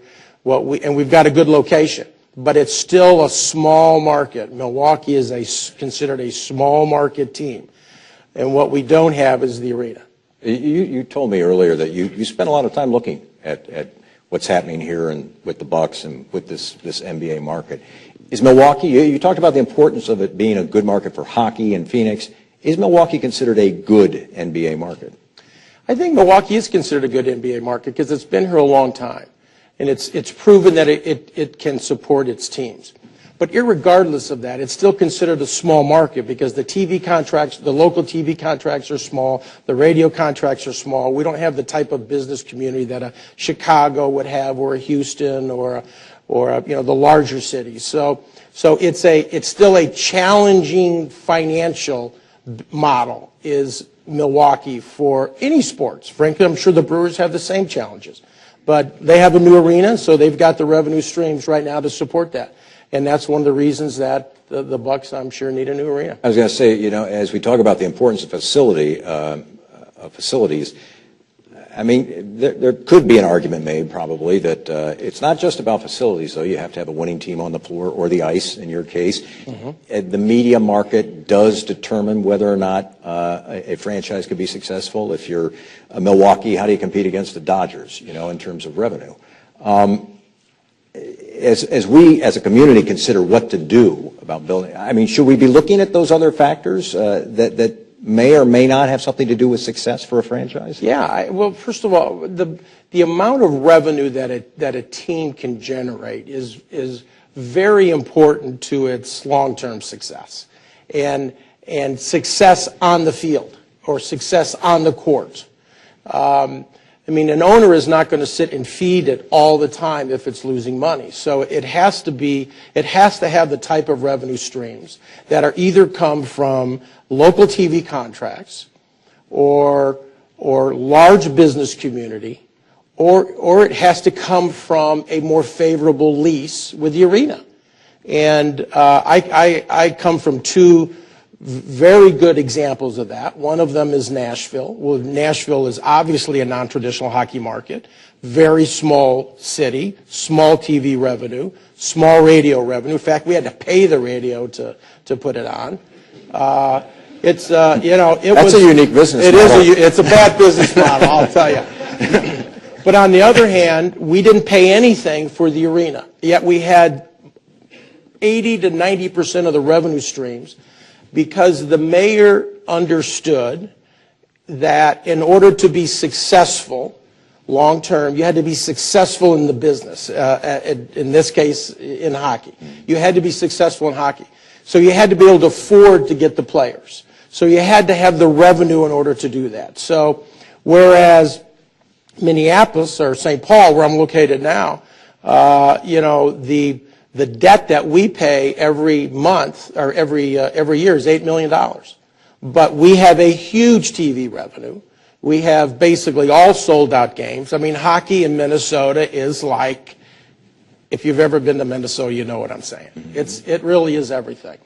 And so they didn't have to have the kind of revenue streams associated with the lease because our ticket prices are higher, our suites are higher, and so we get the revenue another way. And so Milwaukee needs to think and be smart about how they create the lease so that they don't handicap the team and make it, okay, we'll build it, but you're going to pay 70% of it. In this market, that's just not going. It's not a recipe for success. And this team has performed very well compared to where what the size of the market. The fact it's making the playoffs is just incredible.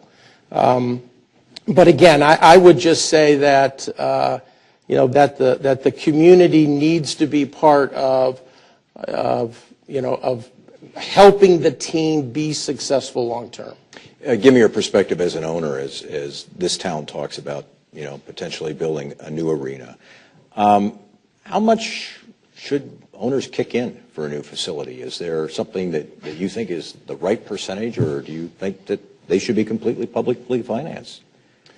Well, since this might work its way up to St. Paul, I'll be careful on this. I'll be careful on this answer. It's the magic of the internet. It is. It is the magic. The answer is different for every market, and as we've seen actually in some of the absolutely some were 100%, some are 30% that are publicly financed. This market needs to be higher because it's that type of. It's not the large market. We in Milwaukee are very, very fortunate. In fact, we're spoiled that we have an arena that was built by the Pettits. And what a wonderful, wonderful gift that was for the Pettit family. And we have an owner in Herb Cole that is willing to lose the kind of money that I believe he's been losing. I don't know this for sure. But I can see what his revenues are, and I see what his payroll is, and that's just a percentage of what his total expenses are. So the community, in order to really have this franchise stay here, be committed, and be part of this community for the long term is. I believe it's probably in the neighborhood of 60-40. 70-30, which would be largely publicly financed, 60% publicly financed. And I think that, based on what I've seen nationally and the size of this community, I think that'd be a fair number. As a longtime resident of Racine, what do you think would happen? Nobody's made any threats, but what would happen if the Bucks were to leave? Well, now we're talking. This could get to Racine as well. If the Bucks were to leave in Racine, I think I think it would be a factor, but these aren't the Racine Bucks. This is if the Bucks were to leave Milwaukee, say the NBA. Oh, if the Bucks were to leave Milwaukee, Milwaukee, there's no new arena. Oh yeah. I think it's terrible. I think it's a black eye on our city. I think that there are only 30 cities that have NBA teams. This is beachfront property, and there's only so much of it. And it's the same thing with baseball teams. And not everybody agrees with me, but I think, and I have seen it firsthand, what sports can do for the culture and, if you will, the swagger of a community. And for someone to say the team that left Seattle, well, they haven't missed it, I say, I won't use the hockey language that I use many times, but I say that is just not accurate. I think there are a lot of people that it's hurt them. And obviously now they want a team back. We know that. I mean, whether it's an NHL team, Seattle would love to get an NHL team, and they're trying hard to get one. So if you lose it, you're going to want to get it back. It may take you 2, 3, 4, 5 years, but it's going to cost more. It's going to be harder to do. And a team then moving into Milwaukee, I think is very remote. Very remote. Well, let me ask the question that's on the minds of everybody sitting out there, and I have to ask it because I wouldn't be doing my job if I didn't. There are people who look at you and say, when Herb Kohl is no longer the owner of the Milwaukee Bucks, is Craig Leopold the next owner of the Milwaukee Bucks? So answer any way you choose. But you are wearing a microphone. So. Yeah. Fair question. I love hockey. Listen, if it were, it's at the same time. I mean, it's the same, schedule, 82-game schedule, and it's at the same month. So the answer would be no. But I would say, I would like to be part of the solution to have them stay here. And if that means working with people who are interested in doing it, I'll raise my hand up and say I'll be one of those guys that would help that. But I'm all in. When I do stuff, I'm all in. You're happy. And I'm happy right now. I'm all in hockey, and partly because I know what it does to the community of St. Paul, and I know how important it is to the markets it lives in, and I've got a lot of pride in that.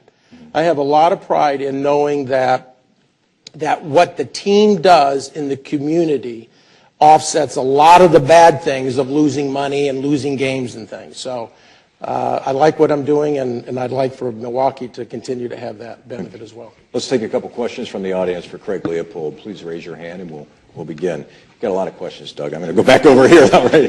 Real quick, what are the chances of the Wild playing at the Bradley Center just once or twice a year in some fashion? Probably not very good, because the lease that we have requires us to play all of our home games in St. Paul. What's the difference? But maybe a preseason game. Difference in capacity and revenue was also important to our discussion today. The capacity is about the same. A sellout in St. Paul is 17,923. And tomorrow night's game, we've got 19,200 tickets sold. We have a lot of standing room. Mm-hmm. Other questions? Please raise your hand. Well, now, hey. I do a radio show on WTMJ radio here in town, and I've talked about this issue, and many of my callers have said that, well, just let the Bucks leave and let's bring in an NHL team to the Bradley Center. As an NHL owner, I try to tell them that that's not a realistic option because the building is 25 years old. As an NHL owner, can you speak to that? Not an option. Just wouldn't in any way entertain that. The building would be too old. I said, ownership and location. I don't think you can get an owner to do it in that building, and I don't think the NHL would ever approve to do it in that building. Furthermore, there would be issues with the Chicago Blackhawks, whether they would, they're in that area of the Blackhawks area. So I don't. It will never happen. The NHL would never happen. Not without a new arena. Mm-hmm. Other questions? Yes. We talk about a lot of other events going into these arenas. One thing you did in St. Paul in 2008 at the Excel Center was the RNC National Convention. Mm-hmm. Very big one-time economic stimulus for the city. Can you talk about that, how you did the Excel Center, and then how eventually you used your relationship with the Bush administration to get the RNC? What makes you think I have a relationship with the Bush administration? I'm just kidding. The RNC was gigantic for, a 50-mile radius. So it wasn't just St. Paul. It wasn't just Minneapolis. It was the center of the political universe for that week, and it meant a lot of money for the community, for the airlines flying. All the hotels were booked.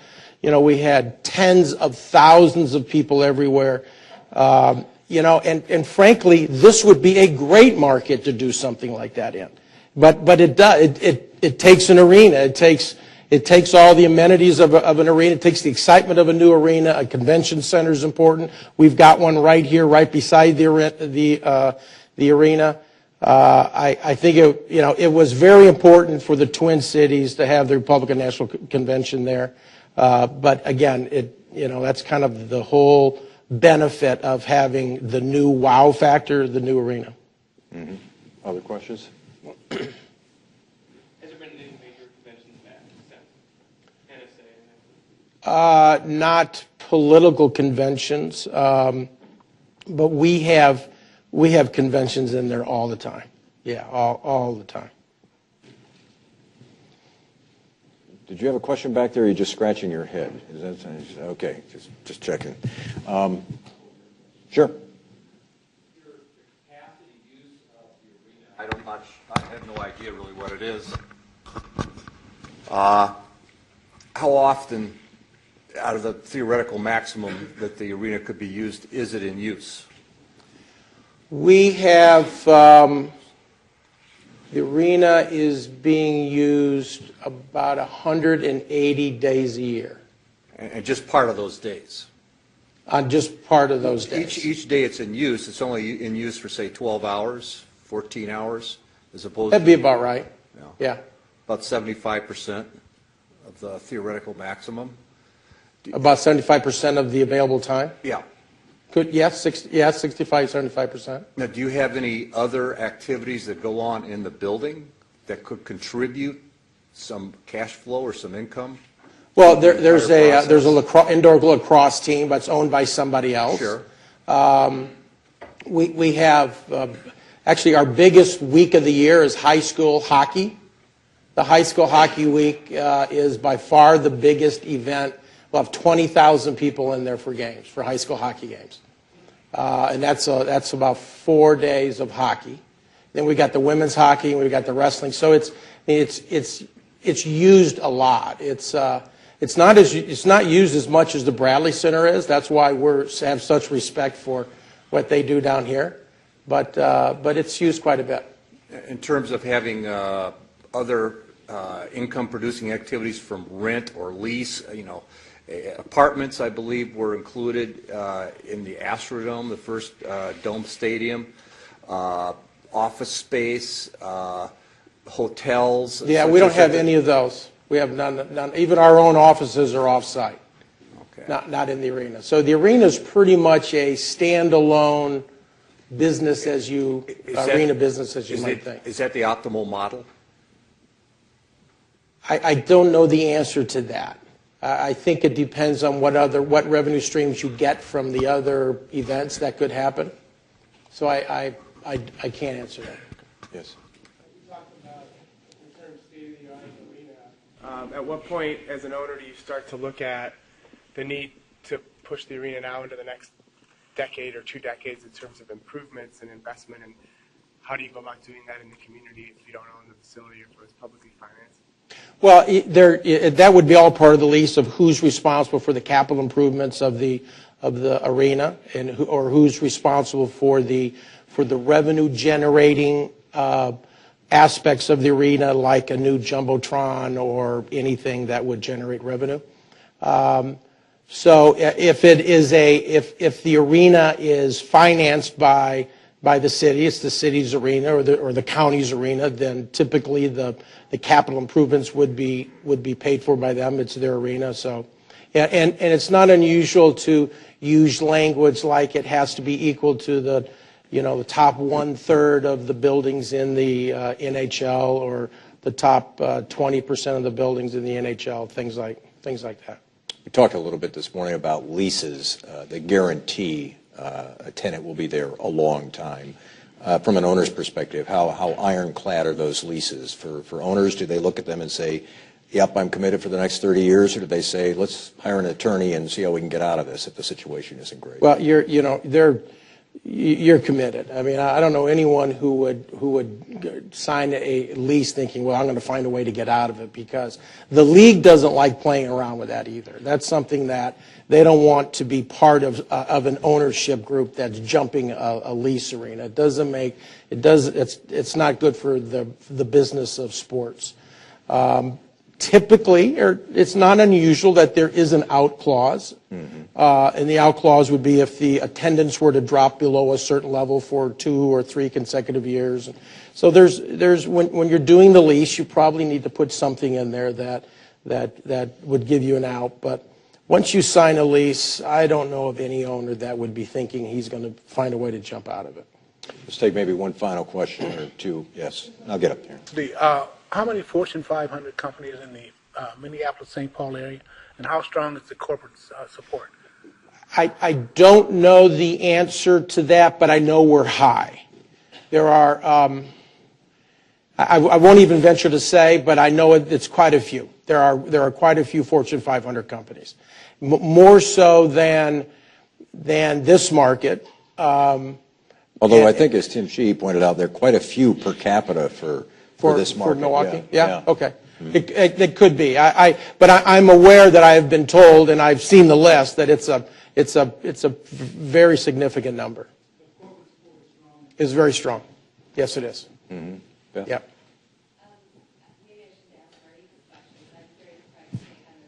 Sorry, I wish you could have taken the train up here instead of had to drive. But Marty had mentioned that David Stern had a quote that the NBA is a league of relocation. So we talk about these long-term leases, these 30-year leases. So I'm curious, why would the NBA be a league of relocation when they're making these long-term commitments to communities? Is it when those commitments are over, that's when they have the opportunity to go elsewhere? Yeah, I think certainly. I'm sure Marty is not implying that the commissioner would encourage teams to break their lease and move on. I think it's like this one, like an example of Milwaukee, where the lease is up, and there are a number of markets like this in the NBA where they try to stay, so they'll sign up for 3 more years and another 3 years, but they're all playing on borrowed time, like Milwaukee is. And so, in order to survive, some teams need to leave. But I don't know whether the NBA has more teams that jump to other cities than the NHL does. Really haven't paid that much attention to it. Final question. Yes.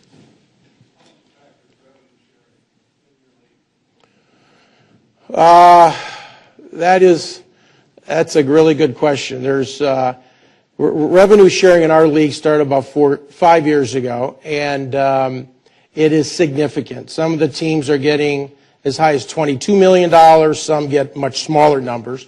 But right now, the way the NHL is set up is that the top 10 teams, the top 10 revenue teams, are paying money to the bottom 20 revenue teams.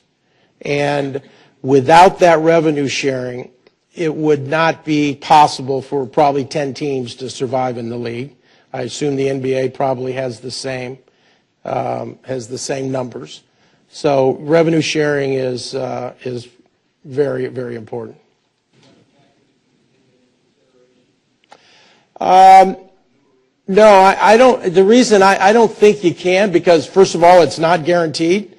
You don't know where you're going to be on revenue sharing. Every year is different. And it's the NHL who are paying the smaller, so the 10 teams are paying the other 20 teams. And, they can, the next collective bargaining agreement, there can be a decision that we're going to cut that in half, that the national TV market now is such that maybe those teams think the other teams are making more money. So it's not there is no long-term guarantee on revenue sharing. I think I'm going to wrap things up there. Craig Leopold, the owner of the Minnesota Wild and former owner of the Nashville Predators. Thank you very much. So again, thanks for sticking around for our final panel of the day. We entitled this Political Realities. And I'd like to take a moment to introduce you to the panelists who have been good enough to join us today. Seated furthest away from me is Chris Abele. He is the Milwaukee County Executive. Thanks for being with us today. President of the Milwaukee Common Council, Alderman Willie Hines, is with us today. The Chairwoman of the Milwaukee County Board, Marina Dmitrievich, is with us.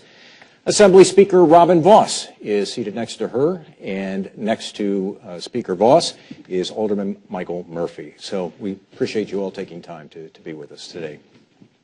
had a long day of conversation. I wanted to begin this part of the day by asking each of you to give me your sense of how much of a priority is a new arena for this area. Is it a big deal? Does it rank down the list? Give us your sense of current thinking on this issue. I'll go right down the line. I'll start with you, Alderman. Well, thank you. First, I want to say thank you to the Journal-Sentinel and to Marquette University. I think this is a wonderful forum to have transparent discussion on a critical, important issue facing the city, so thank you. Yeah. Let me just say, give you a background and perspective in terms of priority. I chair the city's finance budget, and I have to deal with a $1.5 billion budget. And at this point in time in history, the city has lost $5 billion since the foreclosure crisis started. $5 billion, 17% of the assessed value of our city. This year alone, I have over 112 properties I'll be raising, but that's not enough. I have at least 400 more properties I have to raise. Now keep in mind, the city of Milwaukee has limited ability to raise additional revenues. Our expenditures continue to go up, and keep in mind, and this is a very pertinent point also, 60% of my budget was not impacted by Act 10. Police and fire services are not impacted by Act 10. So 40% of my budget is. But my expenditures continue to rise, and I have no additional revenue stream. The unfortunate and sad comment, this is true, the city is one of the 5th poorest cities in the United States of America. So when I'm looking at committing very precious public resources, potentially new taxes, to an endeavor that the economists say that the multiplier is, if anything, neutral. And the fact is that this will cost potentially $500 million. Depending on the financing mechanism works out, the city of Milwaukee could be on the bag and the hold for millions and millions of dollars. And yet, we'll be talking about raising a building that's 25 years old. And I don't even have enough money to raise the properties in the city of Milwaukee right now that are falling apart. So this is the harsh reality of the politics and the reality as a city that we live in. And I have to balance that as to what is the priority. And I'll be up front. I love the Bucks. I've been a huge Bucks fan, a lifelong resident of Milwaukee. I'm probably the only one in this group that has the complete series of the basketball player cards, rookie series of the 1970 team, with Lou Alcindor, not Kareem Abdul-Jabbar. But the reality is, when we look at this, we have to prioritize like any business would. And these are very precious resources when we're talking about additional tax dollars. And the city of Milwaukee is really in a rock and a hard place. So I think the discussion, as I tried to focus on, at a minimum, it should be a very broad arena in terms of what is the asset and what is the asset value to our community. And it cannot fall on the burden of the poorest, one of the poorest cities in the United States of America. Speaker Voss, I'll frame this a little differently for you. You come at this. Well, no, it is fair to say because you're not a resident of Milwaukee County. You're not an elected official from Milwaukee County. You represent Racine County, a part of Racine County. And I guess my question is there any public appetite amongst people who live, for example, in Racine County and are currently part of the baseball park stadium district? Is there any appetite in Madison for addressing what is perceived to be a need by some? Well, I also want to join Alderman Murphy, and first of all, start by saying thank you. I think that any public discussion of a topic this serious should be well thought out and should be in depth, and that's what this opportunity today really presents. I will say I was kind of hoping by the time I got here you would have all solved it and given us a nice, easy answer, but I have learned in difficult problems like that it's not easy to come by. So I went back, getting ready for today, and looked in my call log, because of course as a legislator you keep track of when people call your office, and it has not been 10 days since I got a call from somebody in Racine County wanting to talk about the stadium tax and when it was going to expire based on the promise that happened almost 2 decades ago now, where there was an end date and people knew supposedly that that was going to be held to. So yes, it is nowhere near as easy to deal with in Racine County because of the hard feelings that I think happened over the course of the Brewer Stadium. But I do think that I want to begin by saying I believe the Bucks are an important regional asset. So I think we should all recognize, first of all, that losing a major league sports team, no matter what sport it is, would be a blow to the image of the city of Milwaukee and probably Milwaukee County, and lastly to the state of Wisconsin. So it is not my hope that we go down the route to see them leave. But I also want to be honest in saying that this is a local problem first, eventually working its way up to the state. So from the perspective that I sit in, unless there is nearly unanimous agreement of city, county, the business community in Milwaukee County, it is going to be almost impossible for those of us who do not live or reside anywhere near southeastern Wisconsin to cast a vote to do anything as far as putting state resources toward this project. So you said near unanimous agreement on what we should do. That would be the threshold for the state doing something? That's the starting threshold. Wow. Because even then it's going to be incredibly difficult for us to be able to move forward. Now, the easy answer, of course, will be to come to us and say, let us raise the sales tax, or let us go ahead and have additional state revenue, or some kind of an income tax TIF, all kinds of things which are creative, and I think they should all be kept on the table as an option. But there's a couple things that I believe would be required for anything to happen. Number one, as I mentioned, that near unanimous support. Number two, it's going to have to be a lot of community input.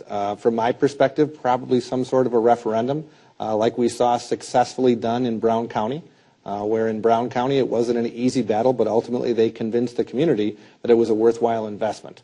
But if the assumption is we're just going to get a bunch of people locked in a room and go to Madison to be able to give the taxing authority to local governments to be able to raise people taxes to fund this stadium or this center, I'm not so certain that's going to happen. Chairwoman Dmitrievich, as part of our Milwaukee hearings that you've been doing around the county, one of the things you've talked about is there a larger plan?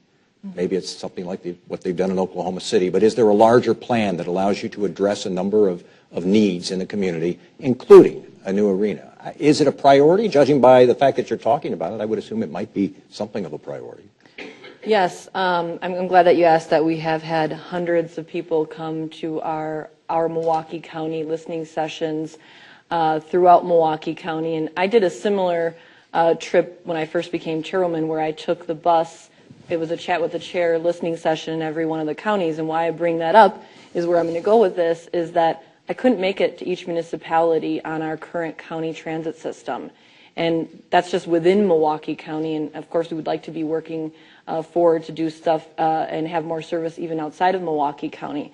And so in these hearings that we've had in our Milwaukee County listening sessions, as we've talked about changes happening locally in our own government, we have discussed funding for infrastructure like transportation, parks, and cultural assets. And so how that plays in, and it has come up occasionally for the sports arena, is that kind of you don't have to necessarily talk about one or the other. At one point there was kind of, oh, we want buses, not bucks. I would say we want buses and bucks, and that we want to make sure that we have the proper funding for the entire infrastructure, which includes cultural amenities and assets, the entertainment when it comes to Bucks or Admirals, et cetera, or collegiate basketball, as well as our park system. It's important for us in Milwaukee County that Milwaukee County remains a big league county. We already have world-class amenities, like look at our golf systems, our golf courses in our park system, as well as other amenities that we have, and we do want to remain world-class. So I think that it all works together, and I'd like to see support publicly for transit, parks, cultural amenities, and perhaps funding towards a district arena. President Hines, is it a priority for you? Well, I think Alderman Murphy addressed the issues that we face as a city. When we talk about the dire economic situation that we are, we're fourth poorest city. Mike was kind, he made us fifth. Actually, we're the fourth poorest city in the country.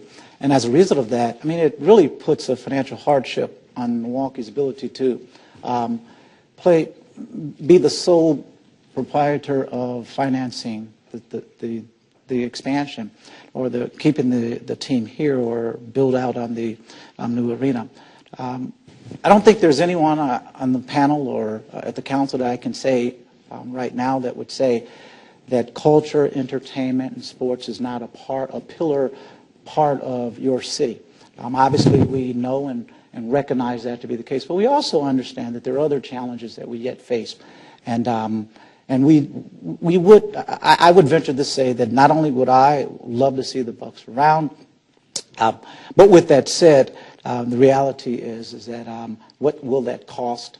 How much private dollars will come to bear? What level of public resources can we realistically afford? And from that standpoint, we're going to, if Milwaukee is to invest in it, it definitely can't do it by itself. It must be regional. It must have some state partners. But again, I don't think any of us want to see the Bucks go. County Executive Abley.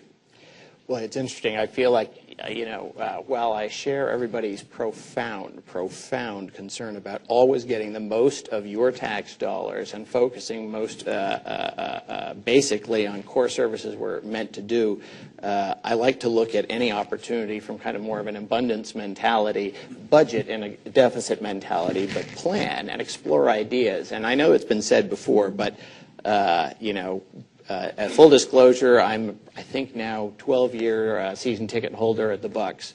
But I'm also a big supporter of the arts, and as county executive, I've cut funding for the arts. I mean, we have to make decisions on balance.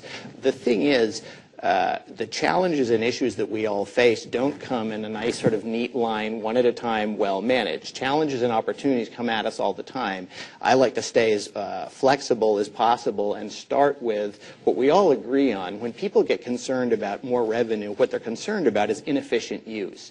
One of the things I'm excited about is in the last 2 years, we've been able to show that with less, I mean, a bunch of departments, we're producing all-time record output with less people. This year, the parks budget, and I care profoundly about the parks, and it's definitely quality of life.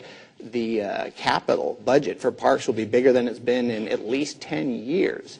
Significantly bigger than it's been in at least 10 years. The reason I mention that is depending on how you look at things, and if you start not by here's the ways we can't do something, but you stay open, there is nothing lost, committed, or spent by exploring ideas. And again, the worst thing we could do on a decision like this is to have it happen by default. Nobody wants to get blamed or committed or look like they're spending resources irresponsibly, and they're right not to.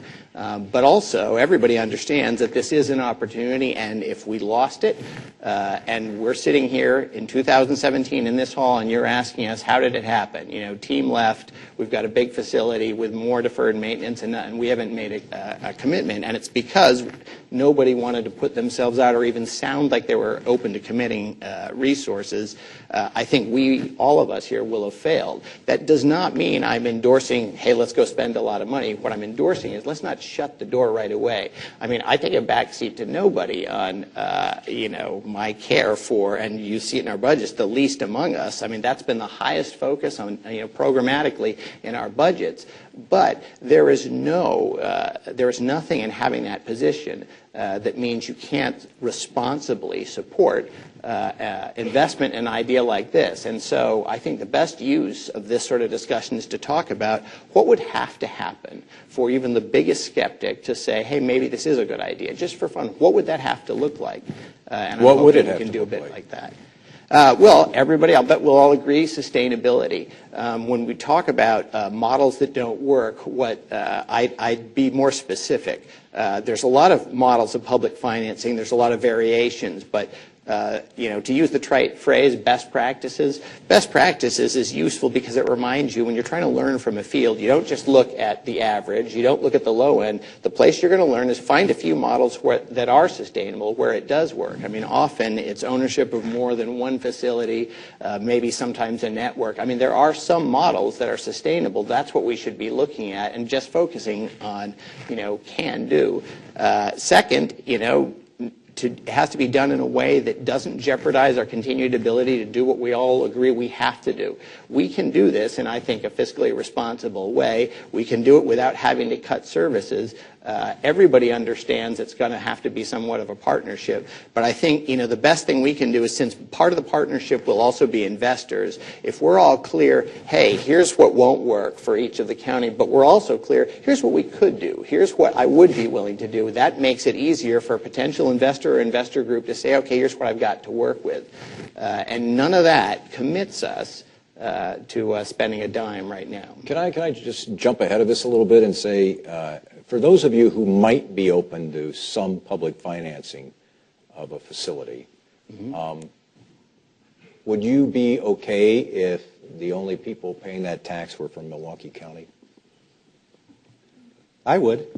Yeah. Well, that's a shocker. Just want to be honest. Report.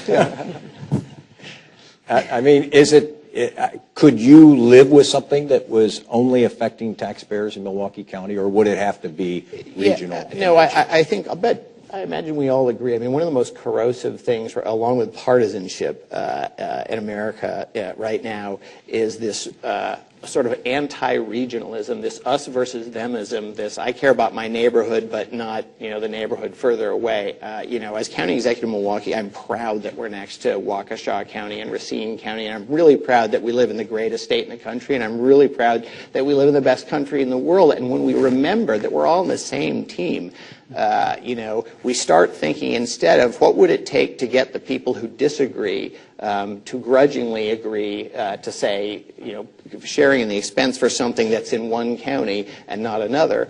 Instead, we start talking about how would it be a win for them? I mean, where could they see value? And to the point of, okay, if we're going to do revenue, if you're going to do something big like this, there's an opportunity to explore a lot of ideas. And as Marina was mentioning, the Oklahoma City model, there's models where the revenue has purpose beyond just one stadium, where there's public benefit, and it's not people, we're asking people, what do you think? What does Waukesha think? What do other counties think? But again, there is no harm in aggressively modeling a lot of ideas, and I always worry at the beginning of these things when everybody announces what they won't do, courageously says, I won't, look at this option. It makes it very difficult to freely and openly explore ideas and getting to yes. Let me get a quick comment from both the chairwoman and President Hines. I mean, is it ideal that this is a regional discussion, or is it acceptable that it's a Milwaukee County only discussion? Well, I think I'm going in the direction of the county executive that it should probably continue to be regional, because I think many of the things that I laid out are regional assets.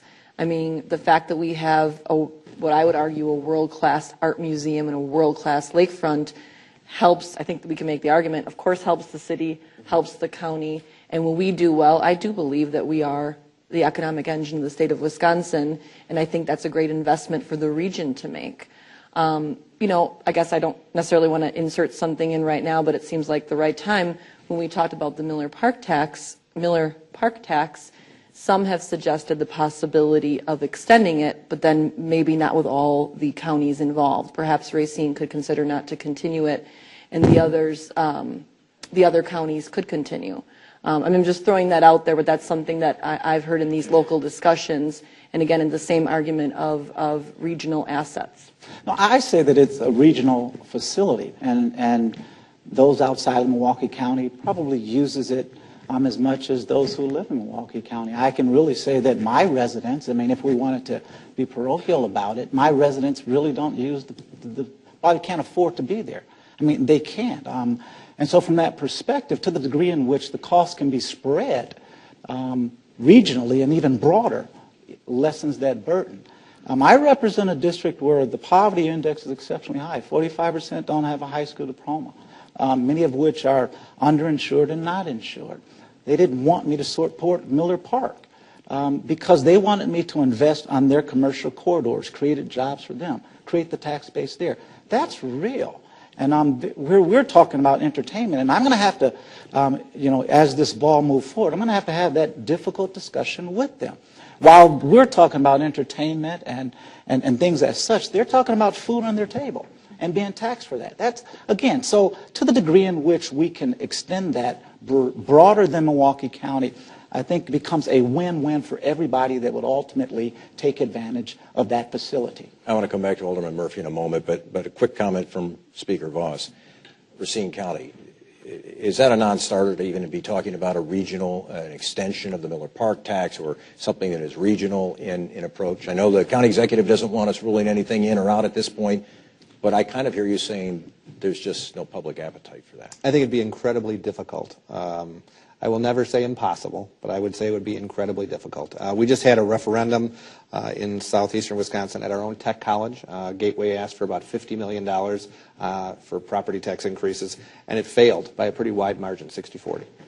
So I think there's an example where if you ever wanted to make an investment in the tech college, which is directly related to jobs, and still, because times are so incredibly difficult for an awful lot of families throughout the community, they still voted no. So I guess that's why my fear would say that there are a whole lot of people throughout the state who are going to have a pretty serious conversation with their own constituents to make a decision whether or not it's the right decision for them. Having some sort of a referendum, for me, is probably the only bottom line that I would have. If we were going to have state partners to ask for a different taxing district or the opportunity to raise taxes, it's just not the time where we're going to do it without a referendum. We tried that with Miller Park. I think you could say that the park was successfully built, but there are still scars that last today. In Brown County, they had a referendum. It actually passed, and for the most part, nobody talks about it because they had that chance to have a public discussion where ultimately one side won and one side accepted the consequences. Alderman Murphy, I think from your first response you indicated that you just feel that there are other more pressing needs in the community, that public financing for a new arena is simply not anywhere near the top of the list. But could you live with a referendum of sorts where residents in whether it be Milwaukee County or a regional tax were asked whether or not they wanted to support this? Could you live with something like that? Yeah, I support democracy, yes, so I could support that. There was a referendum 5 years ago, 1989, that called, and it was an advisory referendum, but an advisory referendum called for additional sales tax to be used for transit, for the parks, and other cultural arts and institutions, and it won. It won 51-49. The next step was, because it's an advisory referendum, goes to the state. And the state said, not a chance, we're not going to do this. The former county executive, and now governor, said absolutely not, and it failed. Now the business community now believes that that's a good investment. I'm glad to see they've come around. But the reality is, I'm having a tough time keeping libraries open.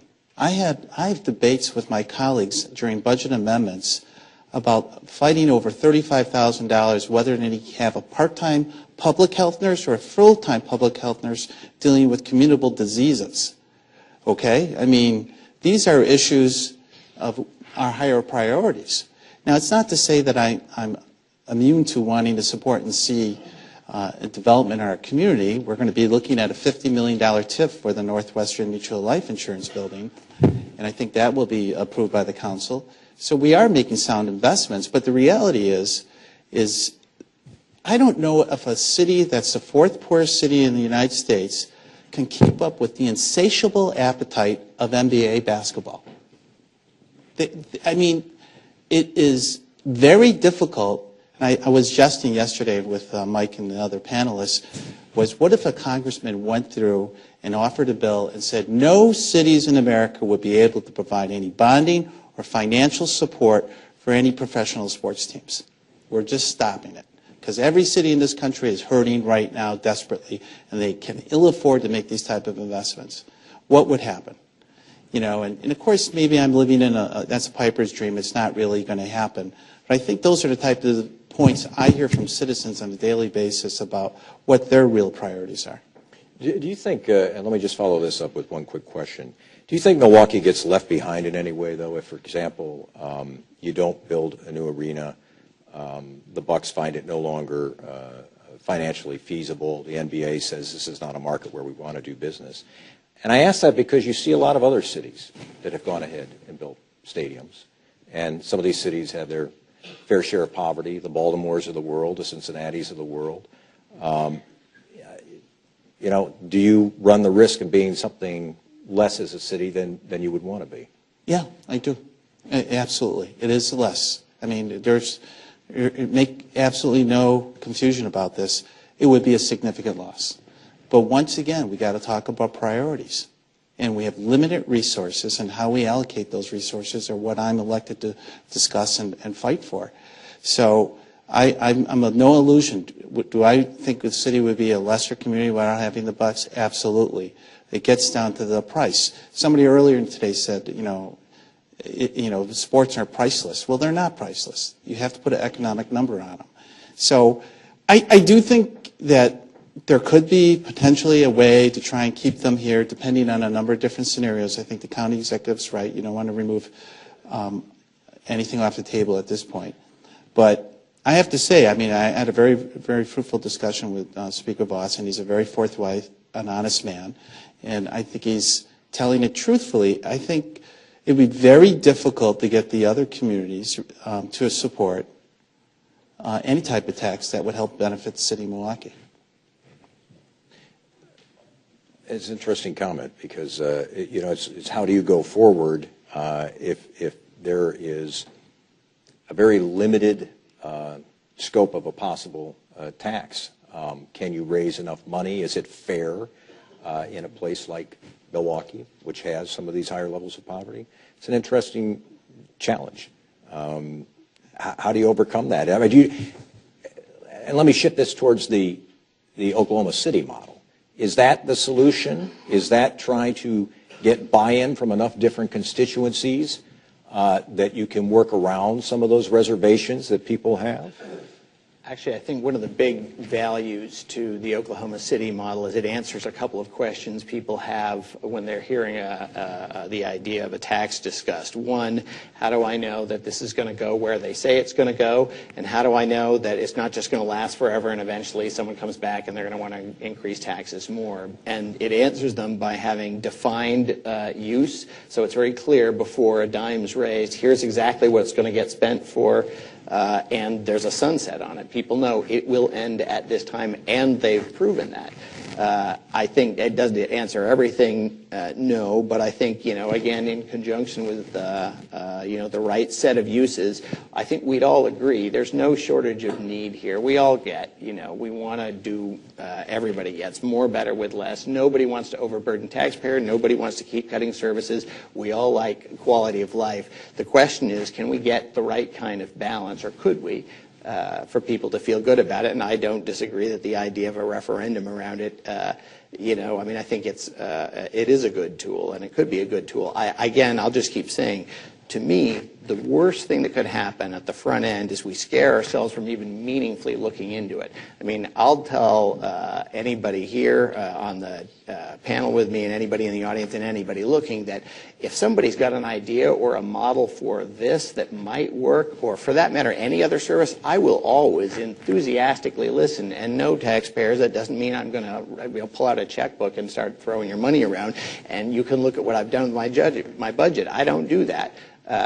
But I will always look. And I think there's a bit of a culture thing, too. We in this, I often say I wouldn't live in any other city or county in the country, and I'm the most unabashedly proud Milwaukeean, but if I have sometimes a peeve, it's our astonishing ability to talk ourselves out of a lot of good ideas or big ideas, and sometimes our almost perversely fashionable cynicism about what we do well.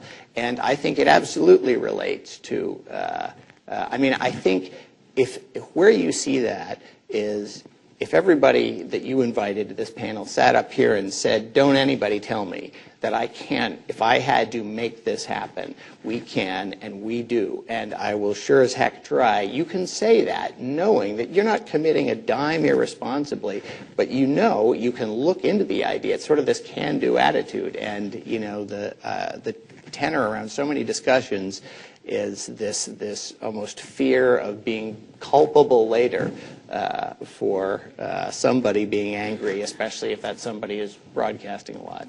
Isn't it a great political risk, though, for some of you if you say I'm in support of public financing?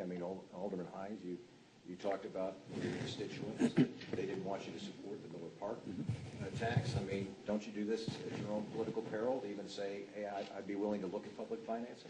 Well, there's risk in it, of course, but our founding fathers sought to invest into the civic portions of the city, leaving us the museums, the zoos, the other amenities.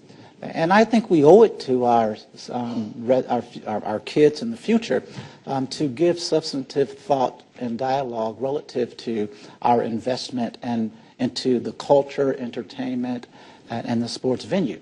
And that's what we'll do. It's not off the table. I think my constituents will understand that as I would represent their interests, that while sports and entertainment is an important part of the mix, but education and jobs and other things as well. And so we must make certain that if we have the capacity to be able to address the sports issue, we can't continue to put on the back burner many of the more pressing social ills that we confront. I mean, I'm willing to entertain them. I don't want to be on the council and lose the bucks. That's not what I want to be able to do. I want to be able to sit here and believe that collectively we can put together a package that will allow for the Bucks to remain here, to have culture yet in the city, and entertainment activities.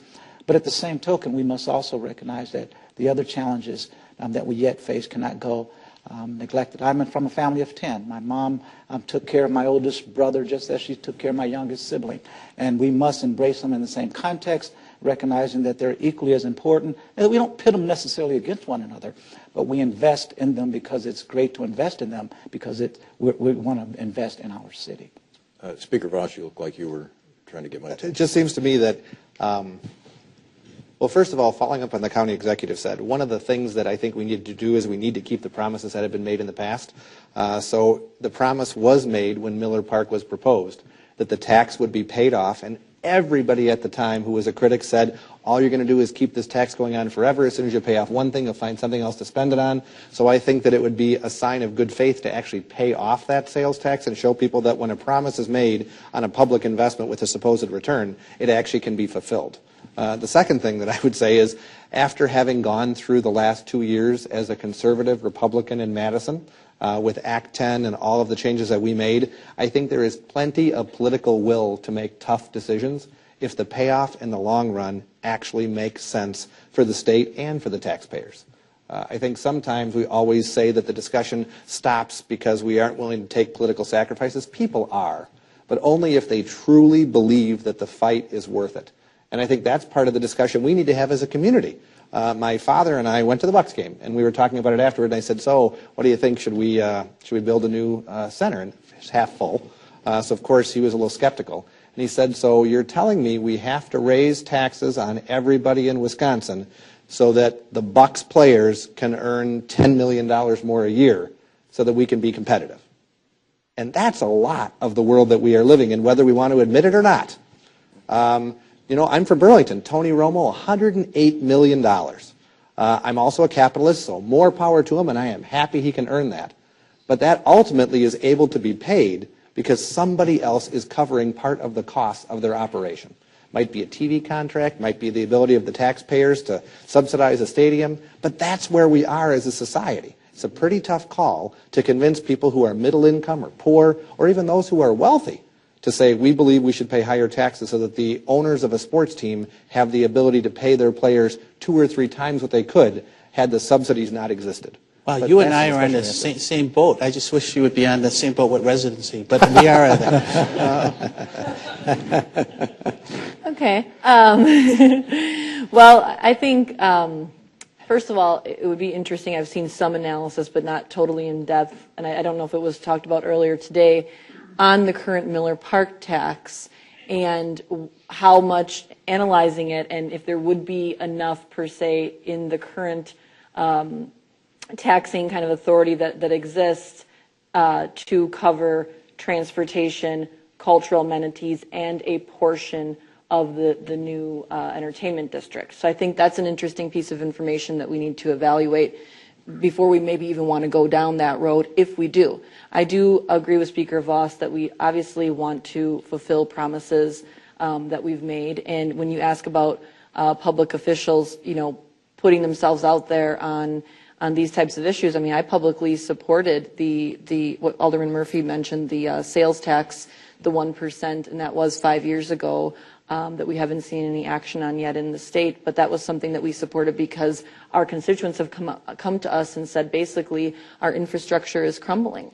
And we know, and this is something that I've talked to the Speaker about and many other people in the state, that when it comes to transportation in Milwaukee County, and the county executive and I feel very strongly about this, probably the second year of the biennium, our county transit system could possibly see increased fares and reduced service, which would eventually be a step away from imploding. And I don't mean to threaten anyone or create an emergency, but we are in an emergency situation. And so that's something that we're concerned about, and we do need a dedicated, sustainable funding source for that as well. So I think we need to evaluate the current Miller Park tax and find out if it's able to support a couple of these initiatives that I've listed, perhaps restructure it so that those who don't want to be in it maybe don't have to be. And I guess my last point there, Mike, is I'd be interested to hear from people on the panel, do they consider the extension of that a new tax? Because it's not a new tax, it's a current tax. It wouldn't be additional taxing.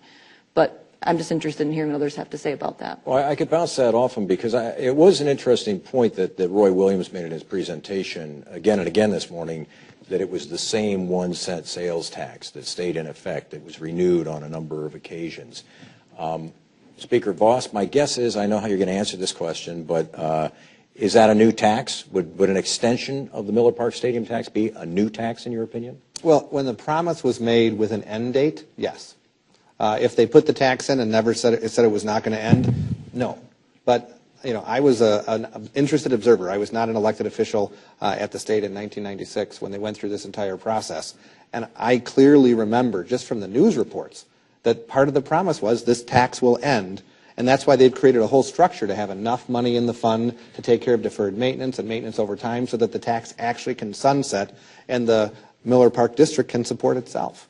So I think that would be very difficult to convince people that what they heard that during that time wasn't really what we meant, because that goes right into what people believe about politicians today, is that you'll say anything you want to at the time to get something done, and then when times change, you'll find every reason to convince people that what you said earlier wasn't right. You feel it would be a promise broken? Oh, there's no doubt in my mind, yeah.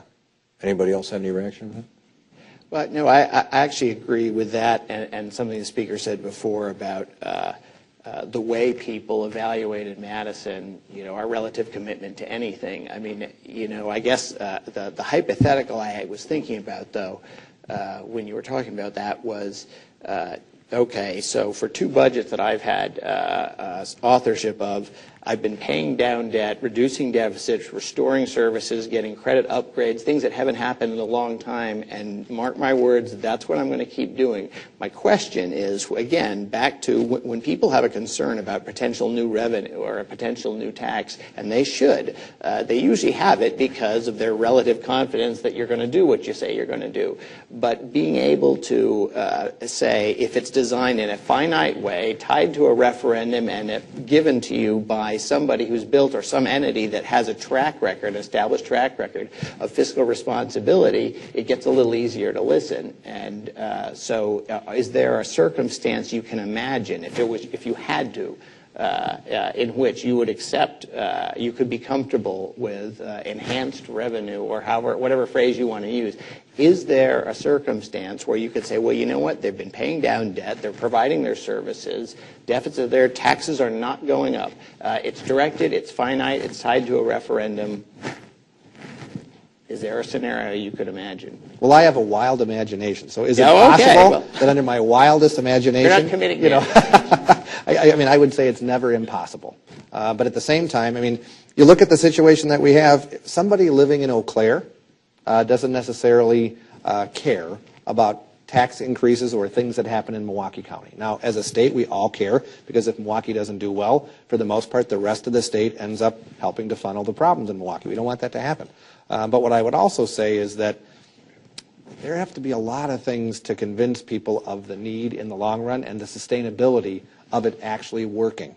There's a lot of space in the city of Milwaukee for someone to go and see a play or to see a concert. I mean, is all of that space sustainable for the next 50 years? I mean, can the Riverside make it? Can all of these different places actually be viable? Because all that happens is we begin to say one thing occurs, and then as soon as that doesn't stay viable, you come to us and then say we need to extend it. Well, I'm going to hope the Riverside stay viable, right? I know, I do too. But I mean, but that's the kind of things where, how possible is it?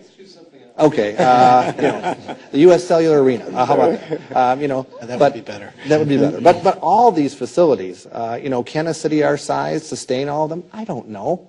But I think all of those are questions, because if all we're going to do is, as soon as the Brewers have a financial problem, the taxpayers step in and say, here's some more money. As soon as we had a problem in the center district, they went back in and said we need to actually increase the hotel and the restaurant tax to help sustain that facility. And now here we are at option number 3, where we have to have something for the Bradley Center. So there never seems to be a coordinated effort to say, this is our answer that we know will last for 20 years and we won't be back. All that happens is kind of, taking small bites of the apple, but after a while, you just think it gets kind of stale. Well, it's almost like shared revenue. I was going to say, I think the debate and the discussions as such enable us to advance it and move it in that context. As indicated, there was a referendum, not binding though, that talked about the many different amenities. So it gives us the opportunity to have a broader dialogue and be able to deal with solutions in a more comprehensive and more strategic and more collaborative approach. As was indicated earlier by the gentleman from Racine, who's in Minneapolis or St. Paul, he talked about the lights being on at a given time at the Bradley Center, BMO Bradley Center, where you have hockey, where you have Bucks, you have Marquette, you have many entertainment venues. The discussion allows for us to now say, well, how can we potentially incorporate Wisconsin Center District, Convention Center expansion, and a variety of other entities, so there could potentially, in terms of the governance aspect and structures, can be remodified and reevaluated. But absent the dialogue, absent the discussion, absent the discussion and behind closed doors, except in public, gives us the opportunity to prepare adequately for the future. We'll take a couple questions from the audience here. My final question is, other than, I've been kind of talking about the possibility of a sales tax, but do other people on this panel have other ideas, a number of which have been mentioned earlier today, whether it's more what's called a tourist tax, whether it's the Wisconsin Center District trying to, get it money through that. I know Frank Gimbel says there's not enough money there to do this kind of thing. But, are there other options we should be looking at or that are more appealing to you as elected officials than the notion of a sales tax? I think, may I say something quickly? I think there's other tools.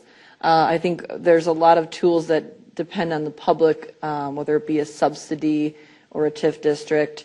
Much of the land around the current Bradley Center is publicly owned. The county is a large landowner around the current Bradley Center. So, I think, along with the county executive, that we should put some of those things on the table and look at other tools. But again, those are all public subsidies. They're just not necessarily a sales tax. Alderman? Well, the sales tax would generate a 0.5% increase, about $60 million a year for Milwaukee County. So that's the one that would generate, the sizable portion of money. In Oklahoma scenario, they bank the money until they have enough money in the bank, and then they begin the project because they want to avoid interest costs. That'd take about 8-9 years to get the resources for the Bradley Center. There isn't a timeline that the senator is going to wait that long, right? So I think that's difficult if you use the Oklahoma scenario. I think Seattle, maybe a different scenario, would be one in which the Seattle government said we want a return on our investment. And they basically structured where they're picking up 40% of the overall costs. And, maybe that's something we look at. I think there would eventually, if there's any grand bargain, and I really hate using that word, but the reality is there's going to have to be some mechanization in which there's different types of funding coming into this, if indeed public's going to be in it. Because we got to be very careful about, really critically hurting the city. And if we can balance it, I'm open to discussions on it. I think the county executive is right. We have to look at all our options, and I'm going to do that. But I hope everybody takes off the rose-colored glasses and realizes that we're in a tough situation as a city. Final question on that. If you did a tax, could it not potentially help the city in terms of transit, in terms of getting people back and forth to work, in terms of perhaps people being able to use parks that could use a bit more maintenance than they have right now? Right. Well, I think the cultural arts idea of tax, that would really help the Milwaukee County portion. Right. The city, it's we pick up 40% of their overall budget, but the reality is, from the city's perspective, and I had a long talk with the speaker, he knows, we don't really have any revenue streams outside of property tax and shared revenue and user fees. Mm-hmm. We're one of the few cities in the country that have that limitation. So to your point, it would help the Milwaukee County, which is, part of Milwaukee, obviously. Milwaukee's part of the county. But in terms of my direct budget, it would have probably de minimis impact. Let's take some questions from the audience. Please raise your hand and just ask away. We'll start here, and then we'll come over here. Yes, sir.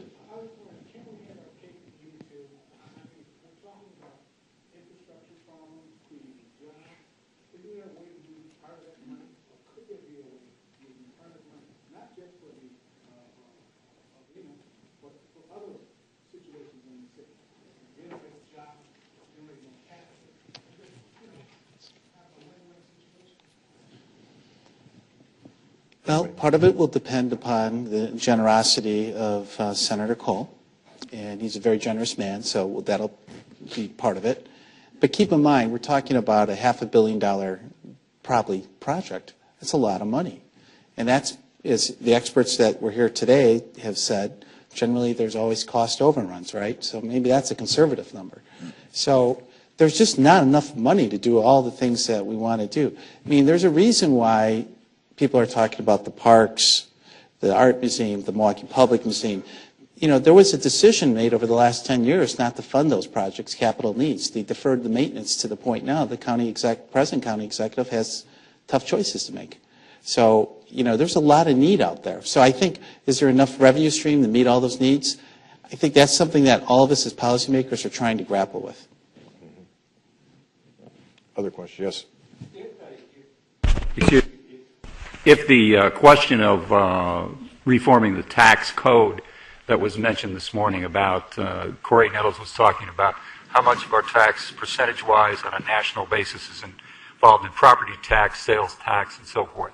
If that were to be reorganized in a way that would provide more revenue, wouldn't that be one of those answers? And I guess my other question, as long as Representative Voss is here, is why do we have to keep going to Madison to tax to run our own city?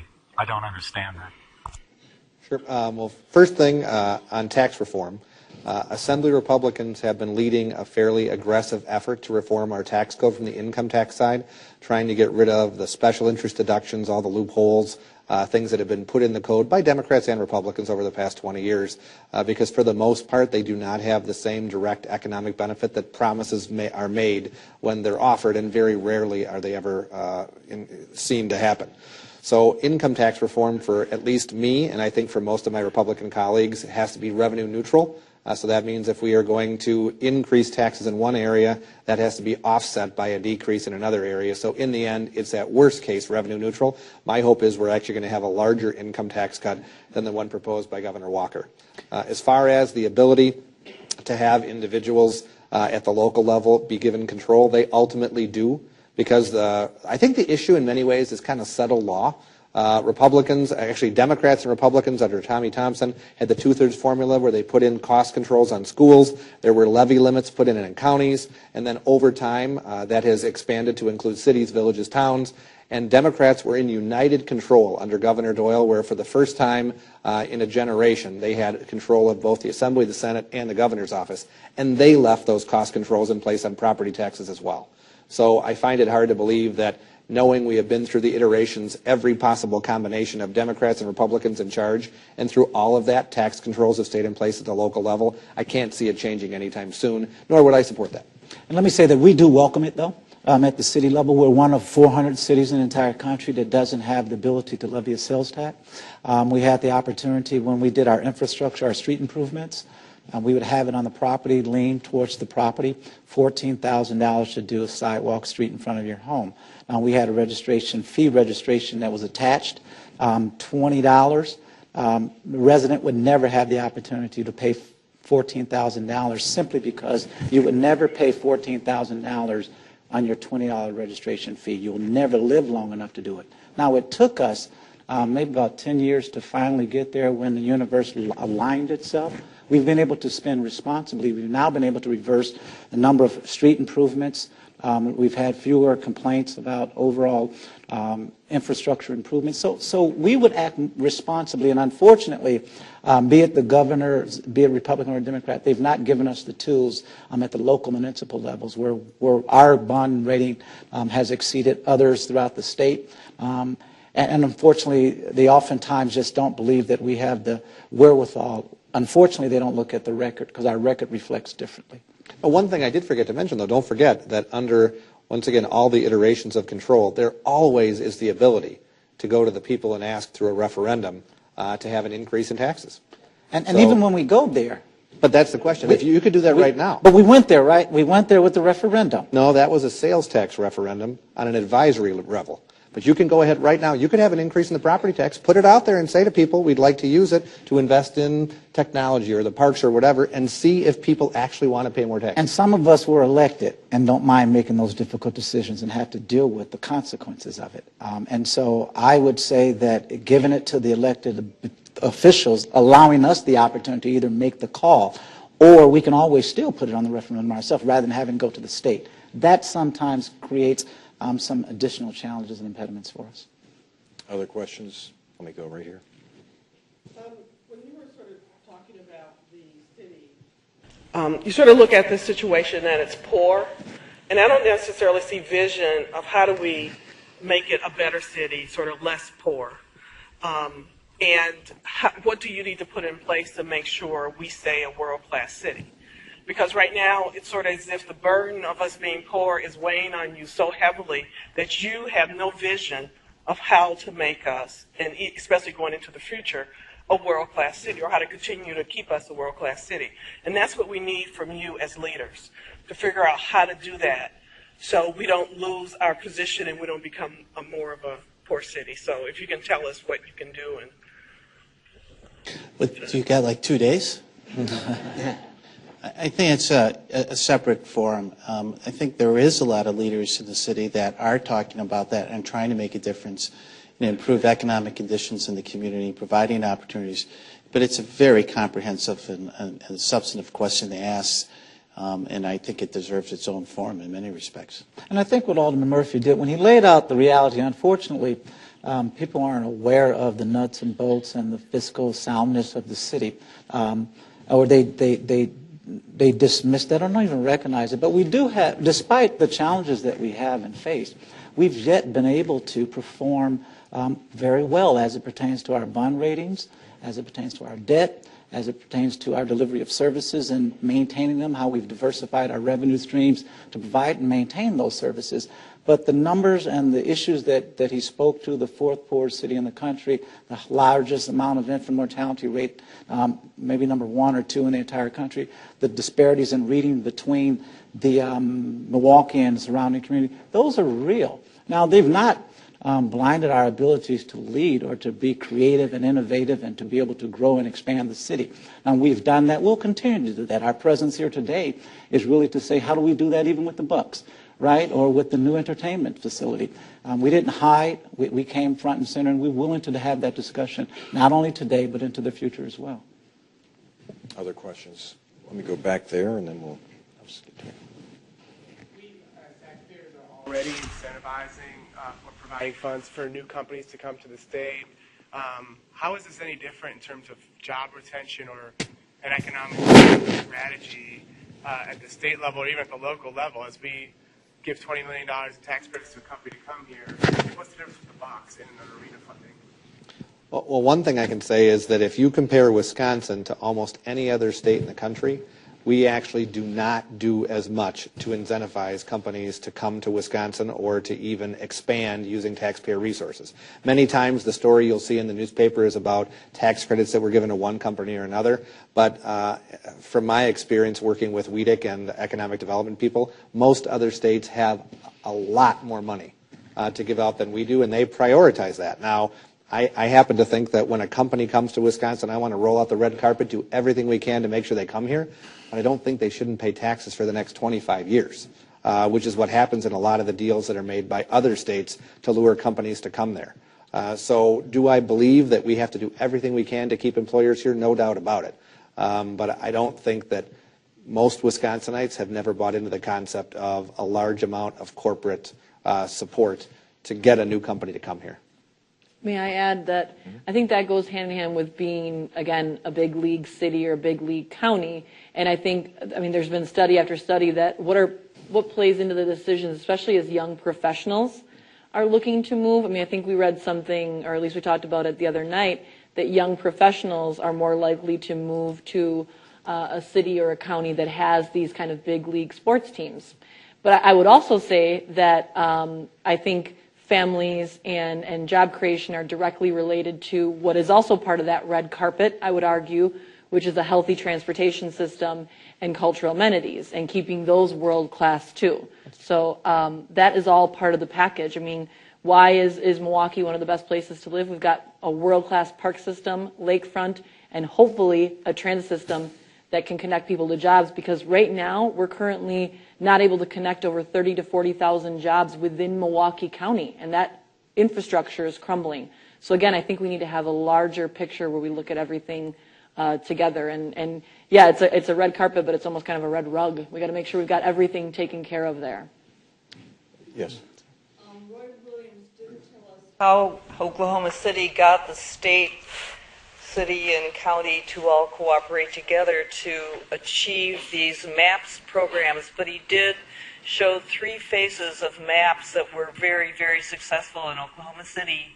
And we have city, state, and county representatives here that I would like to have start meeting tomorrow about not reinventing the wheel, but taking the benefits of these maps that have been presented to us and getting going. And hopefully we'll find oil and gas right outside the area too. So. Sure.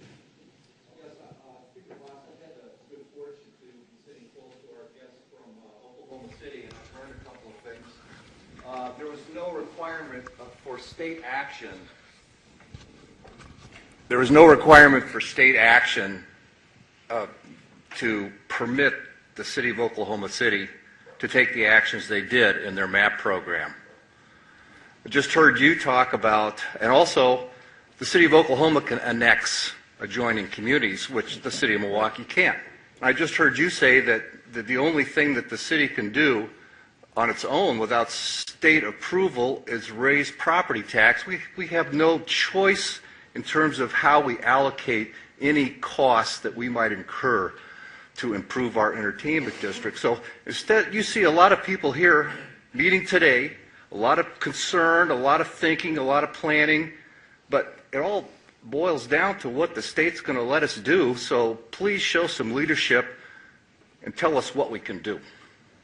Well, one of the things that, in the long run, I have looked at what other states have done as far as giving additional tools to people at the local level.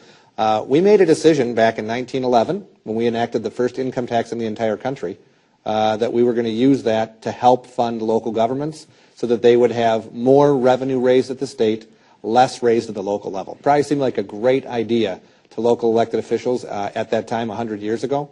But here we are, where the state of Wisconsin, if it's the school district, it's probably around 60 to 65%. If it's local governments, be it the county or the state, county or the city, a huge chunk of the revenue that comes from the state goes right into their budget so that they get the opportunity to spend that. Which is why, whether we like it or not, the system that's been set up over the past century really requires the state to make sure that the revenues that we are expending as a state are spent as efficiently as they can be. I am open to the idea, we've talked about it.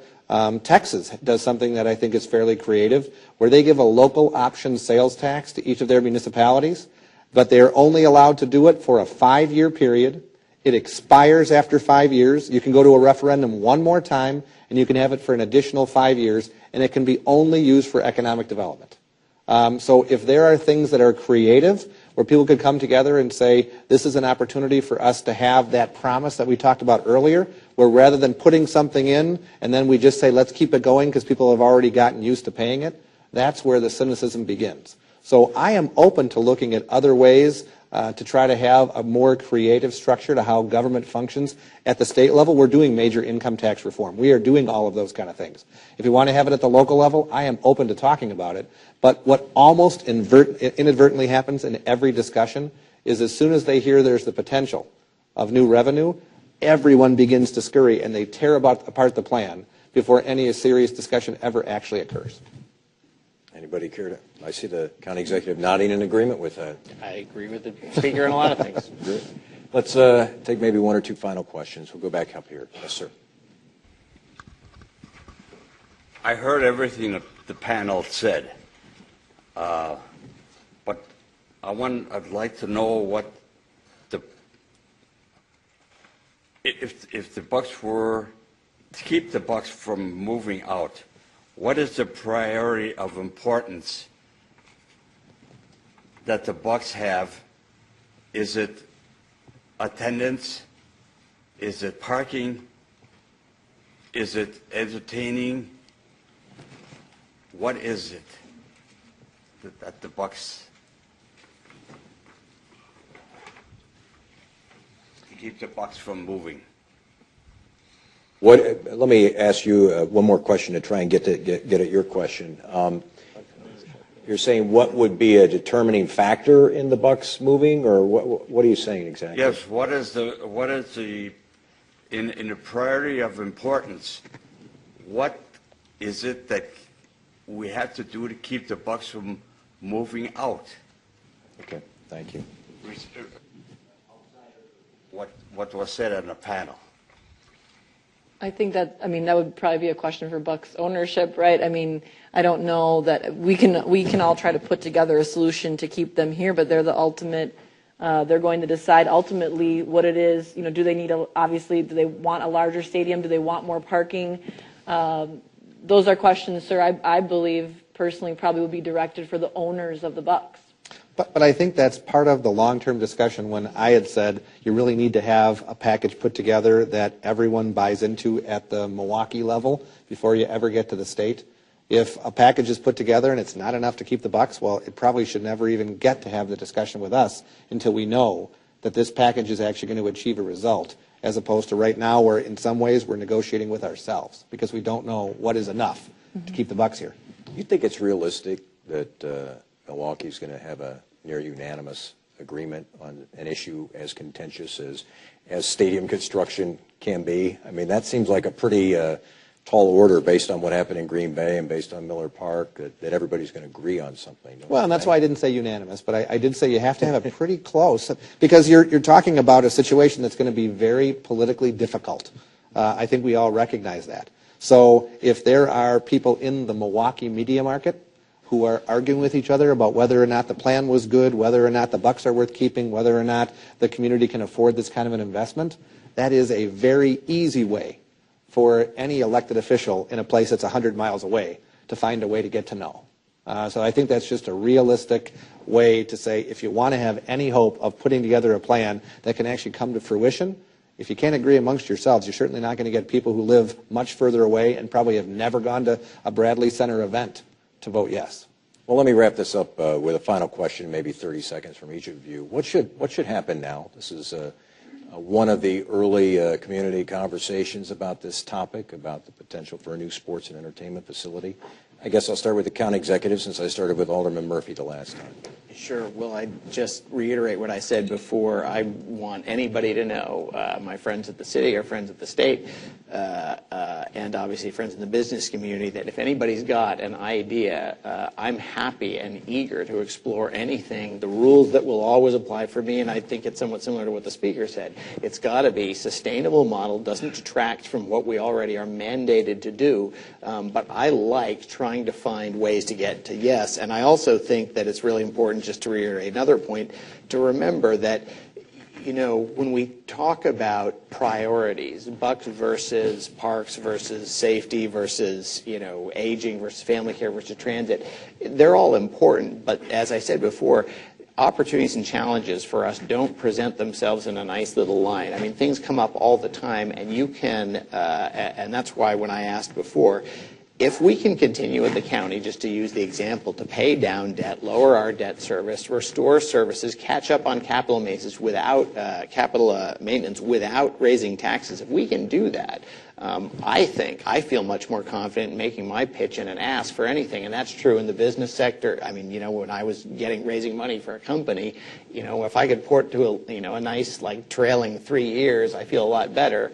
Ditto at a nonprofit, a lean, efficient organization, and if we can show that, hey, we can do all the rest of it, give us stay open-minded. I think the most important thing we can do is first Marquette, keep hosting things like this, and thank you, and the Journal, and to everybody else here on the panel, keep being wide open to ideas, and encouraging, not discouraging, not being messenger killers, I guess. President Hines, what we... Yeah, well, let me first thank you as well for you and Journal Communication Marquette for hosting the event, and then having a lot of people who've come out today.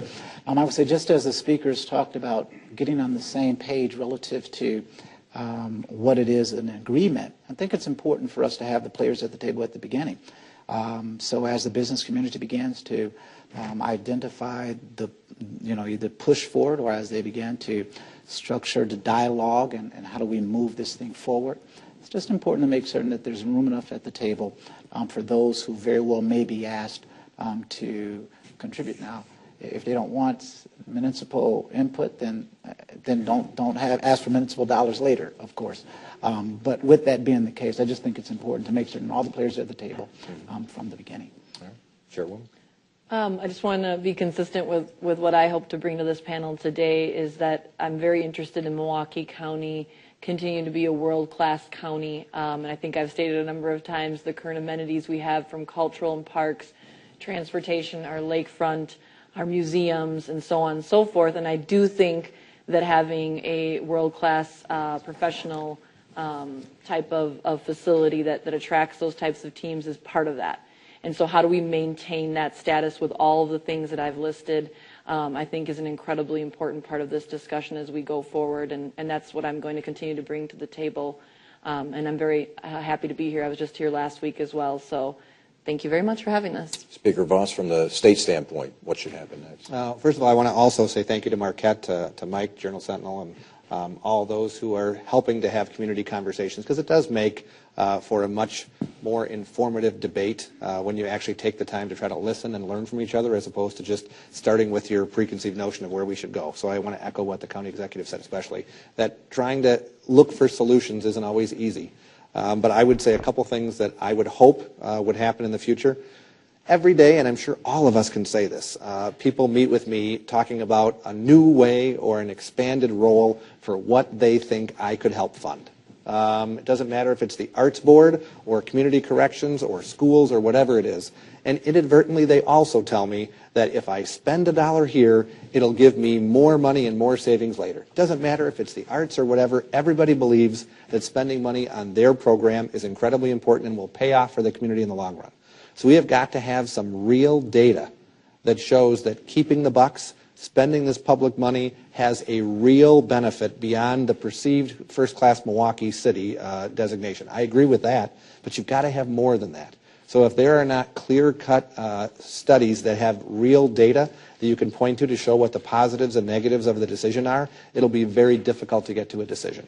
The second thing I would say real quickly is having a chance for that community conversation locally before you begin to engage people who only have a tangential relationship, I think is much healthier. So taking it to the state too quickly will probably result in answers that are not as thought out, because we haven't had the conversation even locally, much less asking people who are further away. Alderman Murphy. I pretty much would agree with all the sentiment here, with the exception, I think, two people that should be at your next forum, and that would be the governor and the mayor. Because it's going to take the governor to work out the deal to create the legislation, if it's going to be a binding referendum in the city or in the county or in the region. And it's going to take the mayor as the leader to come up with a plan and a vision of where we see the city of Milwaukee being in the next 5 to 10 years. So I think the political reality is that it starts there. And I think the threshold that the speaker set is extremely high. I've never been in any political campaign or democracy where the threshold is 80, 90%. That's a pretty high threshold. I mean, reality is this is a very divisive issue. And if that's the threshold, it's going to be pretty tough for anybody to get to that point. I am going to wrap things up, and we'll bring Dean Kearney back up here to have some closing thoughts. But I'd just like to say thank you to our guests, Milwaukee County Executive Chris Abele, the President of the Milwaukee Common Council, Willie Hines, the Chairwoman of the Milwaukee County Board, Marina Dimitrievich, Assembly Speaker Robin Boss, and Alderman Michael Murphy. Thanks to all of you for being with us today. Just stay here.